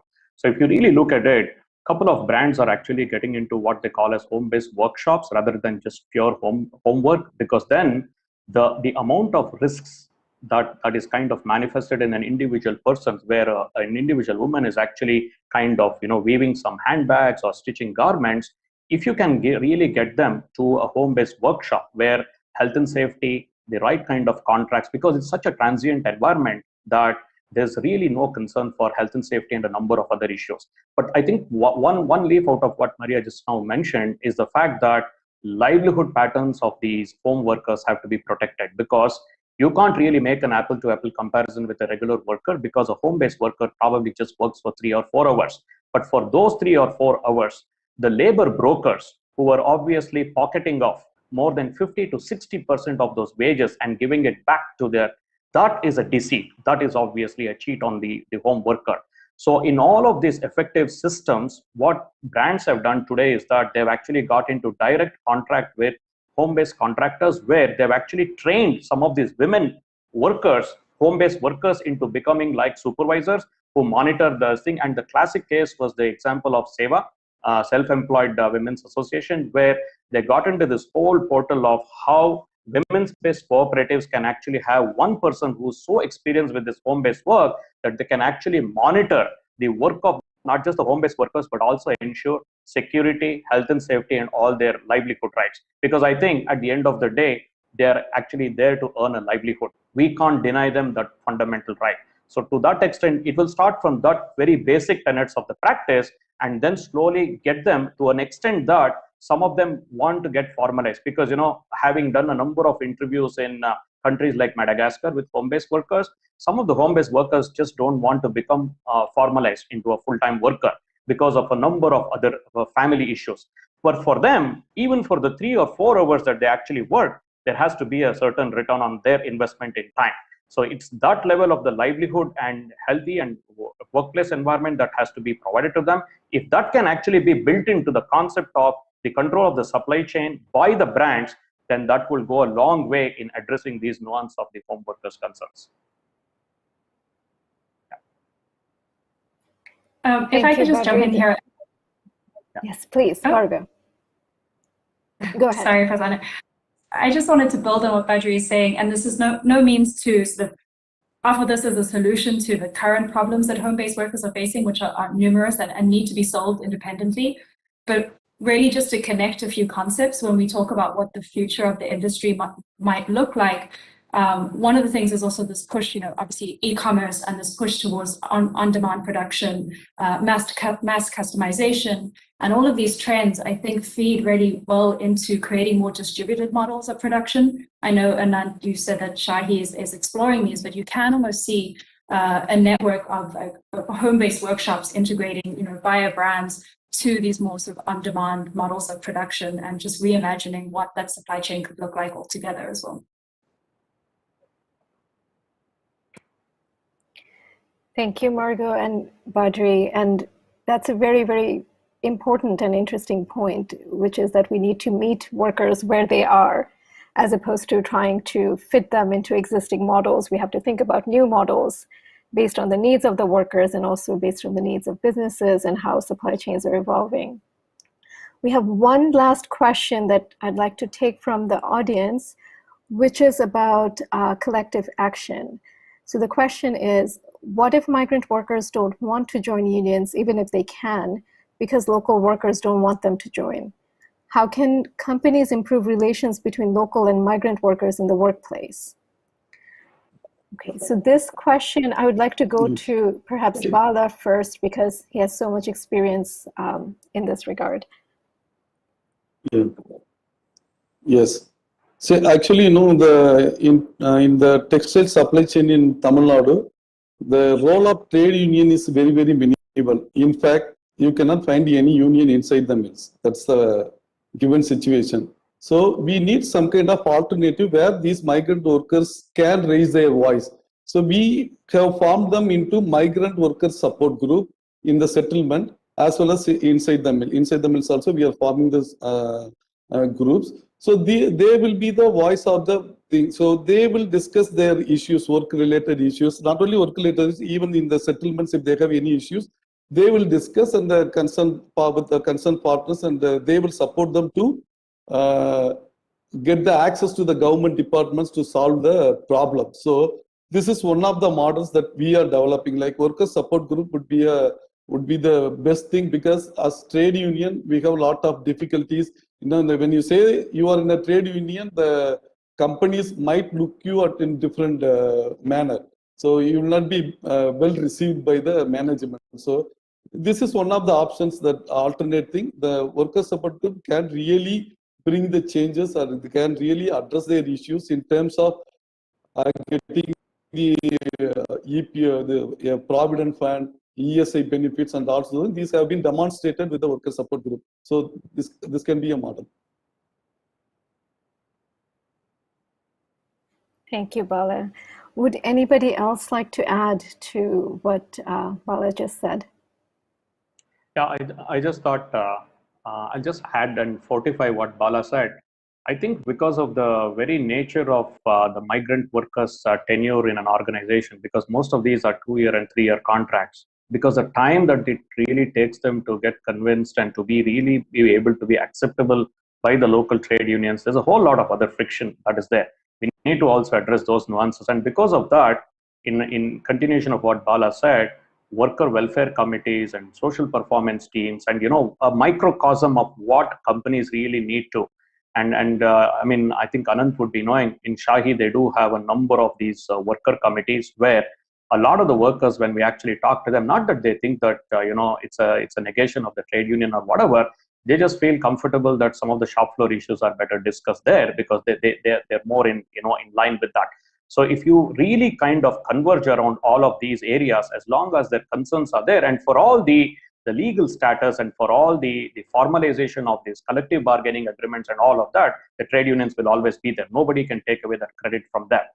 So you need to kind of synergize and seamlessly weave all of this and stitch up kind of an agreement between the management and the workers' committees, so that they're able to at least provide them the will to raise their voice and escalate their concerns. And eliciting that concerns would be a huge and paramount importance. Just thought I'd add that. Yeah. Thank you, Badri. Anybody else? Okay, if there are no more comments.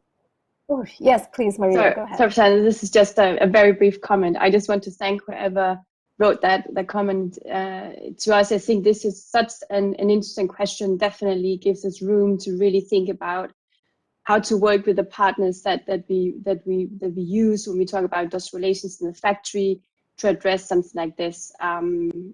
It hasn't come up before in the work that we are doing, but this is definitely a great takeaway from me today, to note down that is something we need to look more into. So just want to thank the participants for providing in this question. Thanks, Rosanna. Thank you, Maria. And we're just about at time. So I'd like to give a big thanks to our panelists for their patience and for the insights and the valuable advice that you've shared, and for responding to the questions from our audience. Of course, there's a lot of work that is to be done to address the transformations that the fashion sector is going through right now. And one thing that came up very strongly for me is the need for innovation and for intentionality, as Margot mentioned. So the private sector has a huge role to play to ensure that this transition happens in a way that's intentional, that takes into account the needs and the rights of workers, whether they be regular workers or migrant workers who face additional layers of vulnerability, as we've heard. And to really also strengthen some of the things that we've been using already for supply chain sustainability. So for example, things such as transparency. What does that mean for second, third tier suppliers or for home-based workers? For things such as looking at collective action and workers' voice also from a new perspective. So thinking about the trade union model, but also what else can be done for workers, especially migrant workers who often don't have access, whether that's through a legal framework or whether that's through cultural differences to access a trade union and to join one. So what are the new ways of elevating workers' voices, making sure that their voices can be collectivized and can be taken into account in decision-making processes? So there's a lot to be done. Of course, this will have to be a multi-stakeholder effort. It's not just the private sector. But having said that, the private sector has a huge role to play in order to make sure that this transition is just for the environment, but also for workers. So I'd like to thank you all again for your participation today, and a big thank you to our audience and to the organizers, IOM. Have a lovely day, everyone.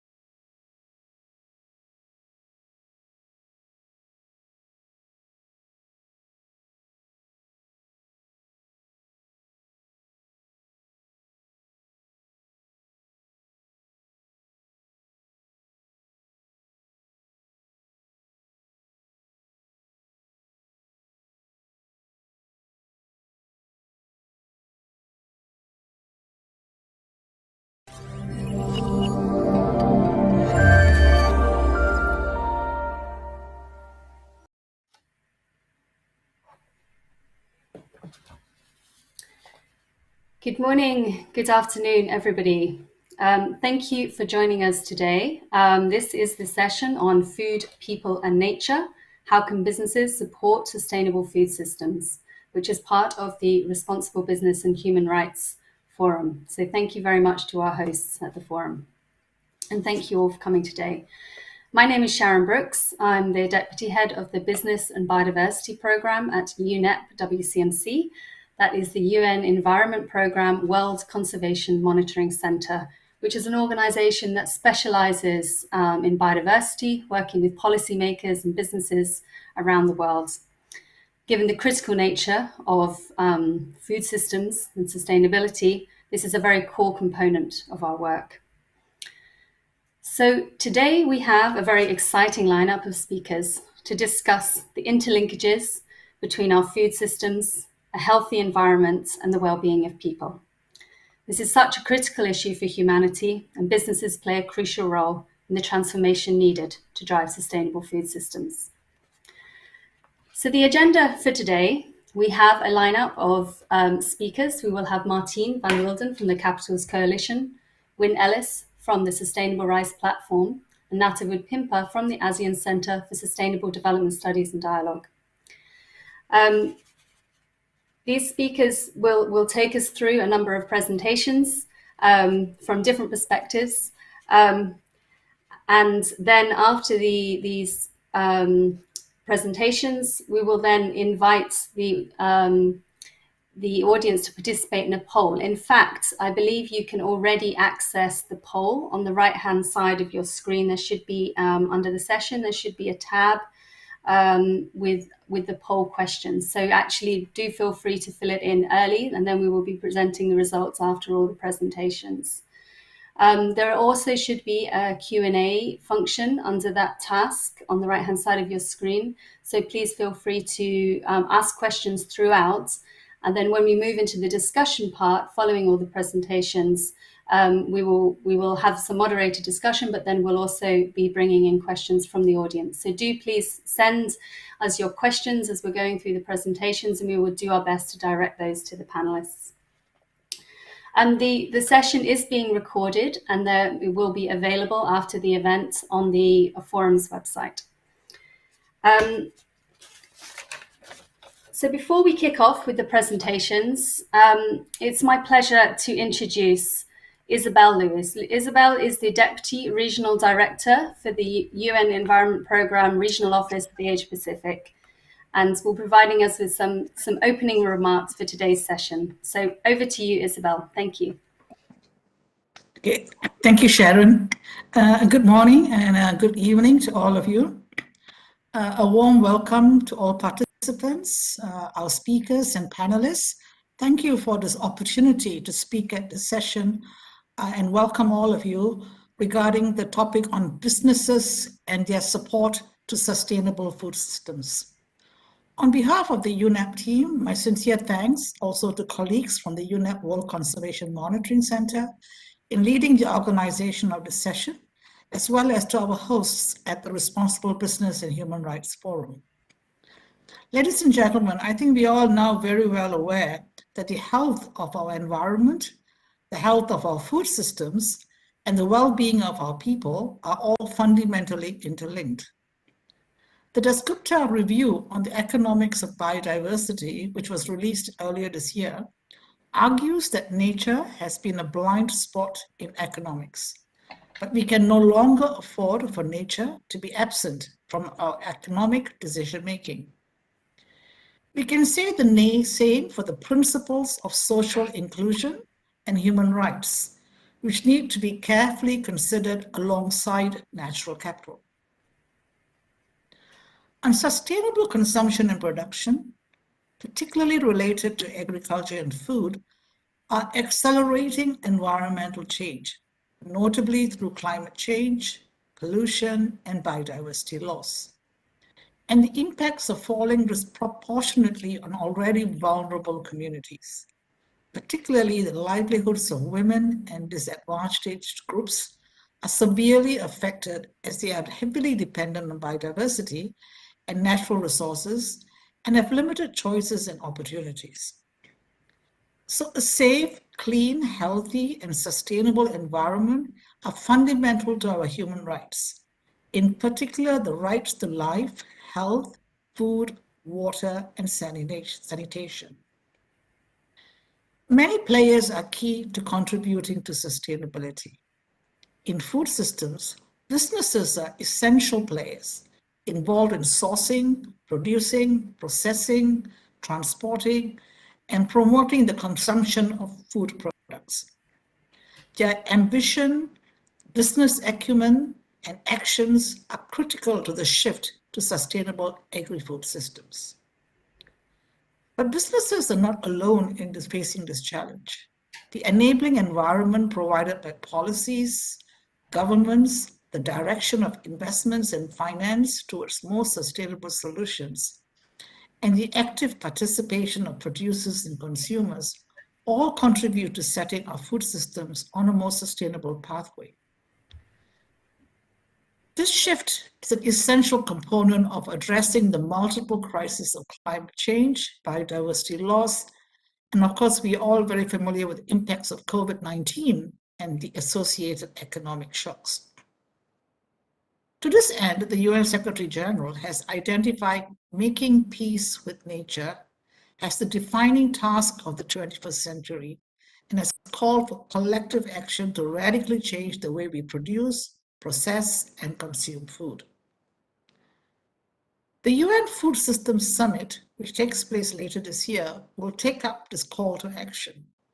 The summit, which will be convened by the UN Secretary General Antonio Guterres, will launch bold new actions to deliver progress on all 17 SDGs and promote the concerted actions by all key players involved in the food systems. At the regional level, UNEP is working closely with partners in supporting the dialogues at the national and regional level in preparation for the summit. Promoting actions on nature for sustainable food systems is also one of the main themes to be discussed at the fourth session of the Asia-Pacific Forum of Ministers in Environment, which will serve as a platform for member states and other stakeholders to contribute regional perspectives to the resumed session of the 5th UN Environment Assembly to be held early next year. In addition, UNEP WCMC and partners through the Trade Hub funded by the Global Challenges Research Fund are working with leading businesses to help them understand the impact of agricultural commodity production and trade on people and nature and improve corporate performance.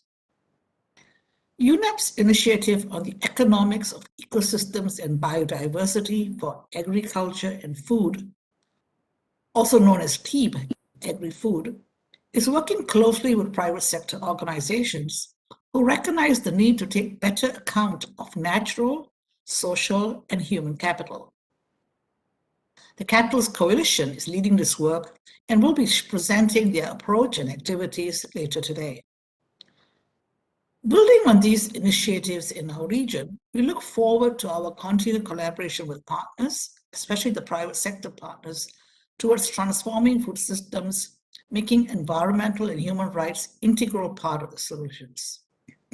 Today, I'm very pleased that we are going to hear from 3 distinguished speakers who are also engaged in this call to action to make our food systems more sustainable and inclusive, working in the Asia-Pacific region and beyond. And these are Ms. Martine van Beelden, a Senior Manager at the Capitals Coalition, Dr. Wynne Ellis, Executive Director of the Sustainable Rights Platform, and Dr. Natawut Pimpa, Academic Member of the Center for Sustainable Development Studies and Dialogue.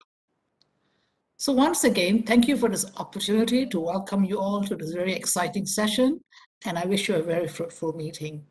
And with this, I would like to hand back to Sharon to facilitate the rest of the session. Thank you. Thank you very much, Isabel. That was great to hear the context of why this is such an important session, such an important issue, and to hear about the momentum that is really building at global, regional, and national level to address food systems and the efforts that are sort of coming our way, I suppose, in coming months and years. So I would now like to introduce our first speaker of today. as Isabel has mentioned, Martine van Wilden from the Capitals Coalition. She is the collaboration manager at the coalition and has been applying capitals thinking into the business sector within the scope of the TBAGRI project that Isabel has already mentioned. So I would like to hand over to Martine to share some of the highlights of this thinking and within food systems. Thank you, Martine. Over to you. Thank you very much, Sharon, for this introduction. So, as mentioned by Martina, good afternoon to most of you, I suppose. It's morning for me still. I'd like to provide you this presentation on the TBAGRI Food for Business project. As Louise already mentioned, the global community is only a few growing seasons away from delivering or missing the Sustainable Development Goals. So if we are to succeed in addressing the interconnected crisis of climate change, biodiversity loss, social inequities, and human health, we need to bring the value provided by nature, people, and society to the forefront of decision-making to transform food systems. And food system decision makers need to recognize, measure, manage, and reward responsible stewardship of natural, human, and social and produced capital. So in this presentation, I hope to provide you with some insight on the TBAGRI Food for Business project that can support this transformation. For those who are not familiar with the Capitals Coalition, yes, my clicker works. That's great.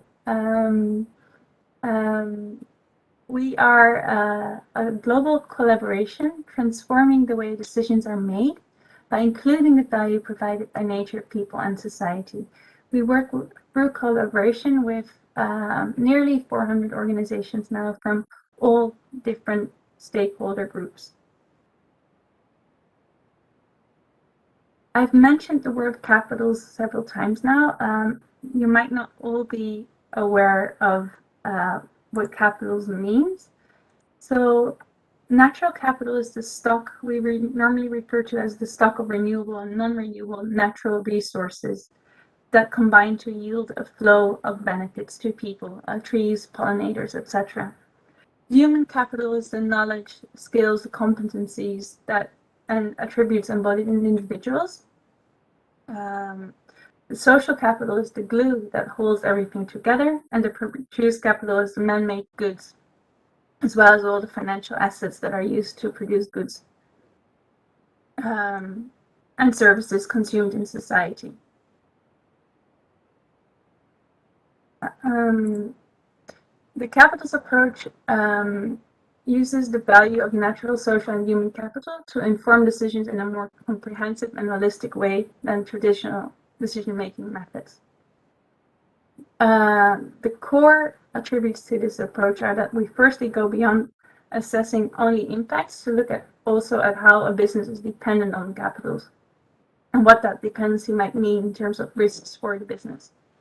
We moved from simply measuring its impact and dependency to also valuing it. Either in monetary or other ways so that we can understand its relative importance. And finally, a capitals approach considers the shared risks and opportunities of a system and moves beyond thinking of issues in silos. So in short, the capitals approach moves beyond traditional decision making. I'm sorry, I'm not reading very well. Next, yes.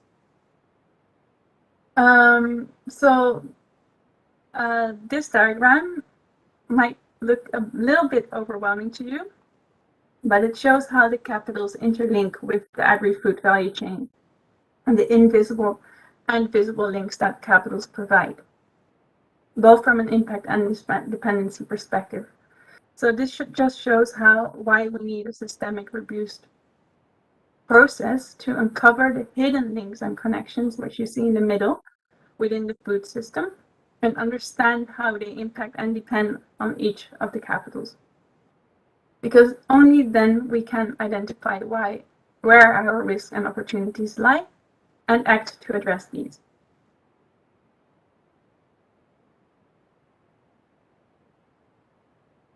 So this is where the TEEP Agri-Food for Business project comes in. The TEEP Agri-Food for Business project is part of a larger project that is run by UNEP-TEEP. And the Capitals Coalition really focuses on the business engagement side. And we conduct several activities in order to enable businesses to include the value of nature and people better. So we have developed guidelines.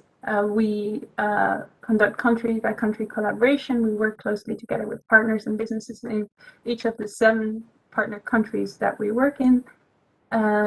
We provide roundtables to gain consultation on the guidelines, and also, very importantly, we provide training sessions to businesses in each of the 7 countries in the world to make them understand how they can implement the Capitals thinking.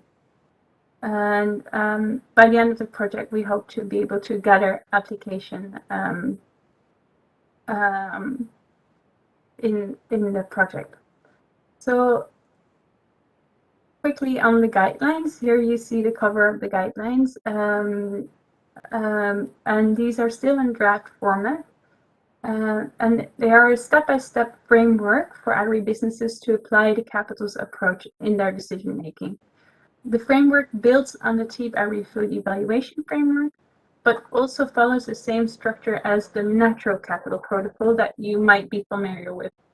And this Natural Capital Protocol has 4 stages in order to conduct a Capitals assessment. So quickly, the frame stage, asking the why, the scope stage, what am I assessing, the measure and value stage refers to how should I conduct a Capitals assessment and what should I measure, and finally to apply the results of the assessment in real life.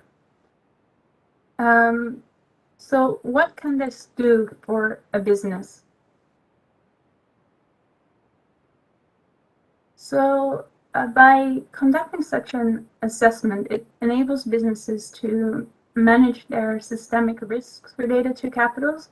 It manages to compare options, for instance, between organic farming and conventional farming, assess impacts on stakeholders, estimate total value or net impact, but also to communicate effectively.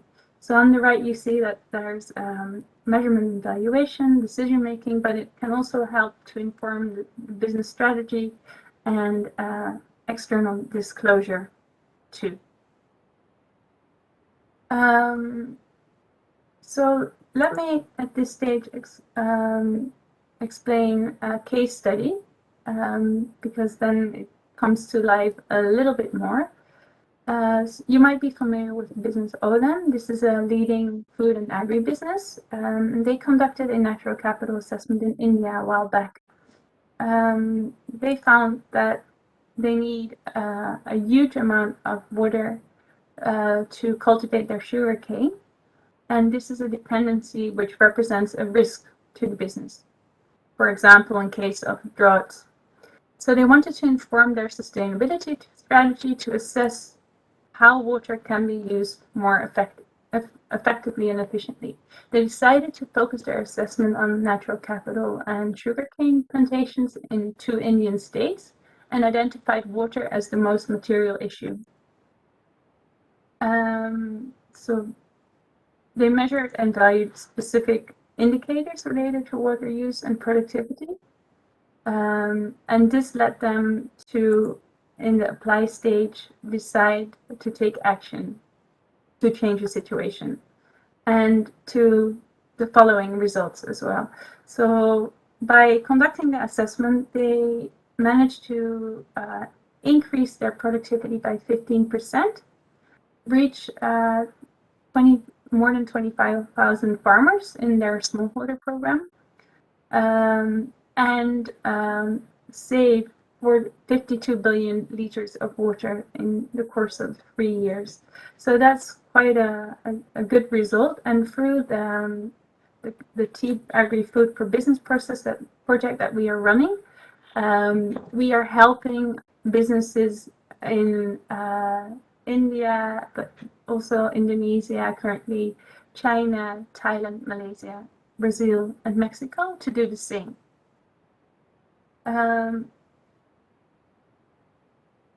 So here I provide you with a very quick overview of the countries that we are working with and in.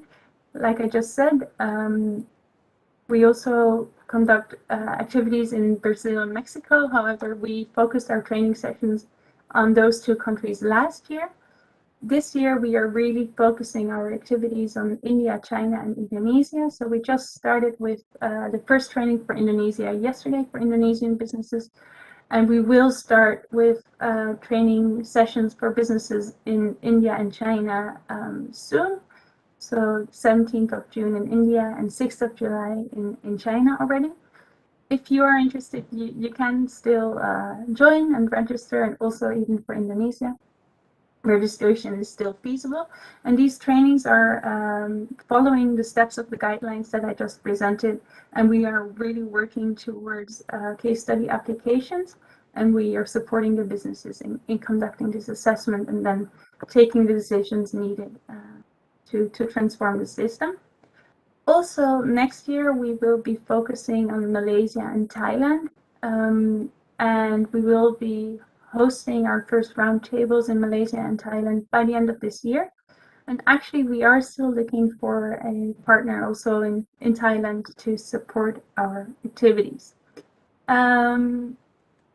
So this, in a nutshell, is what we are doing. You can also join us at the our online community at the Capitals Coalition if you'd like to learn more about the capitals.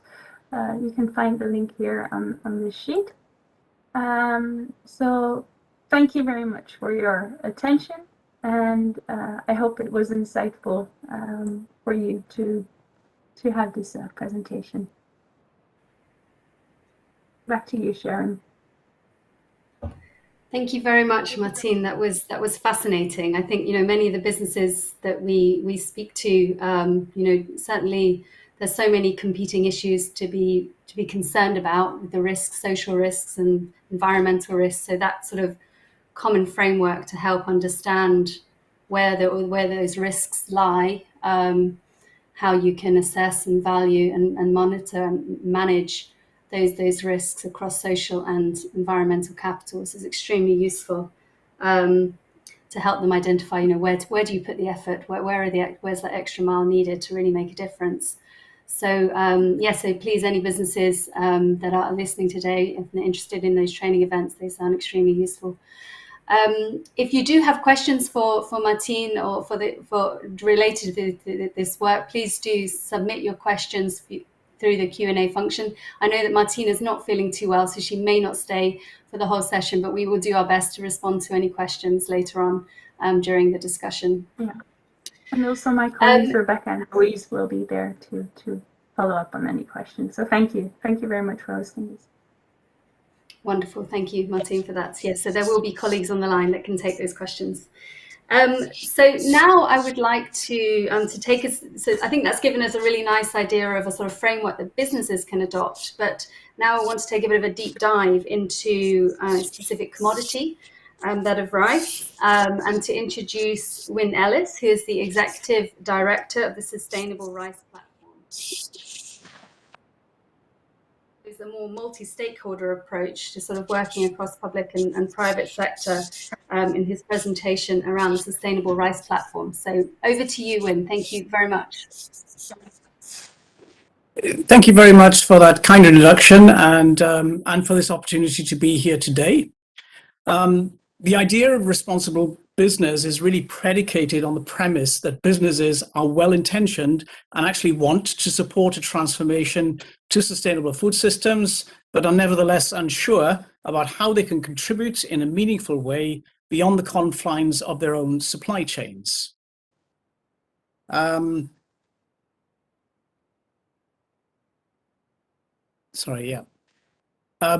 It is, however, less clear that businesses view the adoption of sustainability principles into their business models as a win-win situation, rather than as a trade-off against the bottom line. However, we can probably all agree that for individual businesses, the task of making a meaningful contribution to sector transformation is a daunting one, and that for this to gain broad-based traction, we need to bring together a coalition of businesses through common cause to deliver large-scale intervention via collaborative multi-stakeholder approaches. So I'll be talking about several topics here. To contextualize the discussion, I want to highlight 4 topics. First, to remind ourselves of the critical role of rice and its multiple vulnerabilities within the global food system. I'll then provide a quick snapshot of the Sustainable Rice Platform, the SRP, as one collaborative approach to rice sector transformation, including our recently launched assurance scheme to promote sustainable procurement and widen consumer choice. And I'll then talk about the recent shift in thinking from farm level to landscape or ecosystem approaches and how this can drive scalable adoption of climate smart, sustainable best practice. So let's begin then by reminding ourselves of this critical role of rice by means of a few statistics. So rice is grown mostly in Asia by 144 million farmers on around 160 million hectares of land. So 90% of all rice is grown in Asia. Holding size are typically very small, often below 1 hectare, so production is highly fragmented. So farmers are really hard to reach. Around about half the world depends on rice. And for both farmers and consumers, rice is very much related to poverty.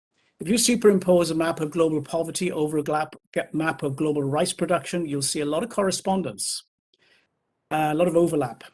Lastly, then, rice is resource intensive, both in terms of water and chemical use, and crucially, is both a contributor to climate change and also one of the most vulnerable of all crops to its multiple impacts.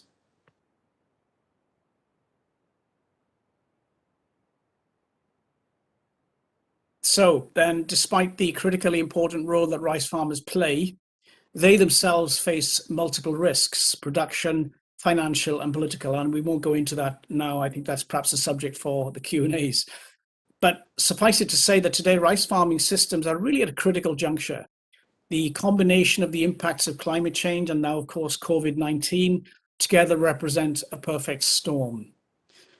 It's also important, I think, to mention the shifts in value chain structures and markets in recent years, and particularly we've seen in Asia a huge shift from traditional markets, wet markets, towards modern trade structures.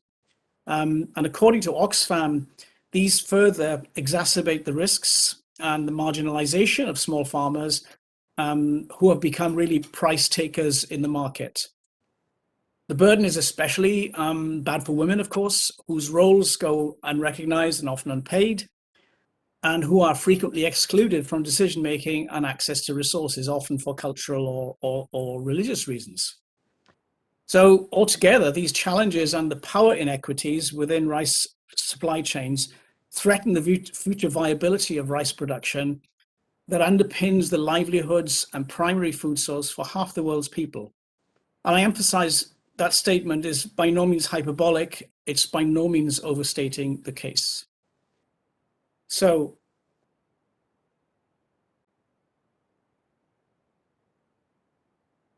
sorry, my clicker is rather slow to respond. So to gain some perspective, it's worth reflecting on the scale, I think, of the rice sector compared with other key crops, just to get some real perspective on where we are. For the last 20 years, the world has really focused its sustainability lens and its pockets, its green investment on high-profile crops such as cocoa, coffee, soy, and oil palm. And as you can see in this chart here, their actual social and environmental footprints are really very small compared with rice, really small. And for rice, at its current size of production, rice has a GHG emission footprint equivalent to the country of Germany, or the entire global aviation industry, at least pre-COVID. But by whatever metric you choose, the sustainability impacts of rice dwarfs those of all of the other high-profile commodities that have attracted such high levels of global attention and investment from both business and the development community. So, question then becomes, how do we meet future rice demand while increasing impacts and resilient? IRRI projects that by 2050, the world will see a 25% shortfall in rice supply, global rice supply, as compared to demand. So how can this gap be met sustainably on a finite and diminishing resource base? And this is really the key question, I guess, and the rationale that triggered the establishment of the Sustainable Rice Platform.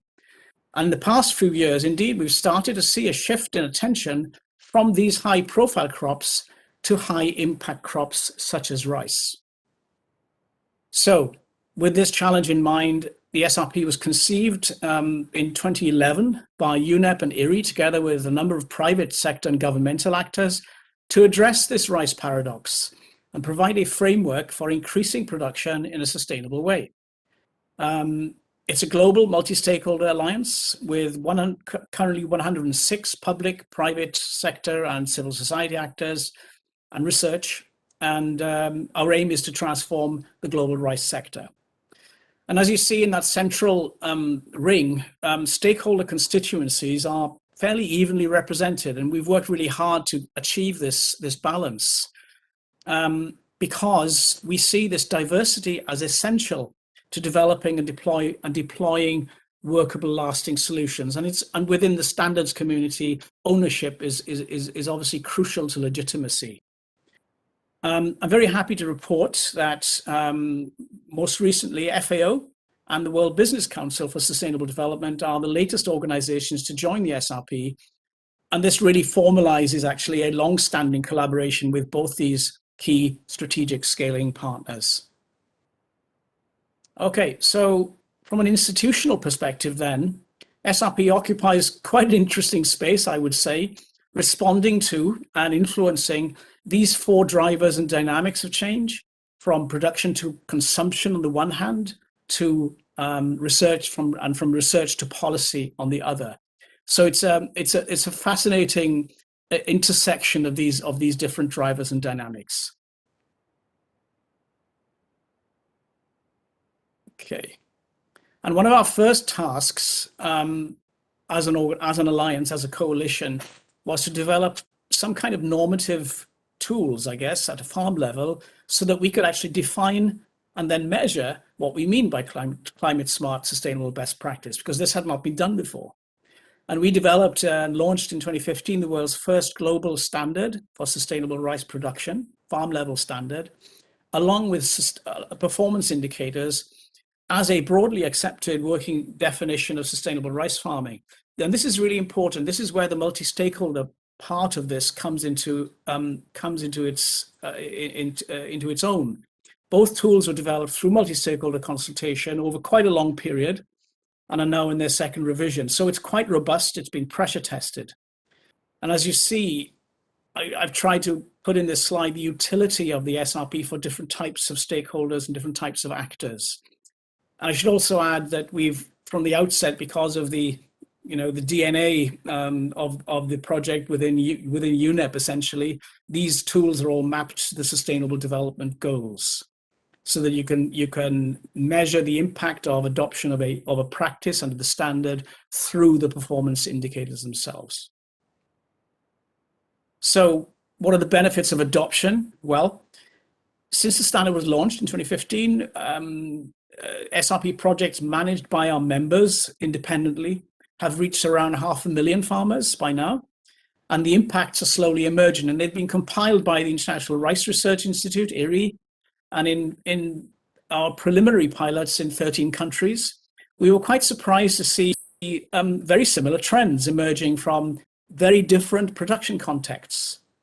And we thought this was really important. We saw savings in water use and chemical inputs, pesticides and fertilizers. We saw a reduction in emissions, and crucially, increases in net farm incomes. And this is important, of course, in the context of incentives. Now, obviously, much more data is needed, and we are doing our best to develop data platforms, as I mentioned earlier, because we need to work towards evidence-based advocacy. So, based on the standard, then, we, having developed a best practice regimen, if you like, for farmers that supported their incomes and helped the environment, we then launched last September our assurance scheme, as well as an SRP verified on-pack label to support sustainable procurement amongst downstream actors. So this is a scheme that's based on the SRP standard and is actually managed by Global Gap, who have extensive experience in managing not only their own standard, but also the standards of multiple food retailers. So it's a good scheme to ensure coherence and integrity of the operation. So the scheme offers consumers a chance to help farmers and the environment by choosing sustainable rice from supermarket shelves. It's intended as an inclusive program that allows small farmers to participate, so there's a low bar to entry, whilst it offers a way for value chain actors to de-risk their supply chains, because SRP farmers are inherently less likely to default. They're less likely to suffer from crop failure because they have better technical assistance supporting them.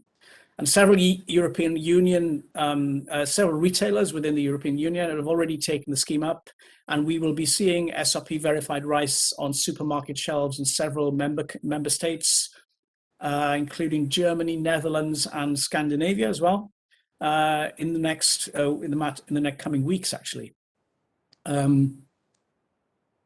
So these are some important tools that we have put together, I think, as a basis for progress. However, how can you really, let's pause for a moment and return to our original ambition, I suppose. How can these tools be used to leverage sector transformation? It's all very well to have some tools that are good for farmers, but how do you secure their deployment and widespread upscaling? And I'm going to close with an example of how SRP is facilitating larger scale consortia and participating in those consortia that can hopefully adopt a common agenda. Basically, the Sustainable Rice Landscapes Initiative was established 2 years ago with 6 partners, as you see on the right here, basically to adopt the Sustainable Rice Platform's farm level approach and socialize it and incorporate it amongst the programs of the scaling partners, and also to incorporate it at a landscape level. And that's really important. So as of now, we have secured approximately $100 million in project funding, in projects now in their design phase under GEF7, Global Impact Program, in several Asian countries. So these will come on stream probably in 2022. We think this is a really promising avenue to drive scale through multi-stakeholder engagement, led, of course, by governmental actors. So in terms of what is next for SRP, well, we'll be continuing our efforts in both private and public sectors, which are starting to gain traction, as I've described, to drive scale. And crucially, to build out our impact reporting system to enable transparent, evidence-based advocacy. And this is really vital for us. And last but not least, we're engaged with FAO and the World Business Council for Sustainable Development and several financial actors and banks in an initiative to develop innovative funding mechanisms to support investment in sustainable rice. So perhaps green bonds, blended finance, and so on. So with that, I come to the all-important takeaway messages, I guess. I have 3 takeaway messages. The first is that rice sector transformation is key to global food security and sustainable food systems. The second is that businesses can leverage their investments and contributions through making use of matching public funding to drive scale. And thirdly, then, well, let's just say it, the business is already taking the lead, certainly within the Sustainable Rice Platform, and we very much welcome you all, as wherever you come from, as part of this mission to make sustainable rice the norm. So with that, I thank you all for your attention and hand you back to the moderator. Thank you very much, Win. That was fantastic. I think a wonderful example that really lays out the importance of rice as a commodity, the scale of that challenge, but also one where there's such a potential for a positive impact through addressing those challenges within that sector. And I really liked the fact that it's sort of building on those solutions, identifying those solutions at the farm level, but how you actually integrate that within supply chain management through the use of standards and so on to drive, and looking at the investment side to drive scale. I think that's an important word coming out of this. It's all, like you said, very well to have those best practices, but how do we make them scalable? How do we lead to the transformation that we need? So that was fantastic. Thank you very much for that. I would now like to change tack slightly and move over to Natavud Pimpa, who is an associate professor in international business at the ASEAN Center for Sustainable Development Studies and Dialogue. It's an acronym. I think it's almost as long as UNEP WCMC's, but not quite. So Natavud is here today to share some insights from the ASEAN Swiss Forum on SDG 12. So obviously a very important of the goals on responsible consumption and production, and how that links to business and human rights. And I think this is hot off the press, as this was only last month. So over to you, Natavud. Thank you very much for joining us. Thank you very much. Thank you so much. And I'm really grateful for the invitation to be here.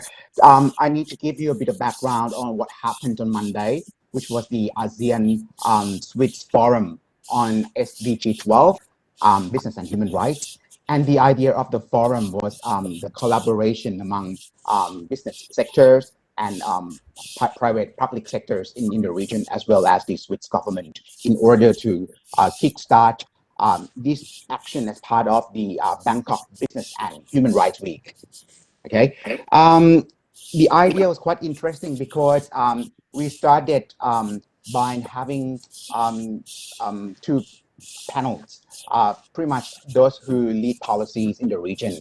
And in the afternoon, we divide the participants into 3 teams, and we asked them to discuss particular issues related to sustainability, business and human rights, as well as the future of business and human rights in Asia. The point is, 2 of the 3 rooms are related to seafood and rights. So we have got a lot of interesting points to share with the audience at today's event. And I can't really capture the whole thing, but as one of the organizers, I try to look at the key points. The first message that we understand is the fact that there is this common understanding among stakeholders in Southeast Asia that we are facing this pivotal issue on how can we provide really hygiene, good quality, and clean food, safe food, and nutrition for Southeast Asians. We have got a huge wide population, and we think of food for all in a sustainable manner. That is not an easy way to achieve. And we also have to grapple with the global climate on fairness, on increased protection of human rights as part of the production, in particular the concept of business human rights and due diligence that become thorny issue in Southeast Asia for quite a long time. We also need to understand how can really we provide safety and sustainable food system to consumer, producer, and workers. So this big overarching pictures is what we discussed on Monday. In a nutshell, I think it came down through some simple pictures. We look at the 3 layers of what happened in Southeast Asia, but allow me to just paint a picture. The sense that the 10 members of Southeast Asia, we are very eclectic in nature, in sociocultural, obviously in political and consumption aspect. So when we talk about commonalities in these areas on business human rights, particular, how can we really promote sustainable production and consumption in food? I think the kind of language that we have to tune in common is what do we see as the common ground in the region? Okay, one way to look at this. I listened to the participants who come from high-level intergovernmental organization, or those who represent regional government as well as business leaders, they all agree that we really need regional framework that start from NAP or national action policies. Each country in ASEAN will need national action policy that work as an umbrella kind of policy that will guide the business, in particular those in food sectors, to understand what is right. And again, it's not just kind of mandatory and or giving the punitive kind of idea that you have to do that because of legislation, but you also have to provide technical support as well as common goals of the region that we need to achieve as part of the SDGs. And that seems to be the agreement among the participants of the work of the day of the event. It's very interesting enough that so far only one country, Thailand, is the country that in the region that create a standalone plan on business and human rights. And the draft was passed by the government in 2019. The focus was given to labor, community land, natural resources and environment, human rights defenders, and cross-border investment and multinational enterprises. Okay, when we look at the details, pretty much it can be something that we cover an array of transnational business and activities, but it also applies quite strongly in particular food sectors.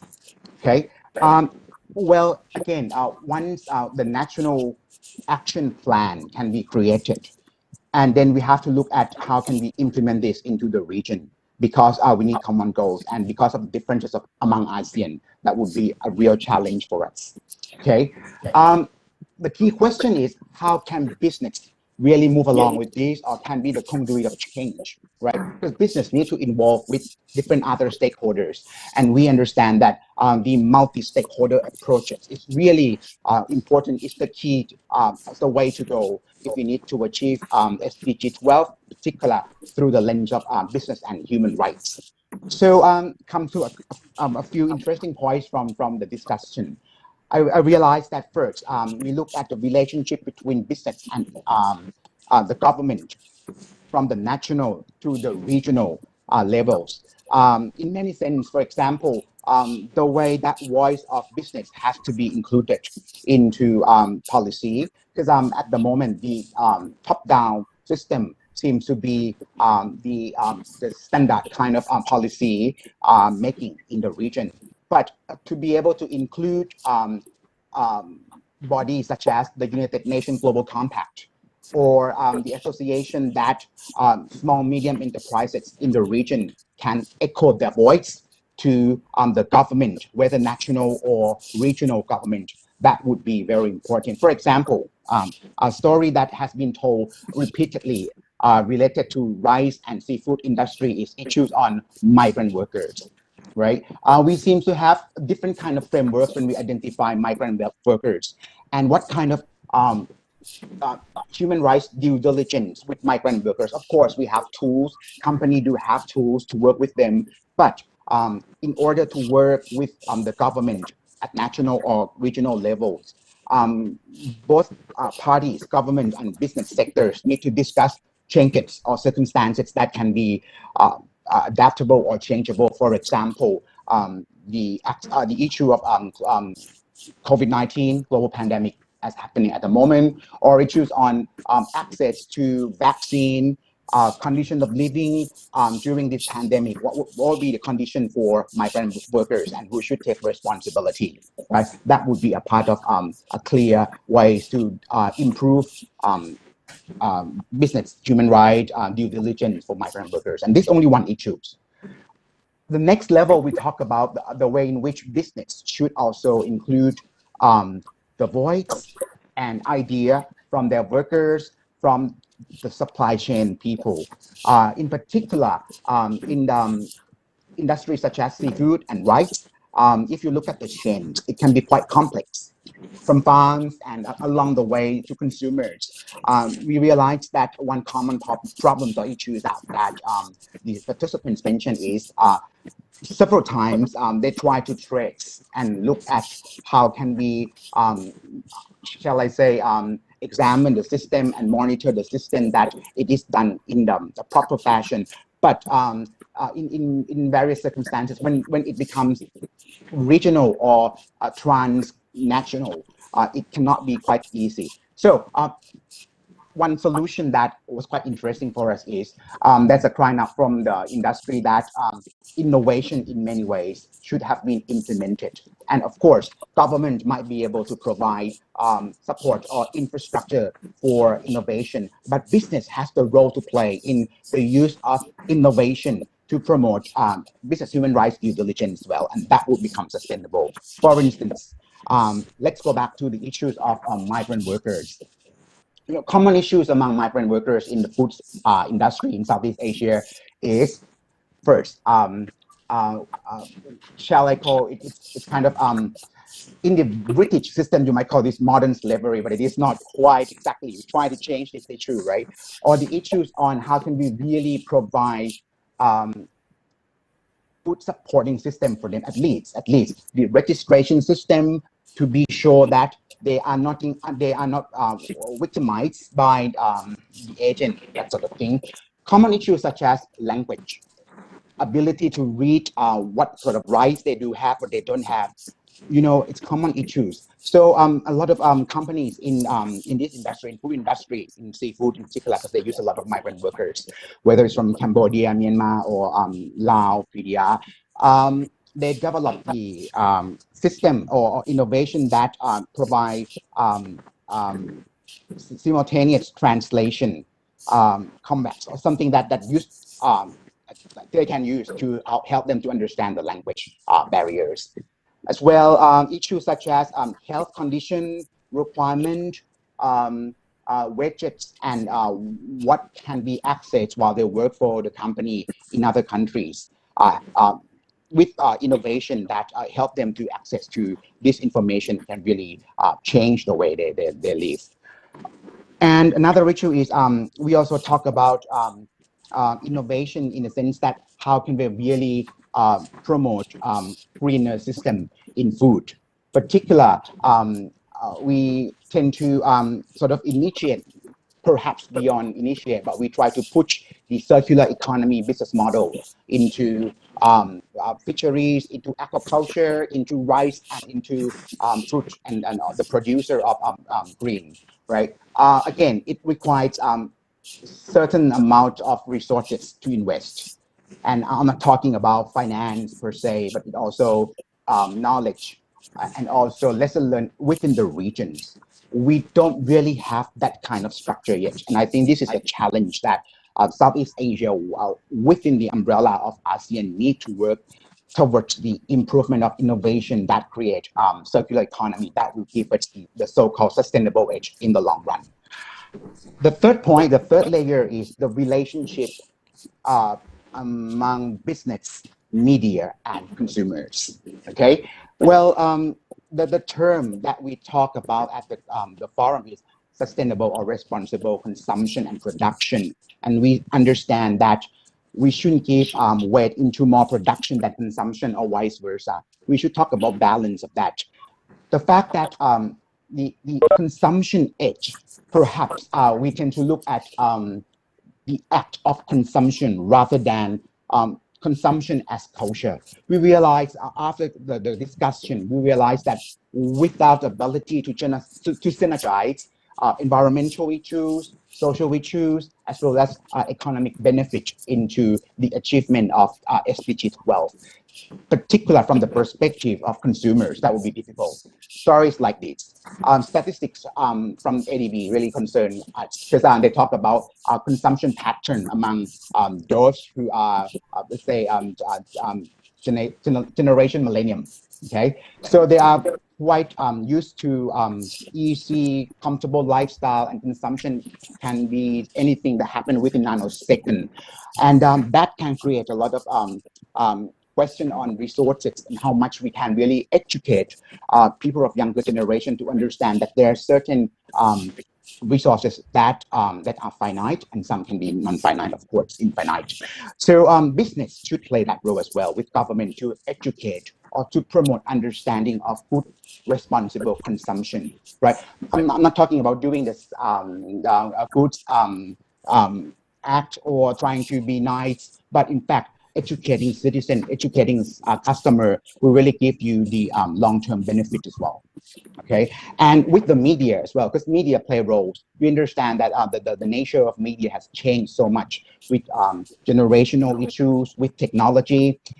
Business tend to look at media as a mechanism to communicate their action or their business transaction to the public. But in fact, they need to work with the media towards getting this message out there to the public in terms of how can we really create one region, Southeast Asia, that understand consumption and production in the sustainable way, because we are living in these limited resources. So in conclusion, the answer that we get, the simple question we asked was how can business really promote and support the SCP, right? So we talk about the three angles, but again, we are not saying that business should act as the central point of change, but all sectors need to work together, and of course, government, particular regional government, they do have a lot to play in terms of initiating this idea as part of the regional strategy.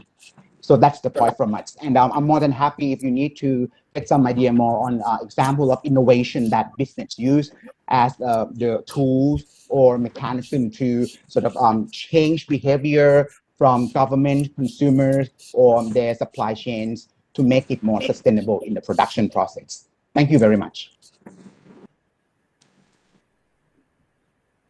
Wonderful. Thank you so much, Natavu. That was fascinating. And I think really highlighted the need for this very positive and collaborative relationship between government and businesses. And I think resonates actually with discussions that we have on a more global level around the role that businesses can play in being able to actually feed into policy developments. So it's not, like you said, just a sort of punitive kind of relationship, but one where actually they work together to achieve these aims, and addressing not just the production end, but also that sort of consumption end and education and innovation.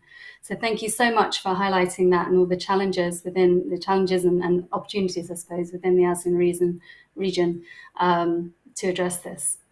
So please do keep submitting. We see some questions are coming through, so please do keep posting your questions through the Q&A task function on your screen, and we will get to those shortly.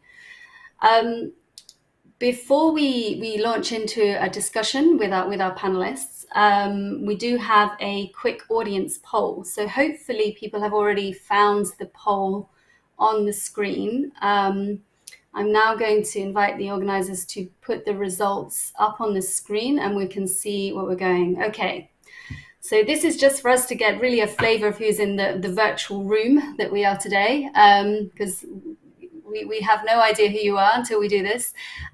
So the first question, what sector do you represent or work with? So we've got not so many responses, I think, if I'm interpreting these right. Okay, so we've got a bit of a mix though. So private sector, NGO, communities, international, or UN organization.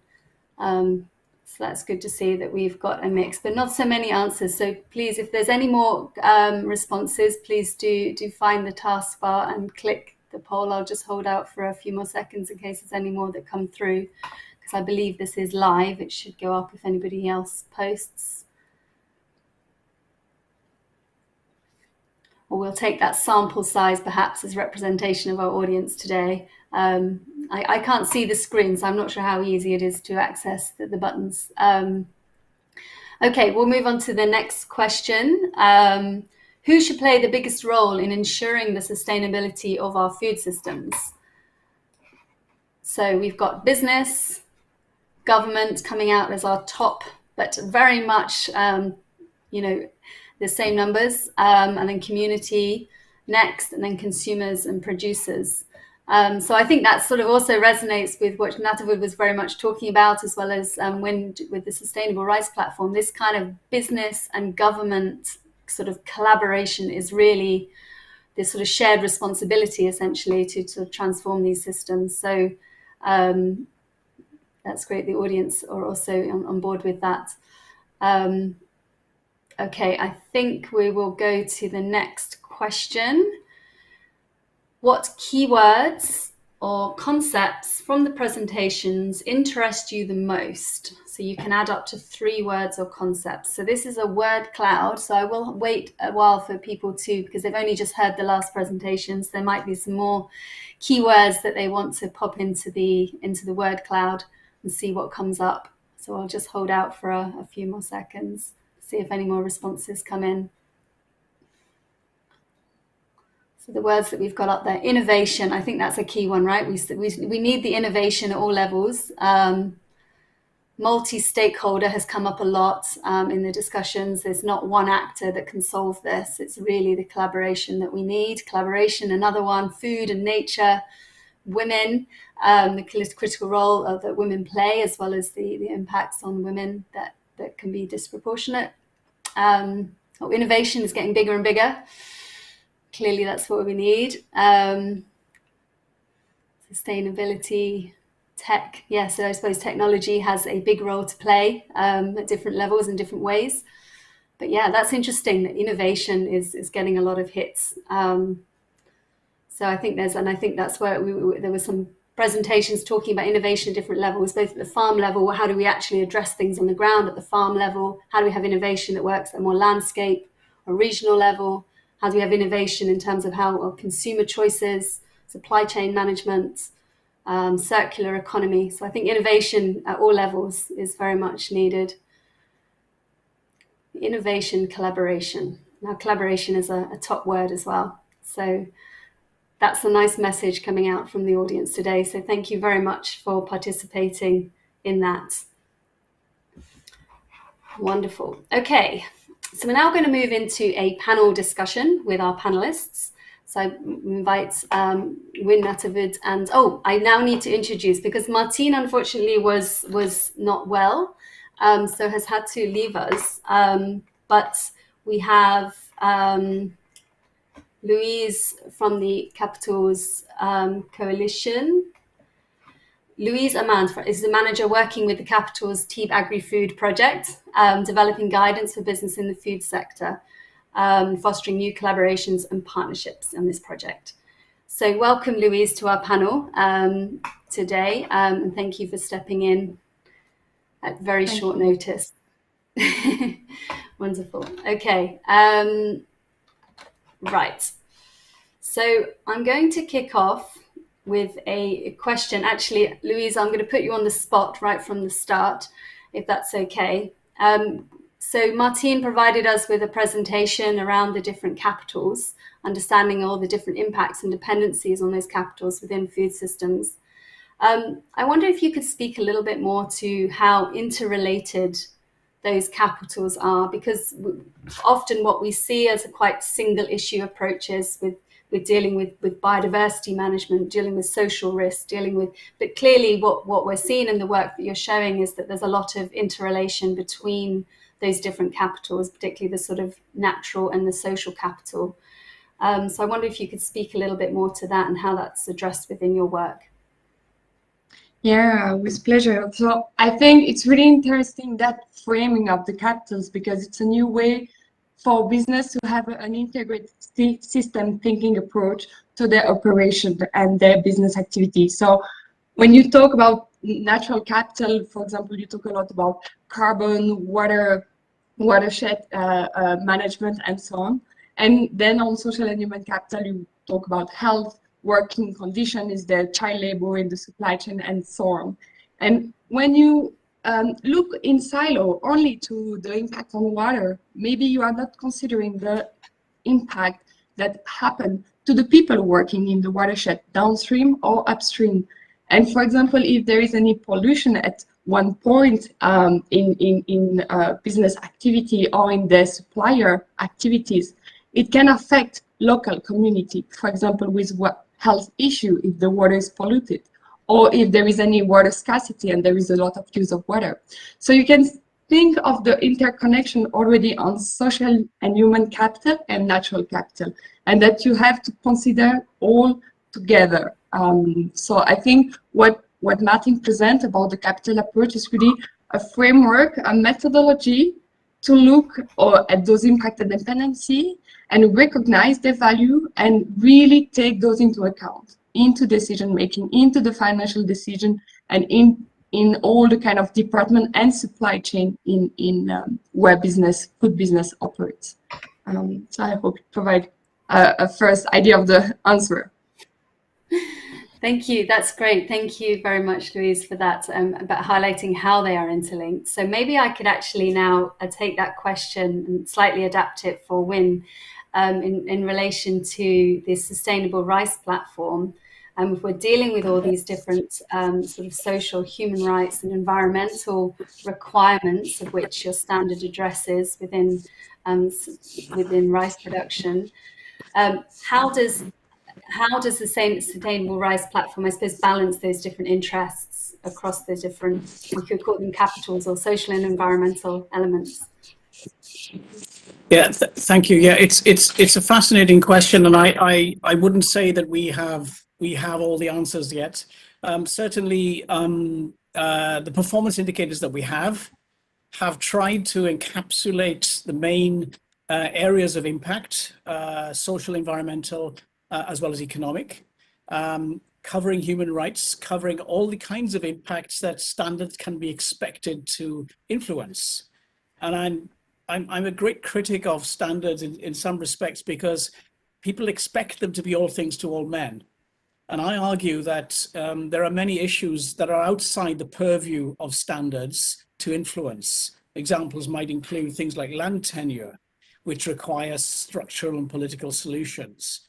I think it's important having said that, within a standards environment, that we aim in our advocacy for best practice to ensure that we don't that we foster respect for human rights, and we spoke about this in the Swiss Forum, ASEAN Forum on Monday, and ensure that women are especially empowered by the advocacy that we're doing. So we're doing gender studies, particularly to look at the impacts of mechanization, for example, where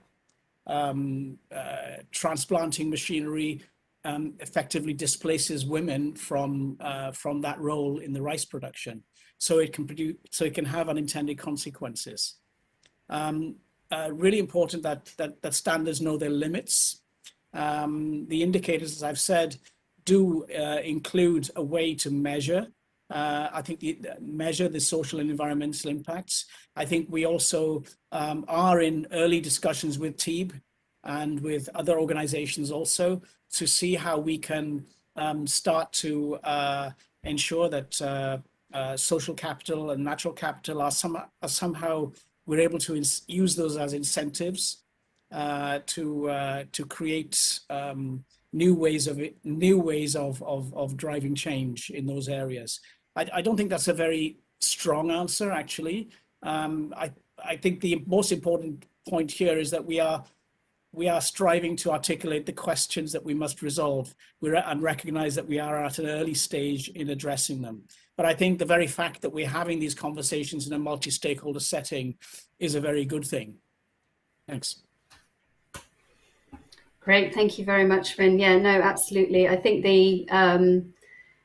I think we've come a long way in a sense from trying to move away from a very siloed approach to dealing with sort of social and environmental risks within this context. But I think, like you said, sort of at least building that awareness of what they are and how they're interlinked, and we're having the dialogue and that discussion is very promising.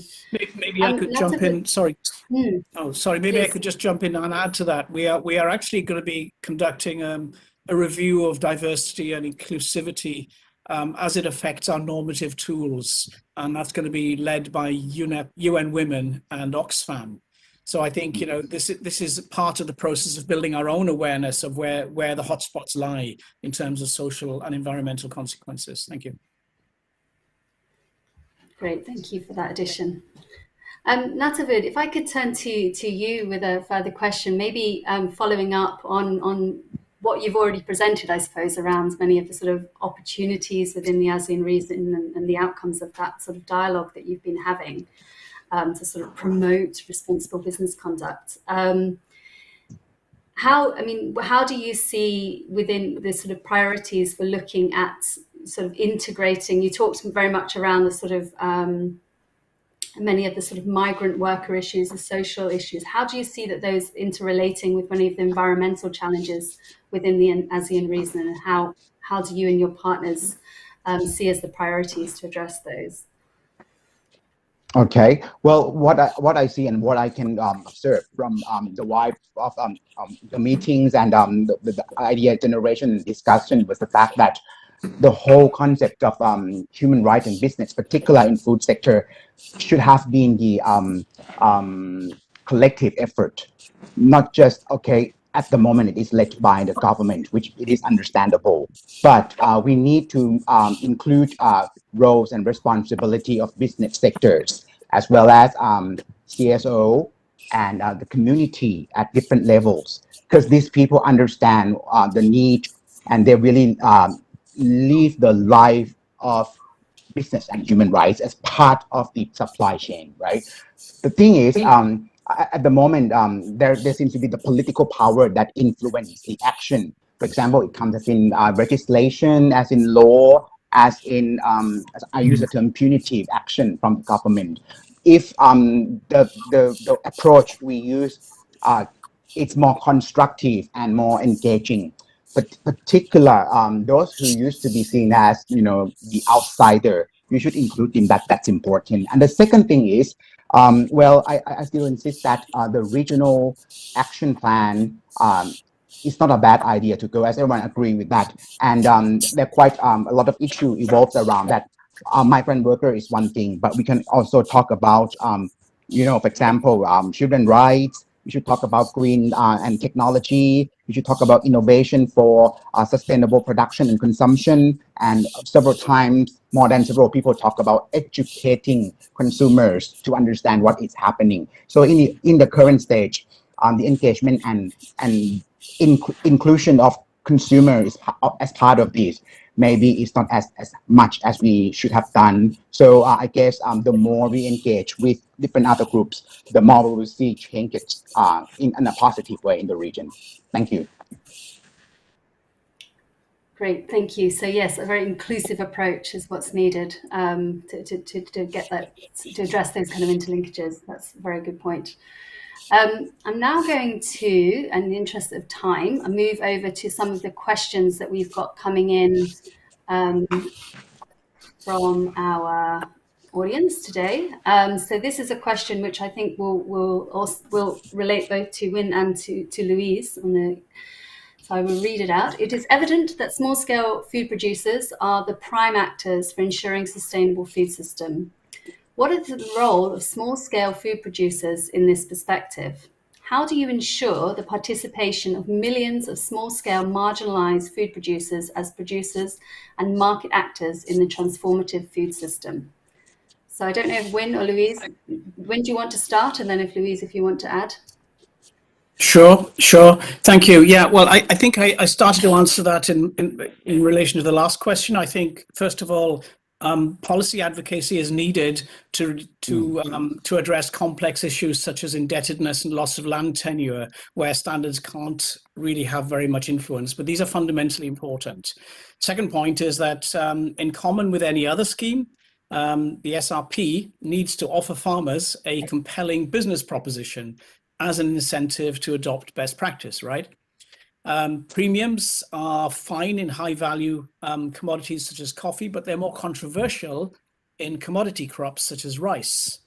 And they also depend, of course, in these long supply chains on the altruism of supply chain actors. And according to Oxfam, I was amazed to learn this, but according to Oxfam, rice farmers receive as little as only 4% of the retail price. So you can imagine, what impact retail premiums really have on the life of a small farmer.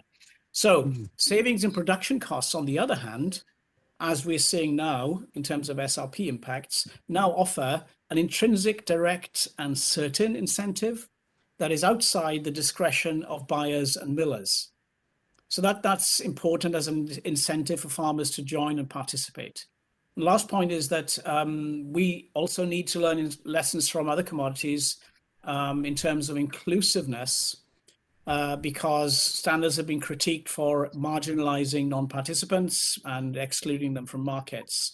So we've tried within SRP, and I just want to make this point, to offer a very low barrier to entry to promote and reward improvement, to ensure that smallholders are not marginalized but are embraced by the system, whether or not they participate in any sort of certification scheme. Thanks. Thank you very much, Ren. I think that's a good point, that just trying to think of sustainability needs to not be a cost, but a saving. So where that innovation, in order to identify where the savings can be made to incentivize producers to move in that direction. Louise, would you like to add anything further to that question?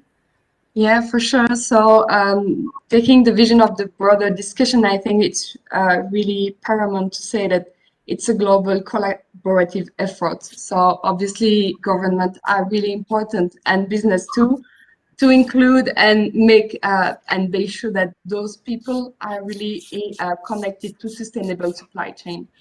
And this for Capitals Coalition, as how we work with some businesses, is to really help them to understand that they have a kind of responsibility in that supply chain link, and that when they have a sustainable procurement, they are not seeing as a cost, or they are not looking at their supplier as different player, but they're really investing and considering the well-being of those to make stronger supply chain and more sustainable ones. So an example that comes from a case that Martin may present is a business, a retailer, who decided to do a direct partnership with small scale farmer and to have a stronger trust, and then with a win-win situation at the end, that the farmer are better recognized, they have an increase in their welfare, and at the same time it's better for the business also with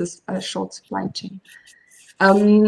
So our goal is to somewhere make the business more aware of their responsibility in that supply chain, and knowing the impact and dependency on people, on worker, on women, on migrant, and so on, they can better really connect with them and value them in their operation. Great, thank you, Louise. I think it's a really valid point around sort of short-term or integrated supply chains. And I think, hopefully as we come out of this pandemic, I think there seems to be more of a move, hopefully, in that direction, because these sort of long global supply chains that create challenges to be able to address the sort of issues that are happening on the ground. Fantastic, thank you. Okay, I have another short question for you, Wen. On what is your plan regarding agroecology as part of promoting sustainable food systems? Okay, yeah, that's a really interesting question as well, because we're often asked, what is the difference between SRI, agroecology, and SRP, and fundamentally, I guess they are on the same plane, if you like. They're aligned, but they are different types of tool. So the SRP is a standard by which other systems and interventions can be measured. So you could measure, for example, an SRI production field, and you could measure its level of compliance, if you like, or in terms of SRP indicators. Similarly for an agroecology field. So it's a system of metrics as well as a system of advocacy. Now, SRP aims to reduce the overall environmental footprint of production, and particularly to enhance biodiversity and promote agroecosystem integrity. So philosophically, we are totally aligned with agroecology, recognizing though that it will take time to transform what are essentially entrenched systems of intensive farming. They're not going to change overnight. So we are just starting on an ongoing transition towards agroecology. So, you know, that's our direction as an endpoint.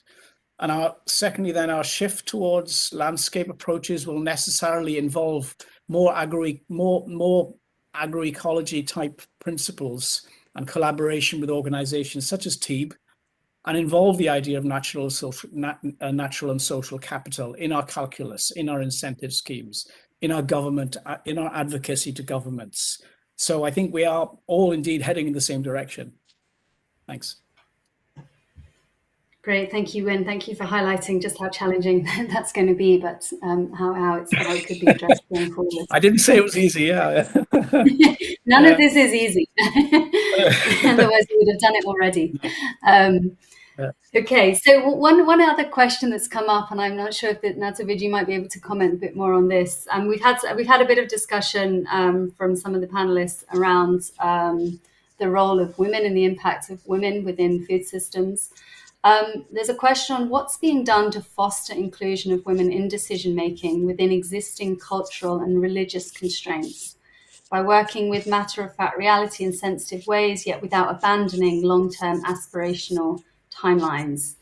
I don't know if Natavid, there's anything more you can bring to the discussion around how women can be included or should be included in that way. Would you like to be exact example from the food industry or in general concepts? Either would be fine. Some specifics from would be really useful, I think, because we're often talking quite high level terms. So it's quite useful to have some real examples. Sure. A great example that I can see as the sort of carrot and stick in the region is the adoption of when just talk about standard, and I entirely agree with you. And the ISO 260, and as well as the fact that certain countries such as Thailand, we talk about standard whereby we need to discuss inclusivity, gender equality as part of the production in order to be able to invest or expand your investment at the national level, become the mechanism of some countries. But again, this is not regional. So the bottom line at the moment is the government trying to use this kind of incentive to tell the business that if you talk about women empowerment and including women as part of the whole production and respect their voice, okay, then you should be able to expand your business pretty much that way. But I think in other countries, for example, Singapore, I think it has been done for decades. I really hope that the issues on standard related to sustainability that include gender equality will become norms in the region soon. Yeah. Fantastic, thank you. That would certainly be good. See that gender equality become the norm there. So thank you for that. Okay, so we only have a few more minutes left of our session. I'm just going to give the panelists if they have any further burning remarks that they would like to make before we move to closing remarks, to give them the opportunity to do so. Can I add one point, please? Because I'd like to again emphasize that innovation can also create women participation in business in food industry. For example, if you think of SME, small medium enterprises, women who are part of the supply chain, in the old day they might be limited to access to fund, ability to build business or provide food. But for example, fintech help them a lot, or supply chain that provide innovation, quick access. All of this is important, and we need to promote this through ways of business as well as government. Thank you. Maybe I can add just one. Yeah, sorry. Maybe I can just add one more comment in regard to fintech here. As I mentioned, we are currently engaging with FAO and WBCSD on a program to look at larger scale finance for sustainable rice. This is actually based on a study that was released at COP25 in 2019. In regard to, basically models, various blueprints to engage in sustainable finance in rice. And I think it is incredible to me that all these years that rice has been essentially forgotten by the finance and investment community. So it's wonderful to see banks such as Rabobank and ABN AMRO and others now starting to look at, and not asking the question, why rice, but how can we do this? It's an incredibly challenging risk environment for the financial community, so we understand why they've been reluctant. At the same time, there are many opportunities for the financial sector to oil the wheels of change. And without the engagement of the financial sector, I doubt whether we're going to see very, very, very rapid or very far-reaching transformation within the sector. So it's essential to understand what the pinch points are, and they will be different in every rice environment, of course. It will be, for example, interesting for the SRP standard and indicators to be used as a barometer, if you like, to validate green investments in the rice sector. And that's something that we are looking at right now. And the Climate Bonds Initiative is looking at SRP as a potential methodology that they can recognize. So the role of the financial sector is going to be crucial to all of this. Thanks. Fantastic. Thank you very much, Win, for that. I think it's a really good point that we haven't touched so much on the finance sector, but a very important player in this space. As we're almost out of time here, I'm just going to sort of summarize. I think we've heard an awful lot about the complexities of food systems and how they differ, obviously, commodity to commodity, country by country, region to region. So there really is that need for this sort of innovation. I think we've heard a lot about what's needed, and that needs to be not just sort of globally, but we need this specific to commodities, specific to countries, specific to the ASEAN and the Asian Pacific region. So we've also heard about the role of standards and frameworks. I think this is an important component of trying to drive that change in a consistent way across businesses, across sectors. So the role that standards can play, the frameworks that businesses can operate within, such as the Natural Capital Protocol and so on. And then importantly, that big word around collaboration to really make that change. So once we know what we need to do, we need scale. We need this to happen on a broader scale. So we need the finance community, as Vin has just highlighted. We need the governments of the countries. We need the regional bodies and the global bodies to also play a role. And we need those leading businesses to really be at the forefront, working with those other actors to drive that change across sectors.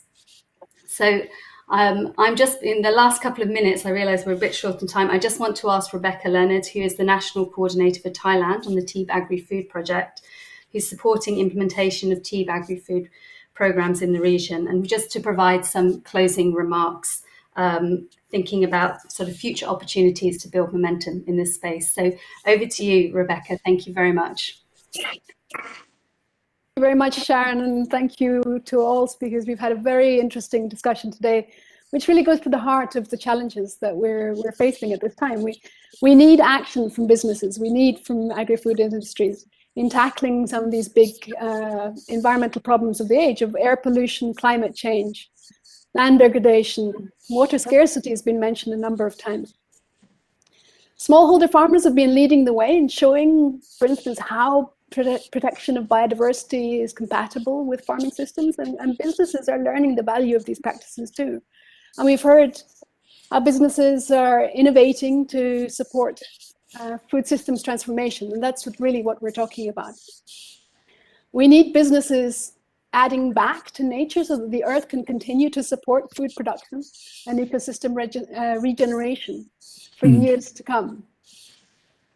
And respecting human rights, of course, through the protect, respect, and remedy framework of the UN guiding principles on business and human rights. A safe, clean, and healthy and sustainable environment, as we've heard, is fundamental to our human rights and to those of the next generation. And I'm happy to say we can see some progress in the business efforts and to support sustainable agriculture, sustainable consumption, production, boosting nature positive production. And we can see the ongoing efforts. We've seen the efforts to promote responsible business practices in ASEAN, as presented by Dr. Natawut on behalf of the ASEAN. And we've seen how promising all of these initiatives are for verification, transparency, and upping the ambition towards sustainability as presented by the SRP. And also, it's great to see new tools for integrating as well people and nature into business decision making, and as presented by the Capitals Coalition. So we know that business leaders are beginning to see environmental risks more clearly, and beginning to understand as well that doing the right thing by nature and people is also the right thing to do for their businesses to survive and thrive. UNEP's Economics of Ecosystems and Biodiversity, or TEBA-Food program, is working with partners in Asia, including the business sector, to make the values of nature visible in economic analysis, to give clear signals to decision makers both in the public sector and private sector in protecting biodiversity and ecosystem services. I know we're running short of time, so I'll just quickly add that the UN Food System Summit, which will be held later this year, is going to bring together all of the key players and from business, research, policy, healthcare, as well as farmers, indigenous peoples groups, youth organizations, consumer groups, environmental activists, and all key stakeholders. So more than a single event, this summit aims to be a catalyst for change, and you can get involved. This is aiming to be an inclusive and ongoing discussion, and we very much encourage your participation in it. So with this, I'd just like to say a very, very big thank you to all the speakers of the session, to Martina van Wielden and Louise Amont from the Capitals Coalition, to Win Ellis from the SRP Secretariat, and Professor Natawut from Mahidol University, and to, of course, UNEP WCMC for organizing, facilitating this session. So a big thank you to all of you, and also to all of you who have joined the session from all over Asia. Thank you very, very much, and a very good evening to you all. Thank you very much for that, Rebecca, and thank you to you for those closing remarks. So yes, I think you've already thanked everyone. I would just thank everyone again. So thank you to our speakers, our panelists, and the organizers of the event, and to the forum for hosting us today. And thank you all for joining us and for your attention. I hope you've found it interesting, and please feel free to watch again, because it will all be recorded. So thank you very much.